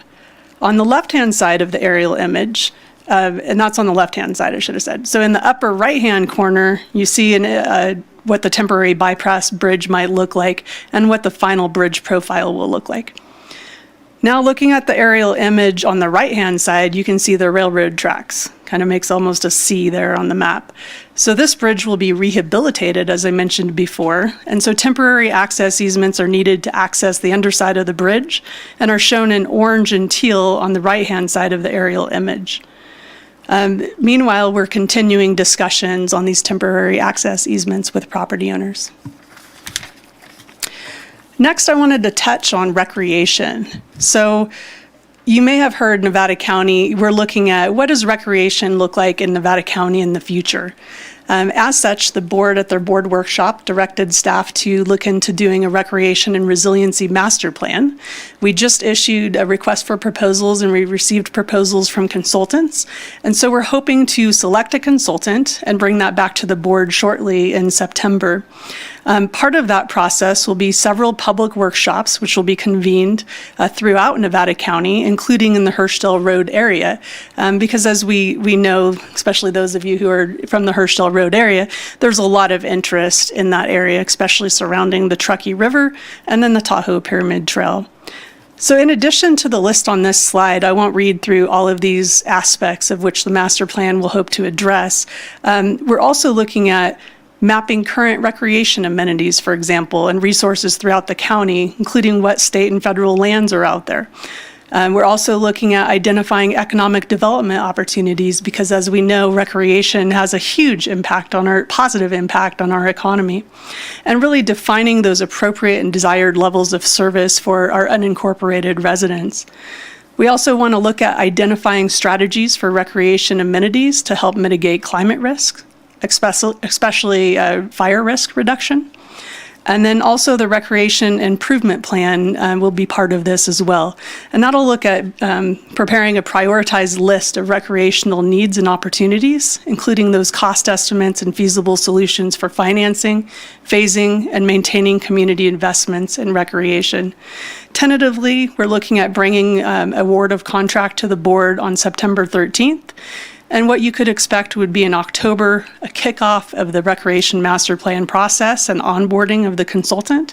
And hopefully work would be completed by spring of 2023, at least a lot of the outreach work. So this map, again, is available behind me to look at more closely. I wanted to mention this because we did hold a Hirschdale Recreational Planning Stakeholder Group towards the end of 2021, early 2022. And that was really a group that was convened to discuss issues and potential solutions in the Hirschdale Road area, just because there's a lot of activity going on out there, including private property concerns. So short-term suggestions were discussed with that stakeholder group. That included improved parking, providing access to the Truckee River, perhaps, once the bridge is reconstructed, and then maintaining the Tahoe Pyramid Bike Trail. Longer-term solutions were also suggested, and they're reflected on this map here. Additional information is available on our website, so nevadacountyca.gov, and you can search for recreation and it'll pop up. I should mention none of these improvements were approved through a public process, but this is something that the work group recommended, and so could be included in the Recreation Master Plan that we just discussed. And that would definitely include public outreach. So this map is also behind me, and this map really reflects existing parking in the Hirschdale Road area, because we know that there's a lot of conflicts with visitors and on also the residents. So this map has been helpful, and it's on our website, really showing folks where they can go today. And lastly, for the Recreation and Master Plan, I really wanted to share this slide because it's really a call for action for the community. We're really looking for continued support for recreation, and we would like to have folks participate and provide input on our Recreation and Resiliency Master Plan. Again, that process should really begin this fall and winter, and there will be several notifications going out. We also ask, that you look at volunteering. There's so many nonprofit groups and districts that provide recreational amenities and programs throughout the county, and most of all of them are ran by volunteers. So that's really how the success in Eastern County and Western County, we've seen even today how many volunteers it takes to get trails built, to get even more organized recreation put together. We also want to remind folks to just practice good stewardship and help share your knowledge. And the board's actually supporting that already by issuing many grants that we have to our trail ambassadors, including in Eastern County. And I know we've talked about that in the past at board meetings. And lastly, I'd like folks to remember to stay informed and sign up for recreational news. So if you go to nevadacountyca.gov/recreation, you can sign up to stay informed. And so just as this meeting was noticed per our normal Board of Supervisors agenda posting and so forth, we also issued a notice to everyone who had already signed up for recreational notifications. So that's an easy way to stay informed. And lastly, the on-site tour. So this is proposed right after we're done here and hearing public comment. And the location will be on Hirschdale Road at the south crossing of the Truckee River. That's just east of Juniper Way and Floreston Avenue and west of Hinton Road. There is limited parking, so we do suggest that folks carpool and or walk over if you're in the immediate area. And we're looking forward to just showing you everything that's out there. So with that, that's the end of my presentation, and I invite any questions. Great, thank you. So does the board have any questions right off the bat? I think I'd like to go to public comment. Okay, so let's go right out to public comment. And what I'll do is you can come up, give your comments or questions, and then we'll take a list of those, and then we hope we have staff here that can answer those questions. Come on up to the podium.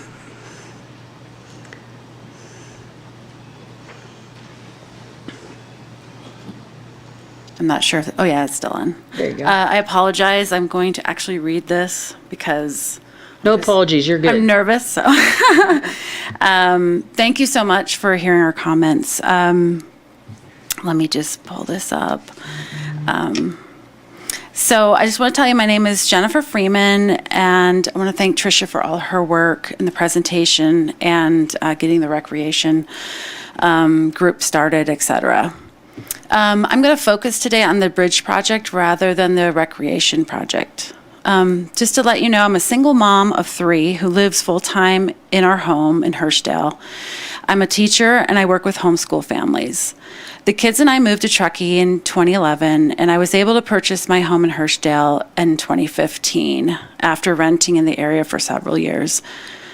The only reason why I could afford the house is because it was fixer. And through a lot of work with family and friends, I was able to make a comfortable home.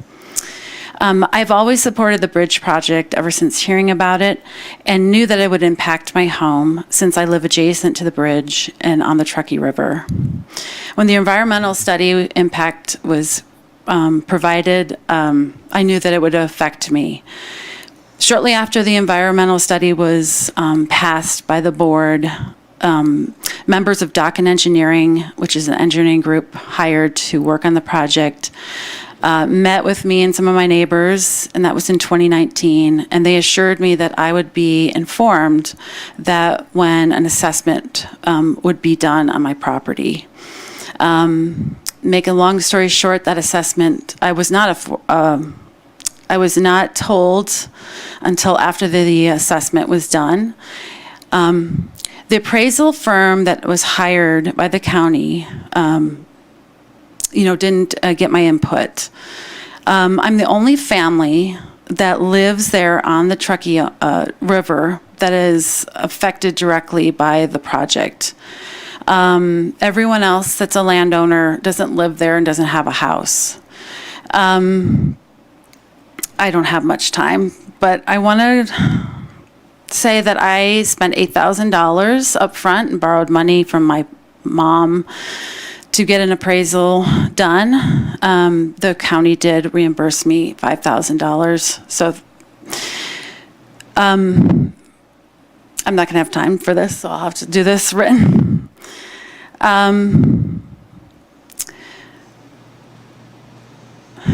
Sorry.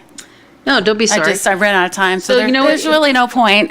No, so you know what's great? You already have it on your phone, so I would just use that as written comment and forward it on to the clerk of the board, Julie. Yeah. And she can give you her email address, and that way you'll have it right on record all totally. Yeah, I just really have faith in our county, and I really have faith in government. And through Dock and Engineering and through correspondence, I have been lied to, telling me that everyone has signed off, except for me, which was a lie, because I don't think anyone signed off, and I just feel really threatened. And I just wish the county and Dock and Engineering would work more openly with me instead of, I can't afford a lawyer. So I just feel really intimidated. And I'll put all my comments, in writing, but I really want the project to work, but I just really want to be treated fairly and equally. That's all. Okay, thank you. Chair Hook, Jennifer. this is an important conversation, so we can have staff follow up with you offline. Yeah, most definitely. Thank you, Jennifer. Next. Good afternoon, Chair Hook, honorable members of the board. My name is Greg Gatto, and I'm here on behalf of the property owners of Ron and Virginia Lake, who own the property immediately to the north and the south of the eastern landing of the Truckee River Bridge portion of the bridges. Would like to thank staff very much for all their work on this. We've been working with staff for several years. Supervisor Bullock has done a great outreach, and we've worked with them to help try to refine and minimize the impacts to the various property owners on the eastern side of the bridge. One concern we do have is specifically for the legs is that for several years we were speaking with Doken Engineering, who Jennifer also referenced, is the agent for the county in negotiation for the temporary construction easements and has been communicating all the various stages of the construction and where they are. We just recently, so for several years, we've been asking Doken to work with us to provide improved access for the legs off of the north and southern portions of the bridge, so they're able to access their property via vehicles as they're entitled to do by law. They have abutters' rights, they abut a public right-of-way, and so they're entitled to reasonable access. We were recently informed that there was a staircase and parking that would block the entirety of their access off the public right-of-way, so they would be unable to have vehicular access. So our hope is that we can continue to work with staff to be able to allow them to have that reasonable access off a public right-of-way, and that way we don't have to get into any situation where there's a direct taking of their property. Thank you very much. Thank you.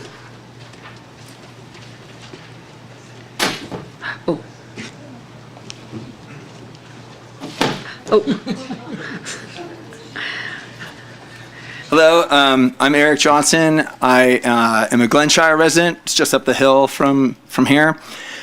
I am also a founder and member of the ad hoc group, the Truckee River Alliance. Truckee River Alliance is an ad hoc group. It includes American Whitewater, California Trout Unlimited. I was at the stakeholder meetings. And we all know that this section of Truckee River, for you guys who don't know, is super special. It used to be used for recreation for years and years and years until recently it was bought up. There was no trespassing signs all on the other side of this bridge now. Used to be used for generations as a takeout for rafting. It's the only, in the whole Tahoe Basin, the only family-friendly Class 2 year-round run, because Boca Reservoir puts water in upstream from that, and you can take out before the Class 4 down there. All that is non-accessible anymore, even though that is on public land. Now, this bridge that we're going to build, there's no public access, as far as I know. Even for the Pyramid Bike Trail, there's no written agreement between the Pyramid Bike Trail and any landowner. So this millions of dollars that's being spent, in my mind at this point, is a boondoggle, because there's no public benefit other than a few landowners and the railroad, and they could build a bridge if they wanted to. But I do want the bridge built because I am hopeful that there will be, in the long run, in this recreation plan, the recognition of this really fantastic. It's not recognizable when you go down to the bridge, but beyond there, it is a really beautiful piece of water that's really important for Nevada County. And I just feel that the millions of dollars that we're spending on this bridge, someone went to the feds and said, hey, let's rebuild this bridge. It's important. And I know that part of that was the recreation plan, the recreation opportunities beyond that are now non-existent. And I would hope that Nevada County, part of the reason it's not, Nevada County relinquished their right-of-way in 1974, so that now we can no longer go through this area.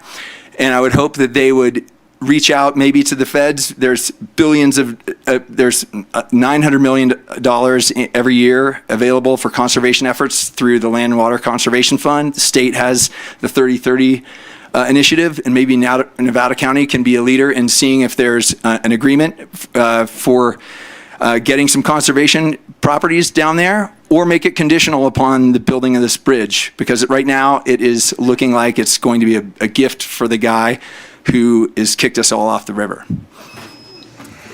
Thank you. Thank you for coming to Truckee.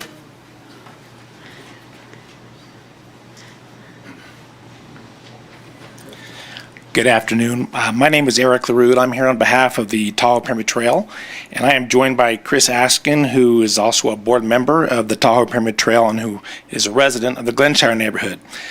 Janet Phillips, the president of the Tahoe Pyramid Trail, had a prior commitment and could not be here this afternoon. The Tahoe Pyramid Trail would like to see the bridges kept in place and upgraded if possible, because the Tahoe Pyramid Trail crosses those bridges as it travels through the Hirschdale Road corridor. When the TPT began the process of establishing the trail there, we understood the road was a public road. The Tahoe Pyramid Trail is seeking to establish a permanent easement along the Hirschdale Road corridor, and that was one of the recommendations that came out of the Hirschdale Recreation Working Group that Tricia put together and the county put together. We were one of the stakeholders, and we appreciated being involved with that. The Tahoe Pyramid Trail has built a single-track trail from east of the Hirschdale Road corridor all the way down to Florissant and then down to Verdi. A substantial amount of resources on trail planning and construction has been incurred. Many agencies and individuals have contributed substantial time, effort, and monies. Those agencies include the town of Truckee and the Truckee Donner Recreation and Park District. The total amount put toward this effort in building the trail in the canyon is about $3.6 million. There's no question that the Tahoe Pyramid Trail is a first-class trail that is very popular with Nevada County residents and many other people who visit here. And so we want to just keep working to make sure that trail stays intact. As I mentioned, we were a stakeholder in that recreation group. We are committed to continuing to work with all parties, including Nevada County, the pertinent landowners who are there in the area, the Forest Service, to come up with a solution that maximizes use of the area while being respectful of the rights of local property owners. We appreciate being able to be involved in this process. We look forward to continuing to stay engaged and working with the county to get that easement for the trail over those bridges that hopefully will stay intact. And we want to thank you for your time and consideration letting us speak today. Thank you. Thank you. Be careful on those little stands there, right behind you, Trish. Yeah, I think we moved it a little bit. Okay, great. Welcome.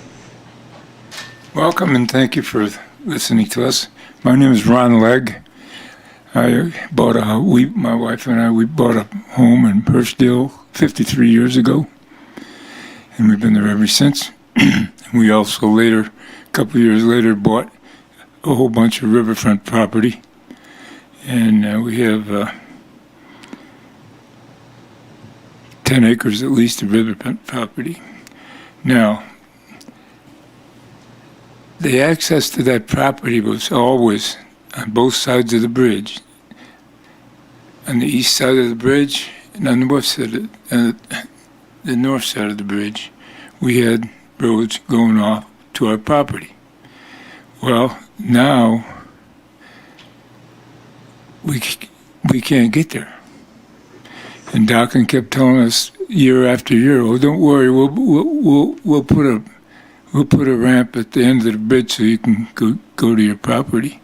Well, 2 or 3 months ago, we had a meeting, and they informed us that they can't do that anymore. So I'm really not happy, and it has nothing to do with you people. I'm just not happy that they're going to take our property. I have 5 acres on that one side of property, and it's buildable. It's passed the perk test. It's a nice piece of property. It's a beautiful spot, and I don't see how they think they can not. We've been talking about this bridge for years. They even with the monies they were going to pay us to put the temporary bridge on our property, they never asked us anything about how much they were going to pay us. And then all of a sudden we get this letter telling us they'd pay us a certain amount, and we didn't have anything to do about it. We didn't have any say in it at all.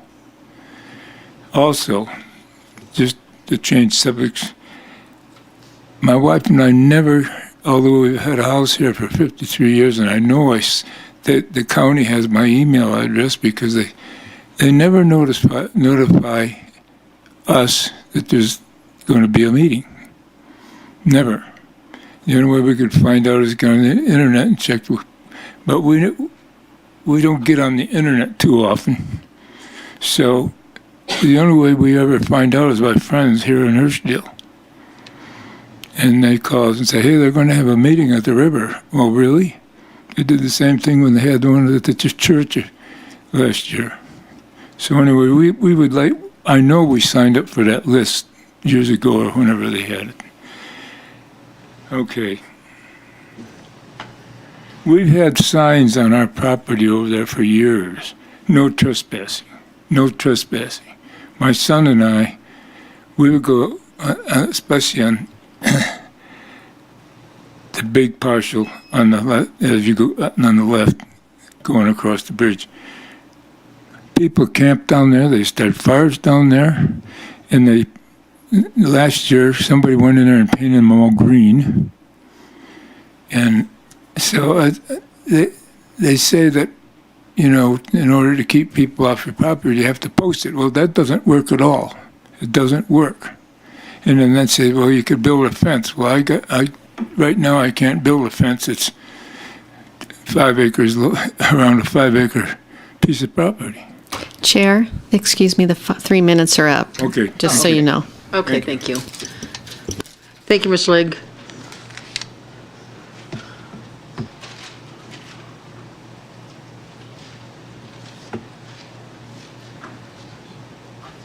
Hello, my name is Aaron Teese. I live in Glenshire. I specifically came to ask a question. I've never been able to get an answer. I've been to the forest office and so on, and it's about this side here, Florissant Avenue, that goes to the south of the river, and there's a parking shown here. I want to know what the access is for that currently, and is it open to public? Because when I go down there, that road runs into someone's house, and it's kind of intimidating and unclear if you're allowed to go farther down that road. I think it's called Iceland Road. I've never seen cars on there. I just wanted to clarify, do we have access currently to that road and to that parking area? And if not, is that part of the plan in the future? It'd be great to access the river from that side, and I've always wanted to go, you know, like backpacking into Mount Rose Wilderness from that area, but it's not at all clear if it's open. Thank you. Okay, thank you. Any other public comment? I think here we come. Here's a couple more.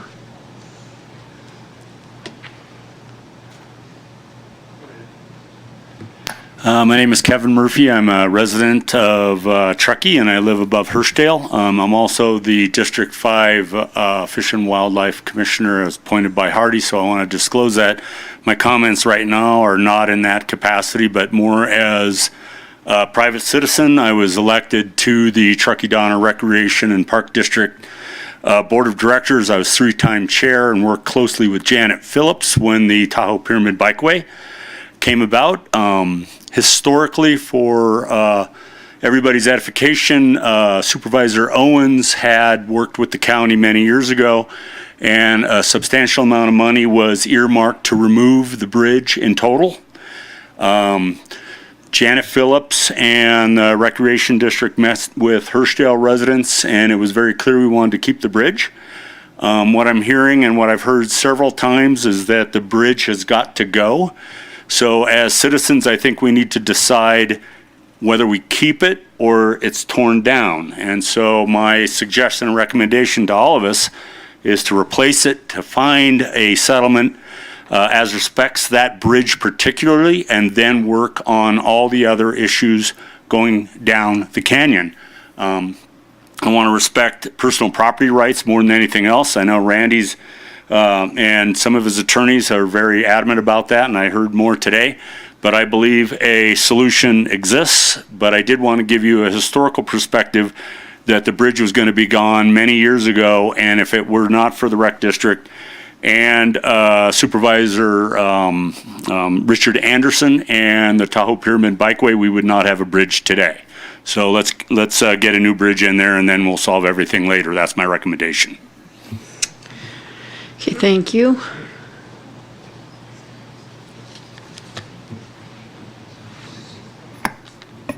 Hi, my name is Pete Rivara. I live in Hurstdale. I've been coming to Hurstdale since 1960 when I was 12 years old. My parents have had a cabin there. In 75, I moved to Hurstdale and I've been living there. And to answer the question of the gentleman before about access, there is no access. It's all private land. There is public land and fish and game at Juniper Creek, and there's fish and game at, that's not coming to me. Anyway, but there's no access to it. I'm here to support the landowners. Ron Legg is a landowner, and he knows how what he is saying is very true. People do not respect people's land, plain and simple. I've been using it since 1960, and I accept the fact that somebody bought it, and they do not want people going across their land. And if you owned it, I don't think you would want them either, because there's hundreds of people that want to go down there, and they make a mess down there. I've known at least 4 or 5 fires that were started below Randy's place down there. And what's going to happen if there's a fire, because people are going down there and they don't care. You know, they say they care, but they don't. You know, the majority of them, I'll be nice and say they do care, respect, but it only takes one person. And there's a fire started or something, my house burns down. Who's going to pay for building my house? Nobody. I'm out of luck, and it's a shame. Randy has tried to work with people. As far as the bike trail, they went and put the bike trail in without the correct easements. Now that's wrong. They knew it, but nobody else knew it. And it wasn't until Randy got it that he found out about that. And now you guys are wanting, there's no parking anywhere unless you were able to buy land from somebody to have the parking. And you guys are wanting to let hundreds of people go down there, and it's inconvenient for us because we got to deal with them. And I'm lucky I'm not on the river. I'm across the street from the river, but I have to look at it. It's a beautiful place, and down the canyon, it's gorgeous. But the river is public. Grant you, they could get to the river, they could go up to Boca underneath the highway bridge and get to the river. But they don't want that. They want to be able to come down the river, get out of the river, walk across Randy's property to get out, to get to the car, to get out where they don't have any parking. So Pete, thank you so much for your thank you comments. very much. Thank you, Pete. Come on up.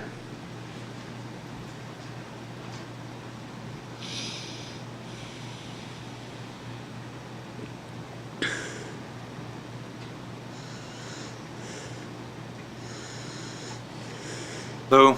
Good afternoon. Good afternoon. Thanks for holding this meeting and addressing this topic. Been a resident of Truckee since the late 90s and accessing that part of the property since I worked for the Forest Service at the same time. And I want to say I do respect the Andreessens and Metzger's property rights. I haven't been down there since I found out it was private property. What I'm here to ask is, we've already spent a substantial amount of money on this bridge. This gentleman here mentioned that money was earmarked for it. I think that was probably, 5-10 years ago, with the idea that it was going to provide public access. As a community, everybody still thought that was public access when it was SP's land. Now that there is no public access, I don't know why we're going to spend all the taxpayers' money on a bridge to nowhere. It just doesn't make sense to me. Like, we earmarked that government money for people to access. We have a piece of land out there that's California Fish and Game, I believe on both sides, and can we negotiate an access to that piece of land for fishermen, for cyclists, for boaters, to access public land before we spend public money on a bridge that's only going to be accessed to private land? That's all I got. Okay, thank you.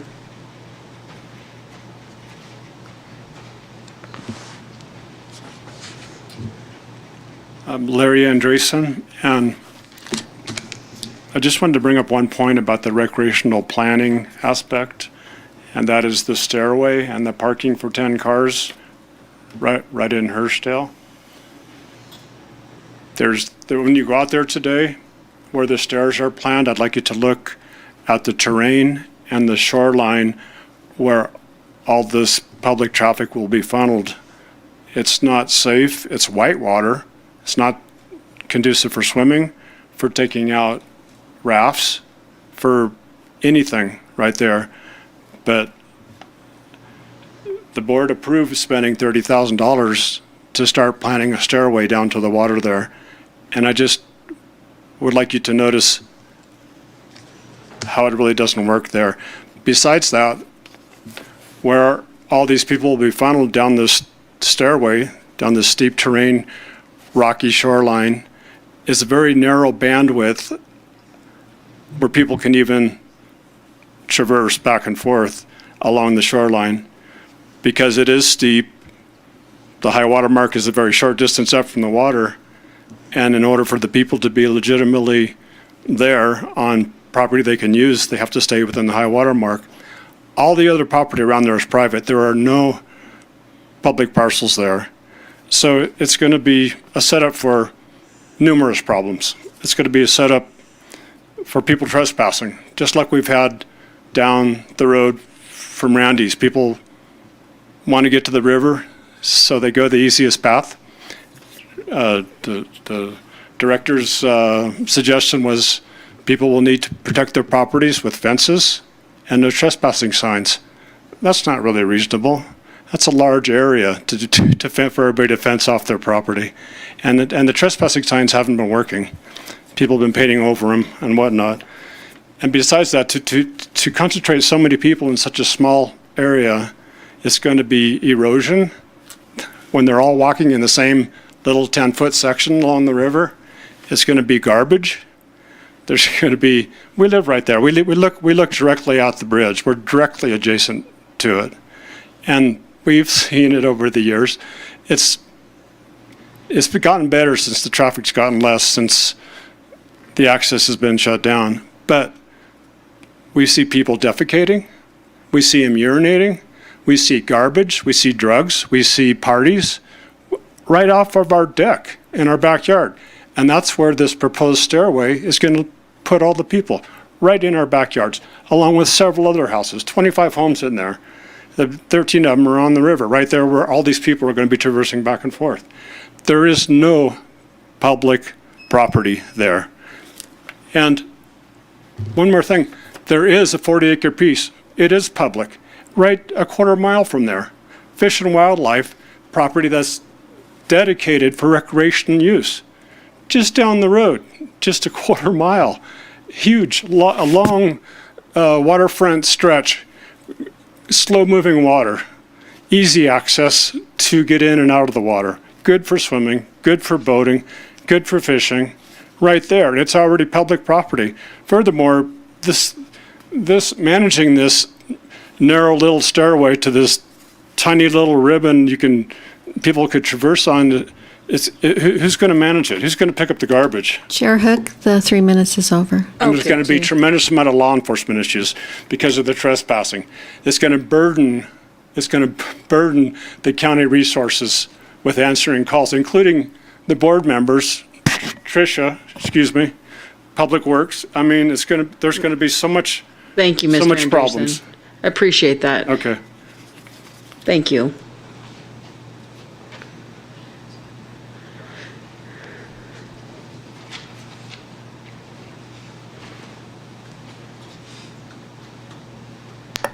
Chris Askin, we got our house in Glenshire 34 years ago. As with many people, I worked most of my career in Reno, and so about 25 years ago I started biking back and forth.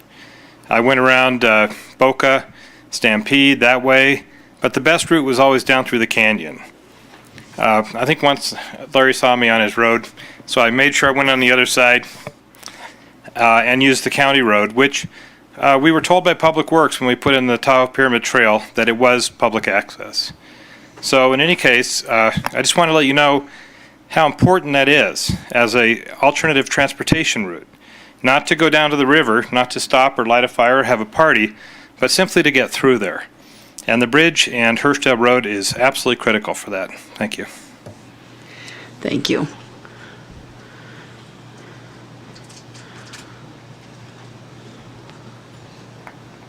My name's Cheryl Andreessen, and I just want to bring up the fact that I've heard multiple times today that funding for the bridges was just established in 2016.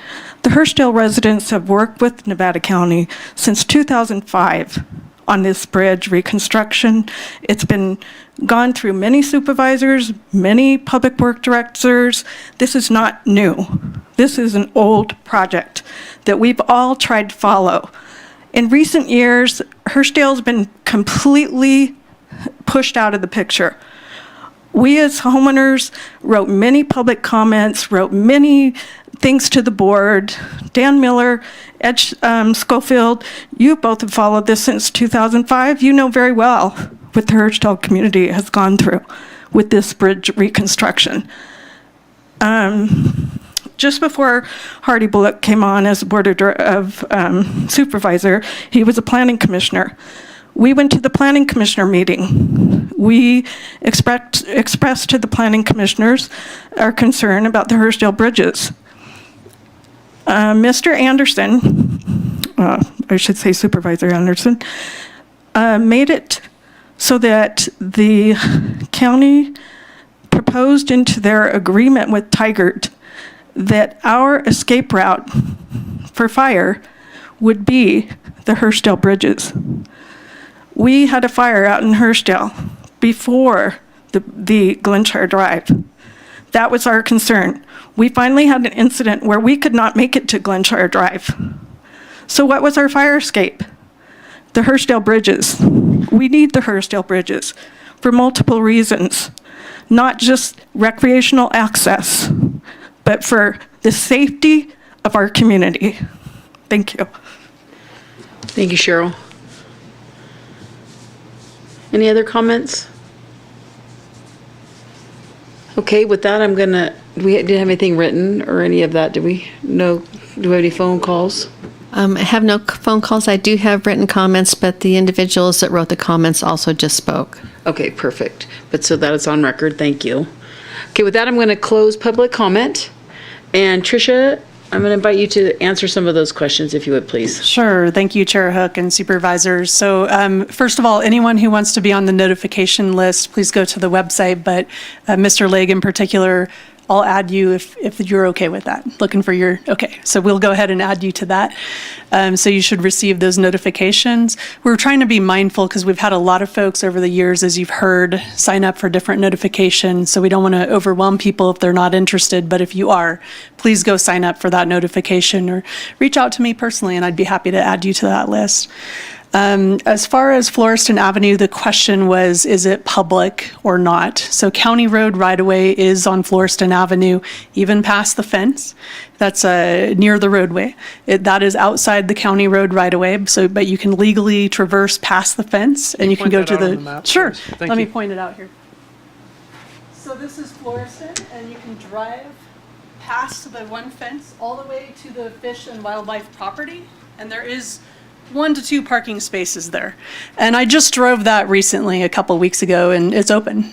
You can go all the way to, there's a gate on Iceland and that gate is really the end of the public access there. So that should answer that question. As far as the stairway for the bridge, that's a state requirement that we provide access to the public waterway. And so that's why we had to add that stairway in and why the board, I believe, voted to allow us to take a look at the design. The bridge has not yet come to the board for authorization to bid, and that will be another opportunity for the public to provide comment and for us to discuss that in more detail and show you the plans at that point and everything else. And then access on Hirschdale Road. So this is, if you go over the bridge and you're heading towards our closed landfill properties, and we'll go out there right after this. But we're still working with the Forest Service. They finally finished their field survey out there, and so they've reestablished some survey control monuments. And our county surveyor is working with them to get their data so he can go out and mark our property lines. So we're hoping that there's still access there, and if not, we can go to other plans to try to establish permanent access for the Tahoe Pyramid Trail. So I think that answers most of the questions, other than issues with negotiating for appraisals and so forth. We'll have to talk privately with the property owners about that. Okay, so when they made one comment, Tricia, I know, because I know that this has been going on a long time too, about there's a different access. I mean, I'm watching this play out with Edwards Crossing, right? It's a bridge that has a necessity, moving it, leaving it. So how did that play into here? So the bridges have been in the Nevada County Capital Improvement Plan for quite a long time, has been mentioned here. It's already been decided that we're going forward with these bridge replacements and or rehabilitation. So we applied for those highway bridge program funds. The funds, however, nationwide have been oversubscribed. Fortunately, this project or these projects are now in the forefront of that funding. So we're competing nationwide for these funds, right? So we're ready to go. We're expecting to get the funding fully provided or obligated, this year and or beginning of next year. And this is a great opportunity for us to replace these bridges. If we were to halt right now at this point, it would probably be another decade before we'd be talking about replacing the bridges, before we would be eligible again for the funding. And by then, the bridges would probably have to be removed. Okay, this is interesting. I mean, I think there's lots of questions we'll still have when we get to see it. Right. So I got a question. Dan, go ahead.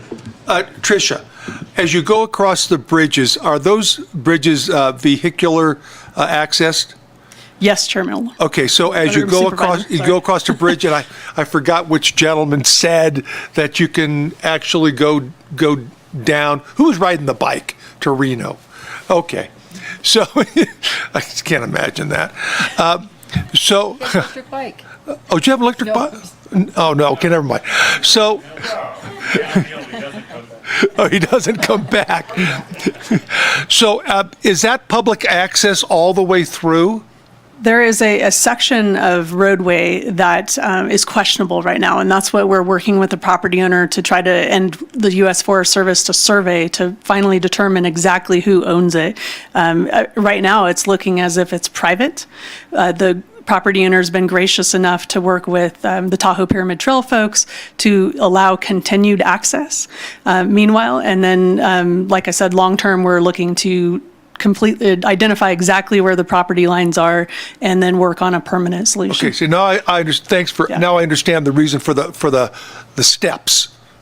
Well, the steps are different. So the steps will get you to the river from the bridge. The Tahoe Pyramid Trail goes over the bridges and continues all the way to Pyramid Lake. Randy's property. When people go across those bridges, where is his property located? Is it down to the right? Go straight ahead. Is it, pardon? Yeah, if you go across the bridges, it's on the left and right. And pretty much, I'm just going to really generalize this. If you go over the railroad bridge, I mean, most of that land is Randy's. Okay, all right. Not necessarily, but all of the land adjacent to the bridges in Hirschdale Road is private. And so the concern is whether that road has public access or not. The road has public access, and the U.S. Forest Service has verified the property lines. Okay, we got to kind of do this. We got a sidebar going on here let's we're not not do supposed to do. Okay, so we'll be able to see all that when we go out. We'll be able to point towards the direction of the Hirschdale Road and where the Tahoe Pyramid Trail goes along Hirschdale. You can drive down further to the end to where there's a gate, and you can turn around there. That's hasn't been advised for the public to go down that far because there's not really any great parking in that area. Right. So we're advising folks, if you're just wanting to visit, to recreate, to park either at Hinton and Hirschdale or before you come to the Hirschdale area. Okay. All right. Thank you. Okay, this is, I still am, I'm a hair confused though if it's private property on both sides. Yeah, so I'm really interested to, I drove it, but of course it doesn't talk to me when I go look. So I'm actually looking forward to this, this tour to see it and really feel it. So, anybody, Hardy, you have a question? Yeah, Trish, can you please point out the proposed location of the stairs on that map with the teal and purple? Sure. So I'll walk over to the map here, and it's right next to the riverway and the walkway, or the bridge. So it'd probably be right in this vicinity. Okay, and or that vicinity. We haven't determined that. and the Legs property is to the north of the purple portion. Correct, and the south, and the south. So you can see legs are listed here and here. Yeah. So the stairs are actually only going to go down to a section of property that's owned by the. It's going to go down to the Truckee River, which is a public waterway. Can the parking area double as an apron access to the Legs property?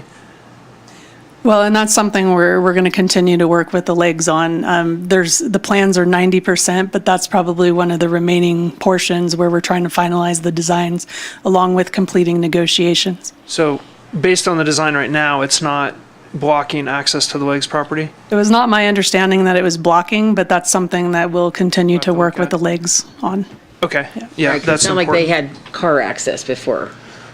There's many things going on there. There's some proposed, parking. There's how do the legs want the driveway exactly, and that could be part of the conflict. But again, that's in negotiations right now, so it's not really a public discussion at this point. Okay. Yeah. Okay. I have one more. Okay, Oh, Heidi? sorry. Go ahead. No, go ahead, sorry, Heidi. I'm sorry, I have Heidi. a couple more, but do you want to hit it? I just had one, and I'm trying to figure out. You have the blue dotted line that goes along the river on both sides. On that map, the one to your right. On to your far right. Yeah, in my book, so there's a blue dotted line that goes along both sides of the river and crosses the river. Is that all private property, and that's all one owner? The blue between the two blue dotted lines would be the county road right of way, and then it's private land behind that. But there is a section along the river, quite a big section on one side, and a smaller section on the other side. Actually, there's sections that it's land. It's not just a road. So our county road right-of-way varies, but there's portions that are 80 feet wide, and the road and the bridge, for example, are not centered in that, which is common. And so you might see different widths of county public road right-of-way between the bridge, or on either side of the bridge. I know, I think what Heidi's goes saying is further all, north. so if you North. look in the middle, It's pretty Heidi, far up. they're not connected at the road, right? That's what you're looking at. See, they're not connected. That's the easement, the road right away. The rest of it is all private. The blue lines are private property, right?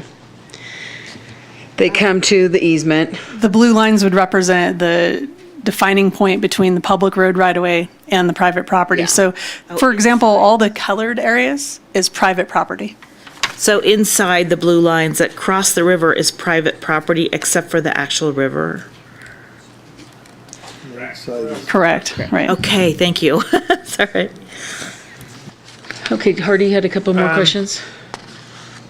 Can you just describe the survey process and what phase we're in and when the county is going to be utilizing the data and when it will return back with some sort of definitive understanding of where the corners are and who owns what? So Supervisor Bullock is, I believe, discussing the end of Hirschdale Road down where the county landfill properties are. And so my understanding, the U.S. Forest Service just completed their field survey work on August 11th. They're working on putting together their formal documentation, which will be in the format of a record of survey. And that'll be filed with our county surveyor. He'll review it. And after reviewing it, and making sure it's all correct, we'll approve it. That'll then be a public document for anyone to take a look at. At the same time, our county surveyor has reached out to the Forest Service to try to get their field notes in advance so that he can see if he can go out and mark our property lines. We're hoping to have all that completed by the end of September. But as you know, we work very well with our Forest Service partners, but certainly can't control their timelines. Right, but their contribution to this process is done right now? Well, as far as the field survey work, they still need to complete their record of survey map and then submit that for review and approval. Okay, thank you. And then, can you just describe for me the notification process that goes out when we have, this is informational only, so we're not making any decisions today. That's part of what goes into that, but can you just describe your outreach process? Sure. So with any board meeting, it's publicly noticed, and I know you can sign up to receive notifications for the board meeting. In addition to that, we also sent out a notification to anyone and everyone who has signed up for our recreational notification list. And that's because really this area really helped us form that notification list, and we're starting to use it for the whole recreation and resiliency master plan. It's been a very useful tool for anything and everything recreation. So that was the process for notification. When we get into the recreation and resiliency plan, that's where we want to work with our consultant to have a much more robust notification process for the public. We want to hold public workshops and so forth. I don't have the details on that right now. Like I mentioned earlier, we're hoping to bring to the board a recommendation to enter into a contract with a consultant in September. And part of that contract is to form and finalize the public outreach and plan, basically. Okay. Chair, excuse me, Chair Hook, I just need to report from the town of Truckee that they do have a closed session meeting starting at 4 o'clock. And we're coming up to that, just so you're aware. Okay, thank you. Can you answer just one more quick question, and I'll be quiet. There was a lot of discussion about the purpose of reconstructing these bridges is based on recreation access. But can you describe the methodology that got us to the point where this is, a serious consideration? Sure. And as mentioned during public comment, there's been a lot of discussion about these bridges over the years, and dare I say the decades, right? So where I'll start is really with the CEQA document, and that's really where you dive into the details. You really start talking about what are all the benefits, what are all the impacts, that kind of thing. In that document, which is available on our website, you'll see that not only was recreation one of the uses of these bridges, access to the county landfill land, the state and federal lands, the private lands, and not just the lands right abutting Hirschdale, but also Hinton. Hinton Road connects to it too. The other issue that I recall being discussed was also emergency evacuation, as was mentioned during public comment. So those are probably the largest highlights of the purpose for the bridge replacements. Okay, thank you. Okay, if there are no other questions from the board, I think our next adventure will be to the tour. I will not be adjourning the meeting until the end of our tour. But again, I want to reiterate, there will be no public comment at the site. And we can still have some discussion, but there's no action there. So that's where we're headed for the end of this. I want to tell you all thank you very much for coming. And for anybody else out there, it's been a delight being here in Truckee today. And thank you for hosting this. And we look forward to coming back here again soon. And glad to have you all and be here and get to socialize a little bit. So thank you. With that, we'll go to our tour. And then again, like I said, we'll adjourn the meeting from our tour.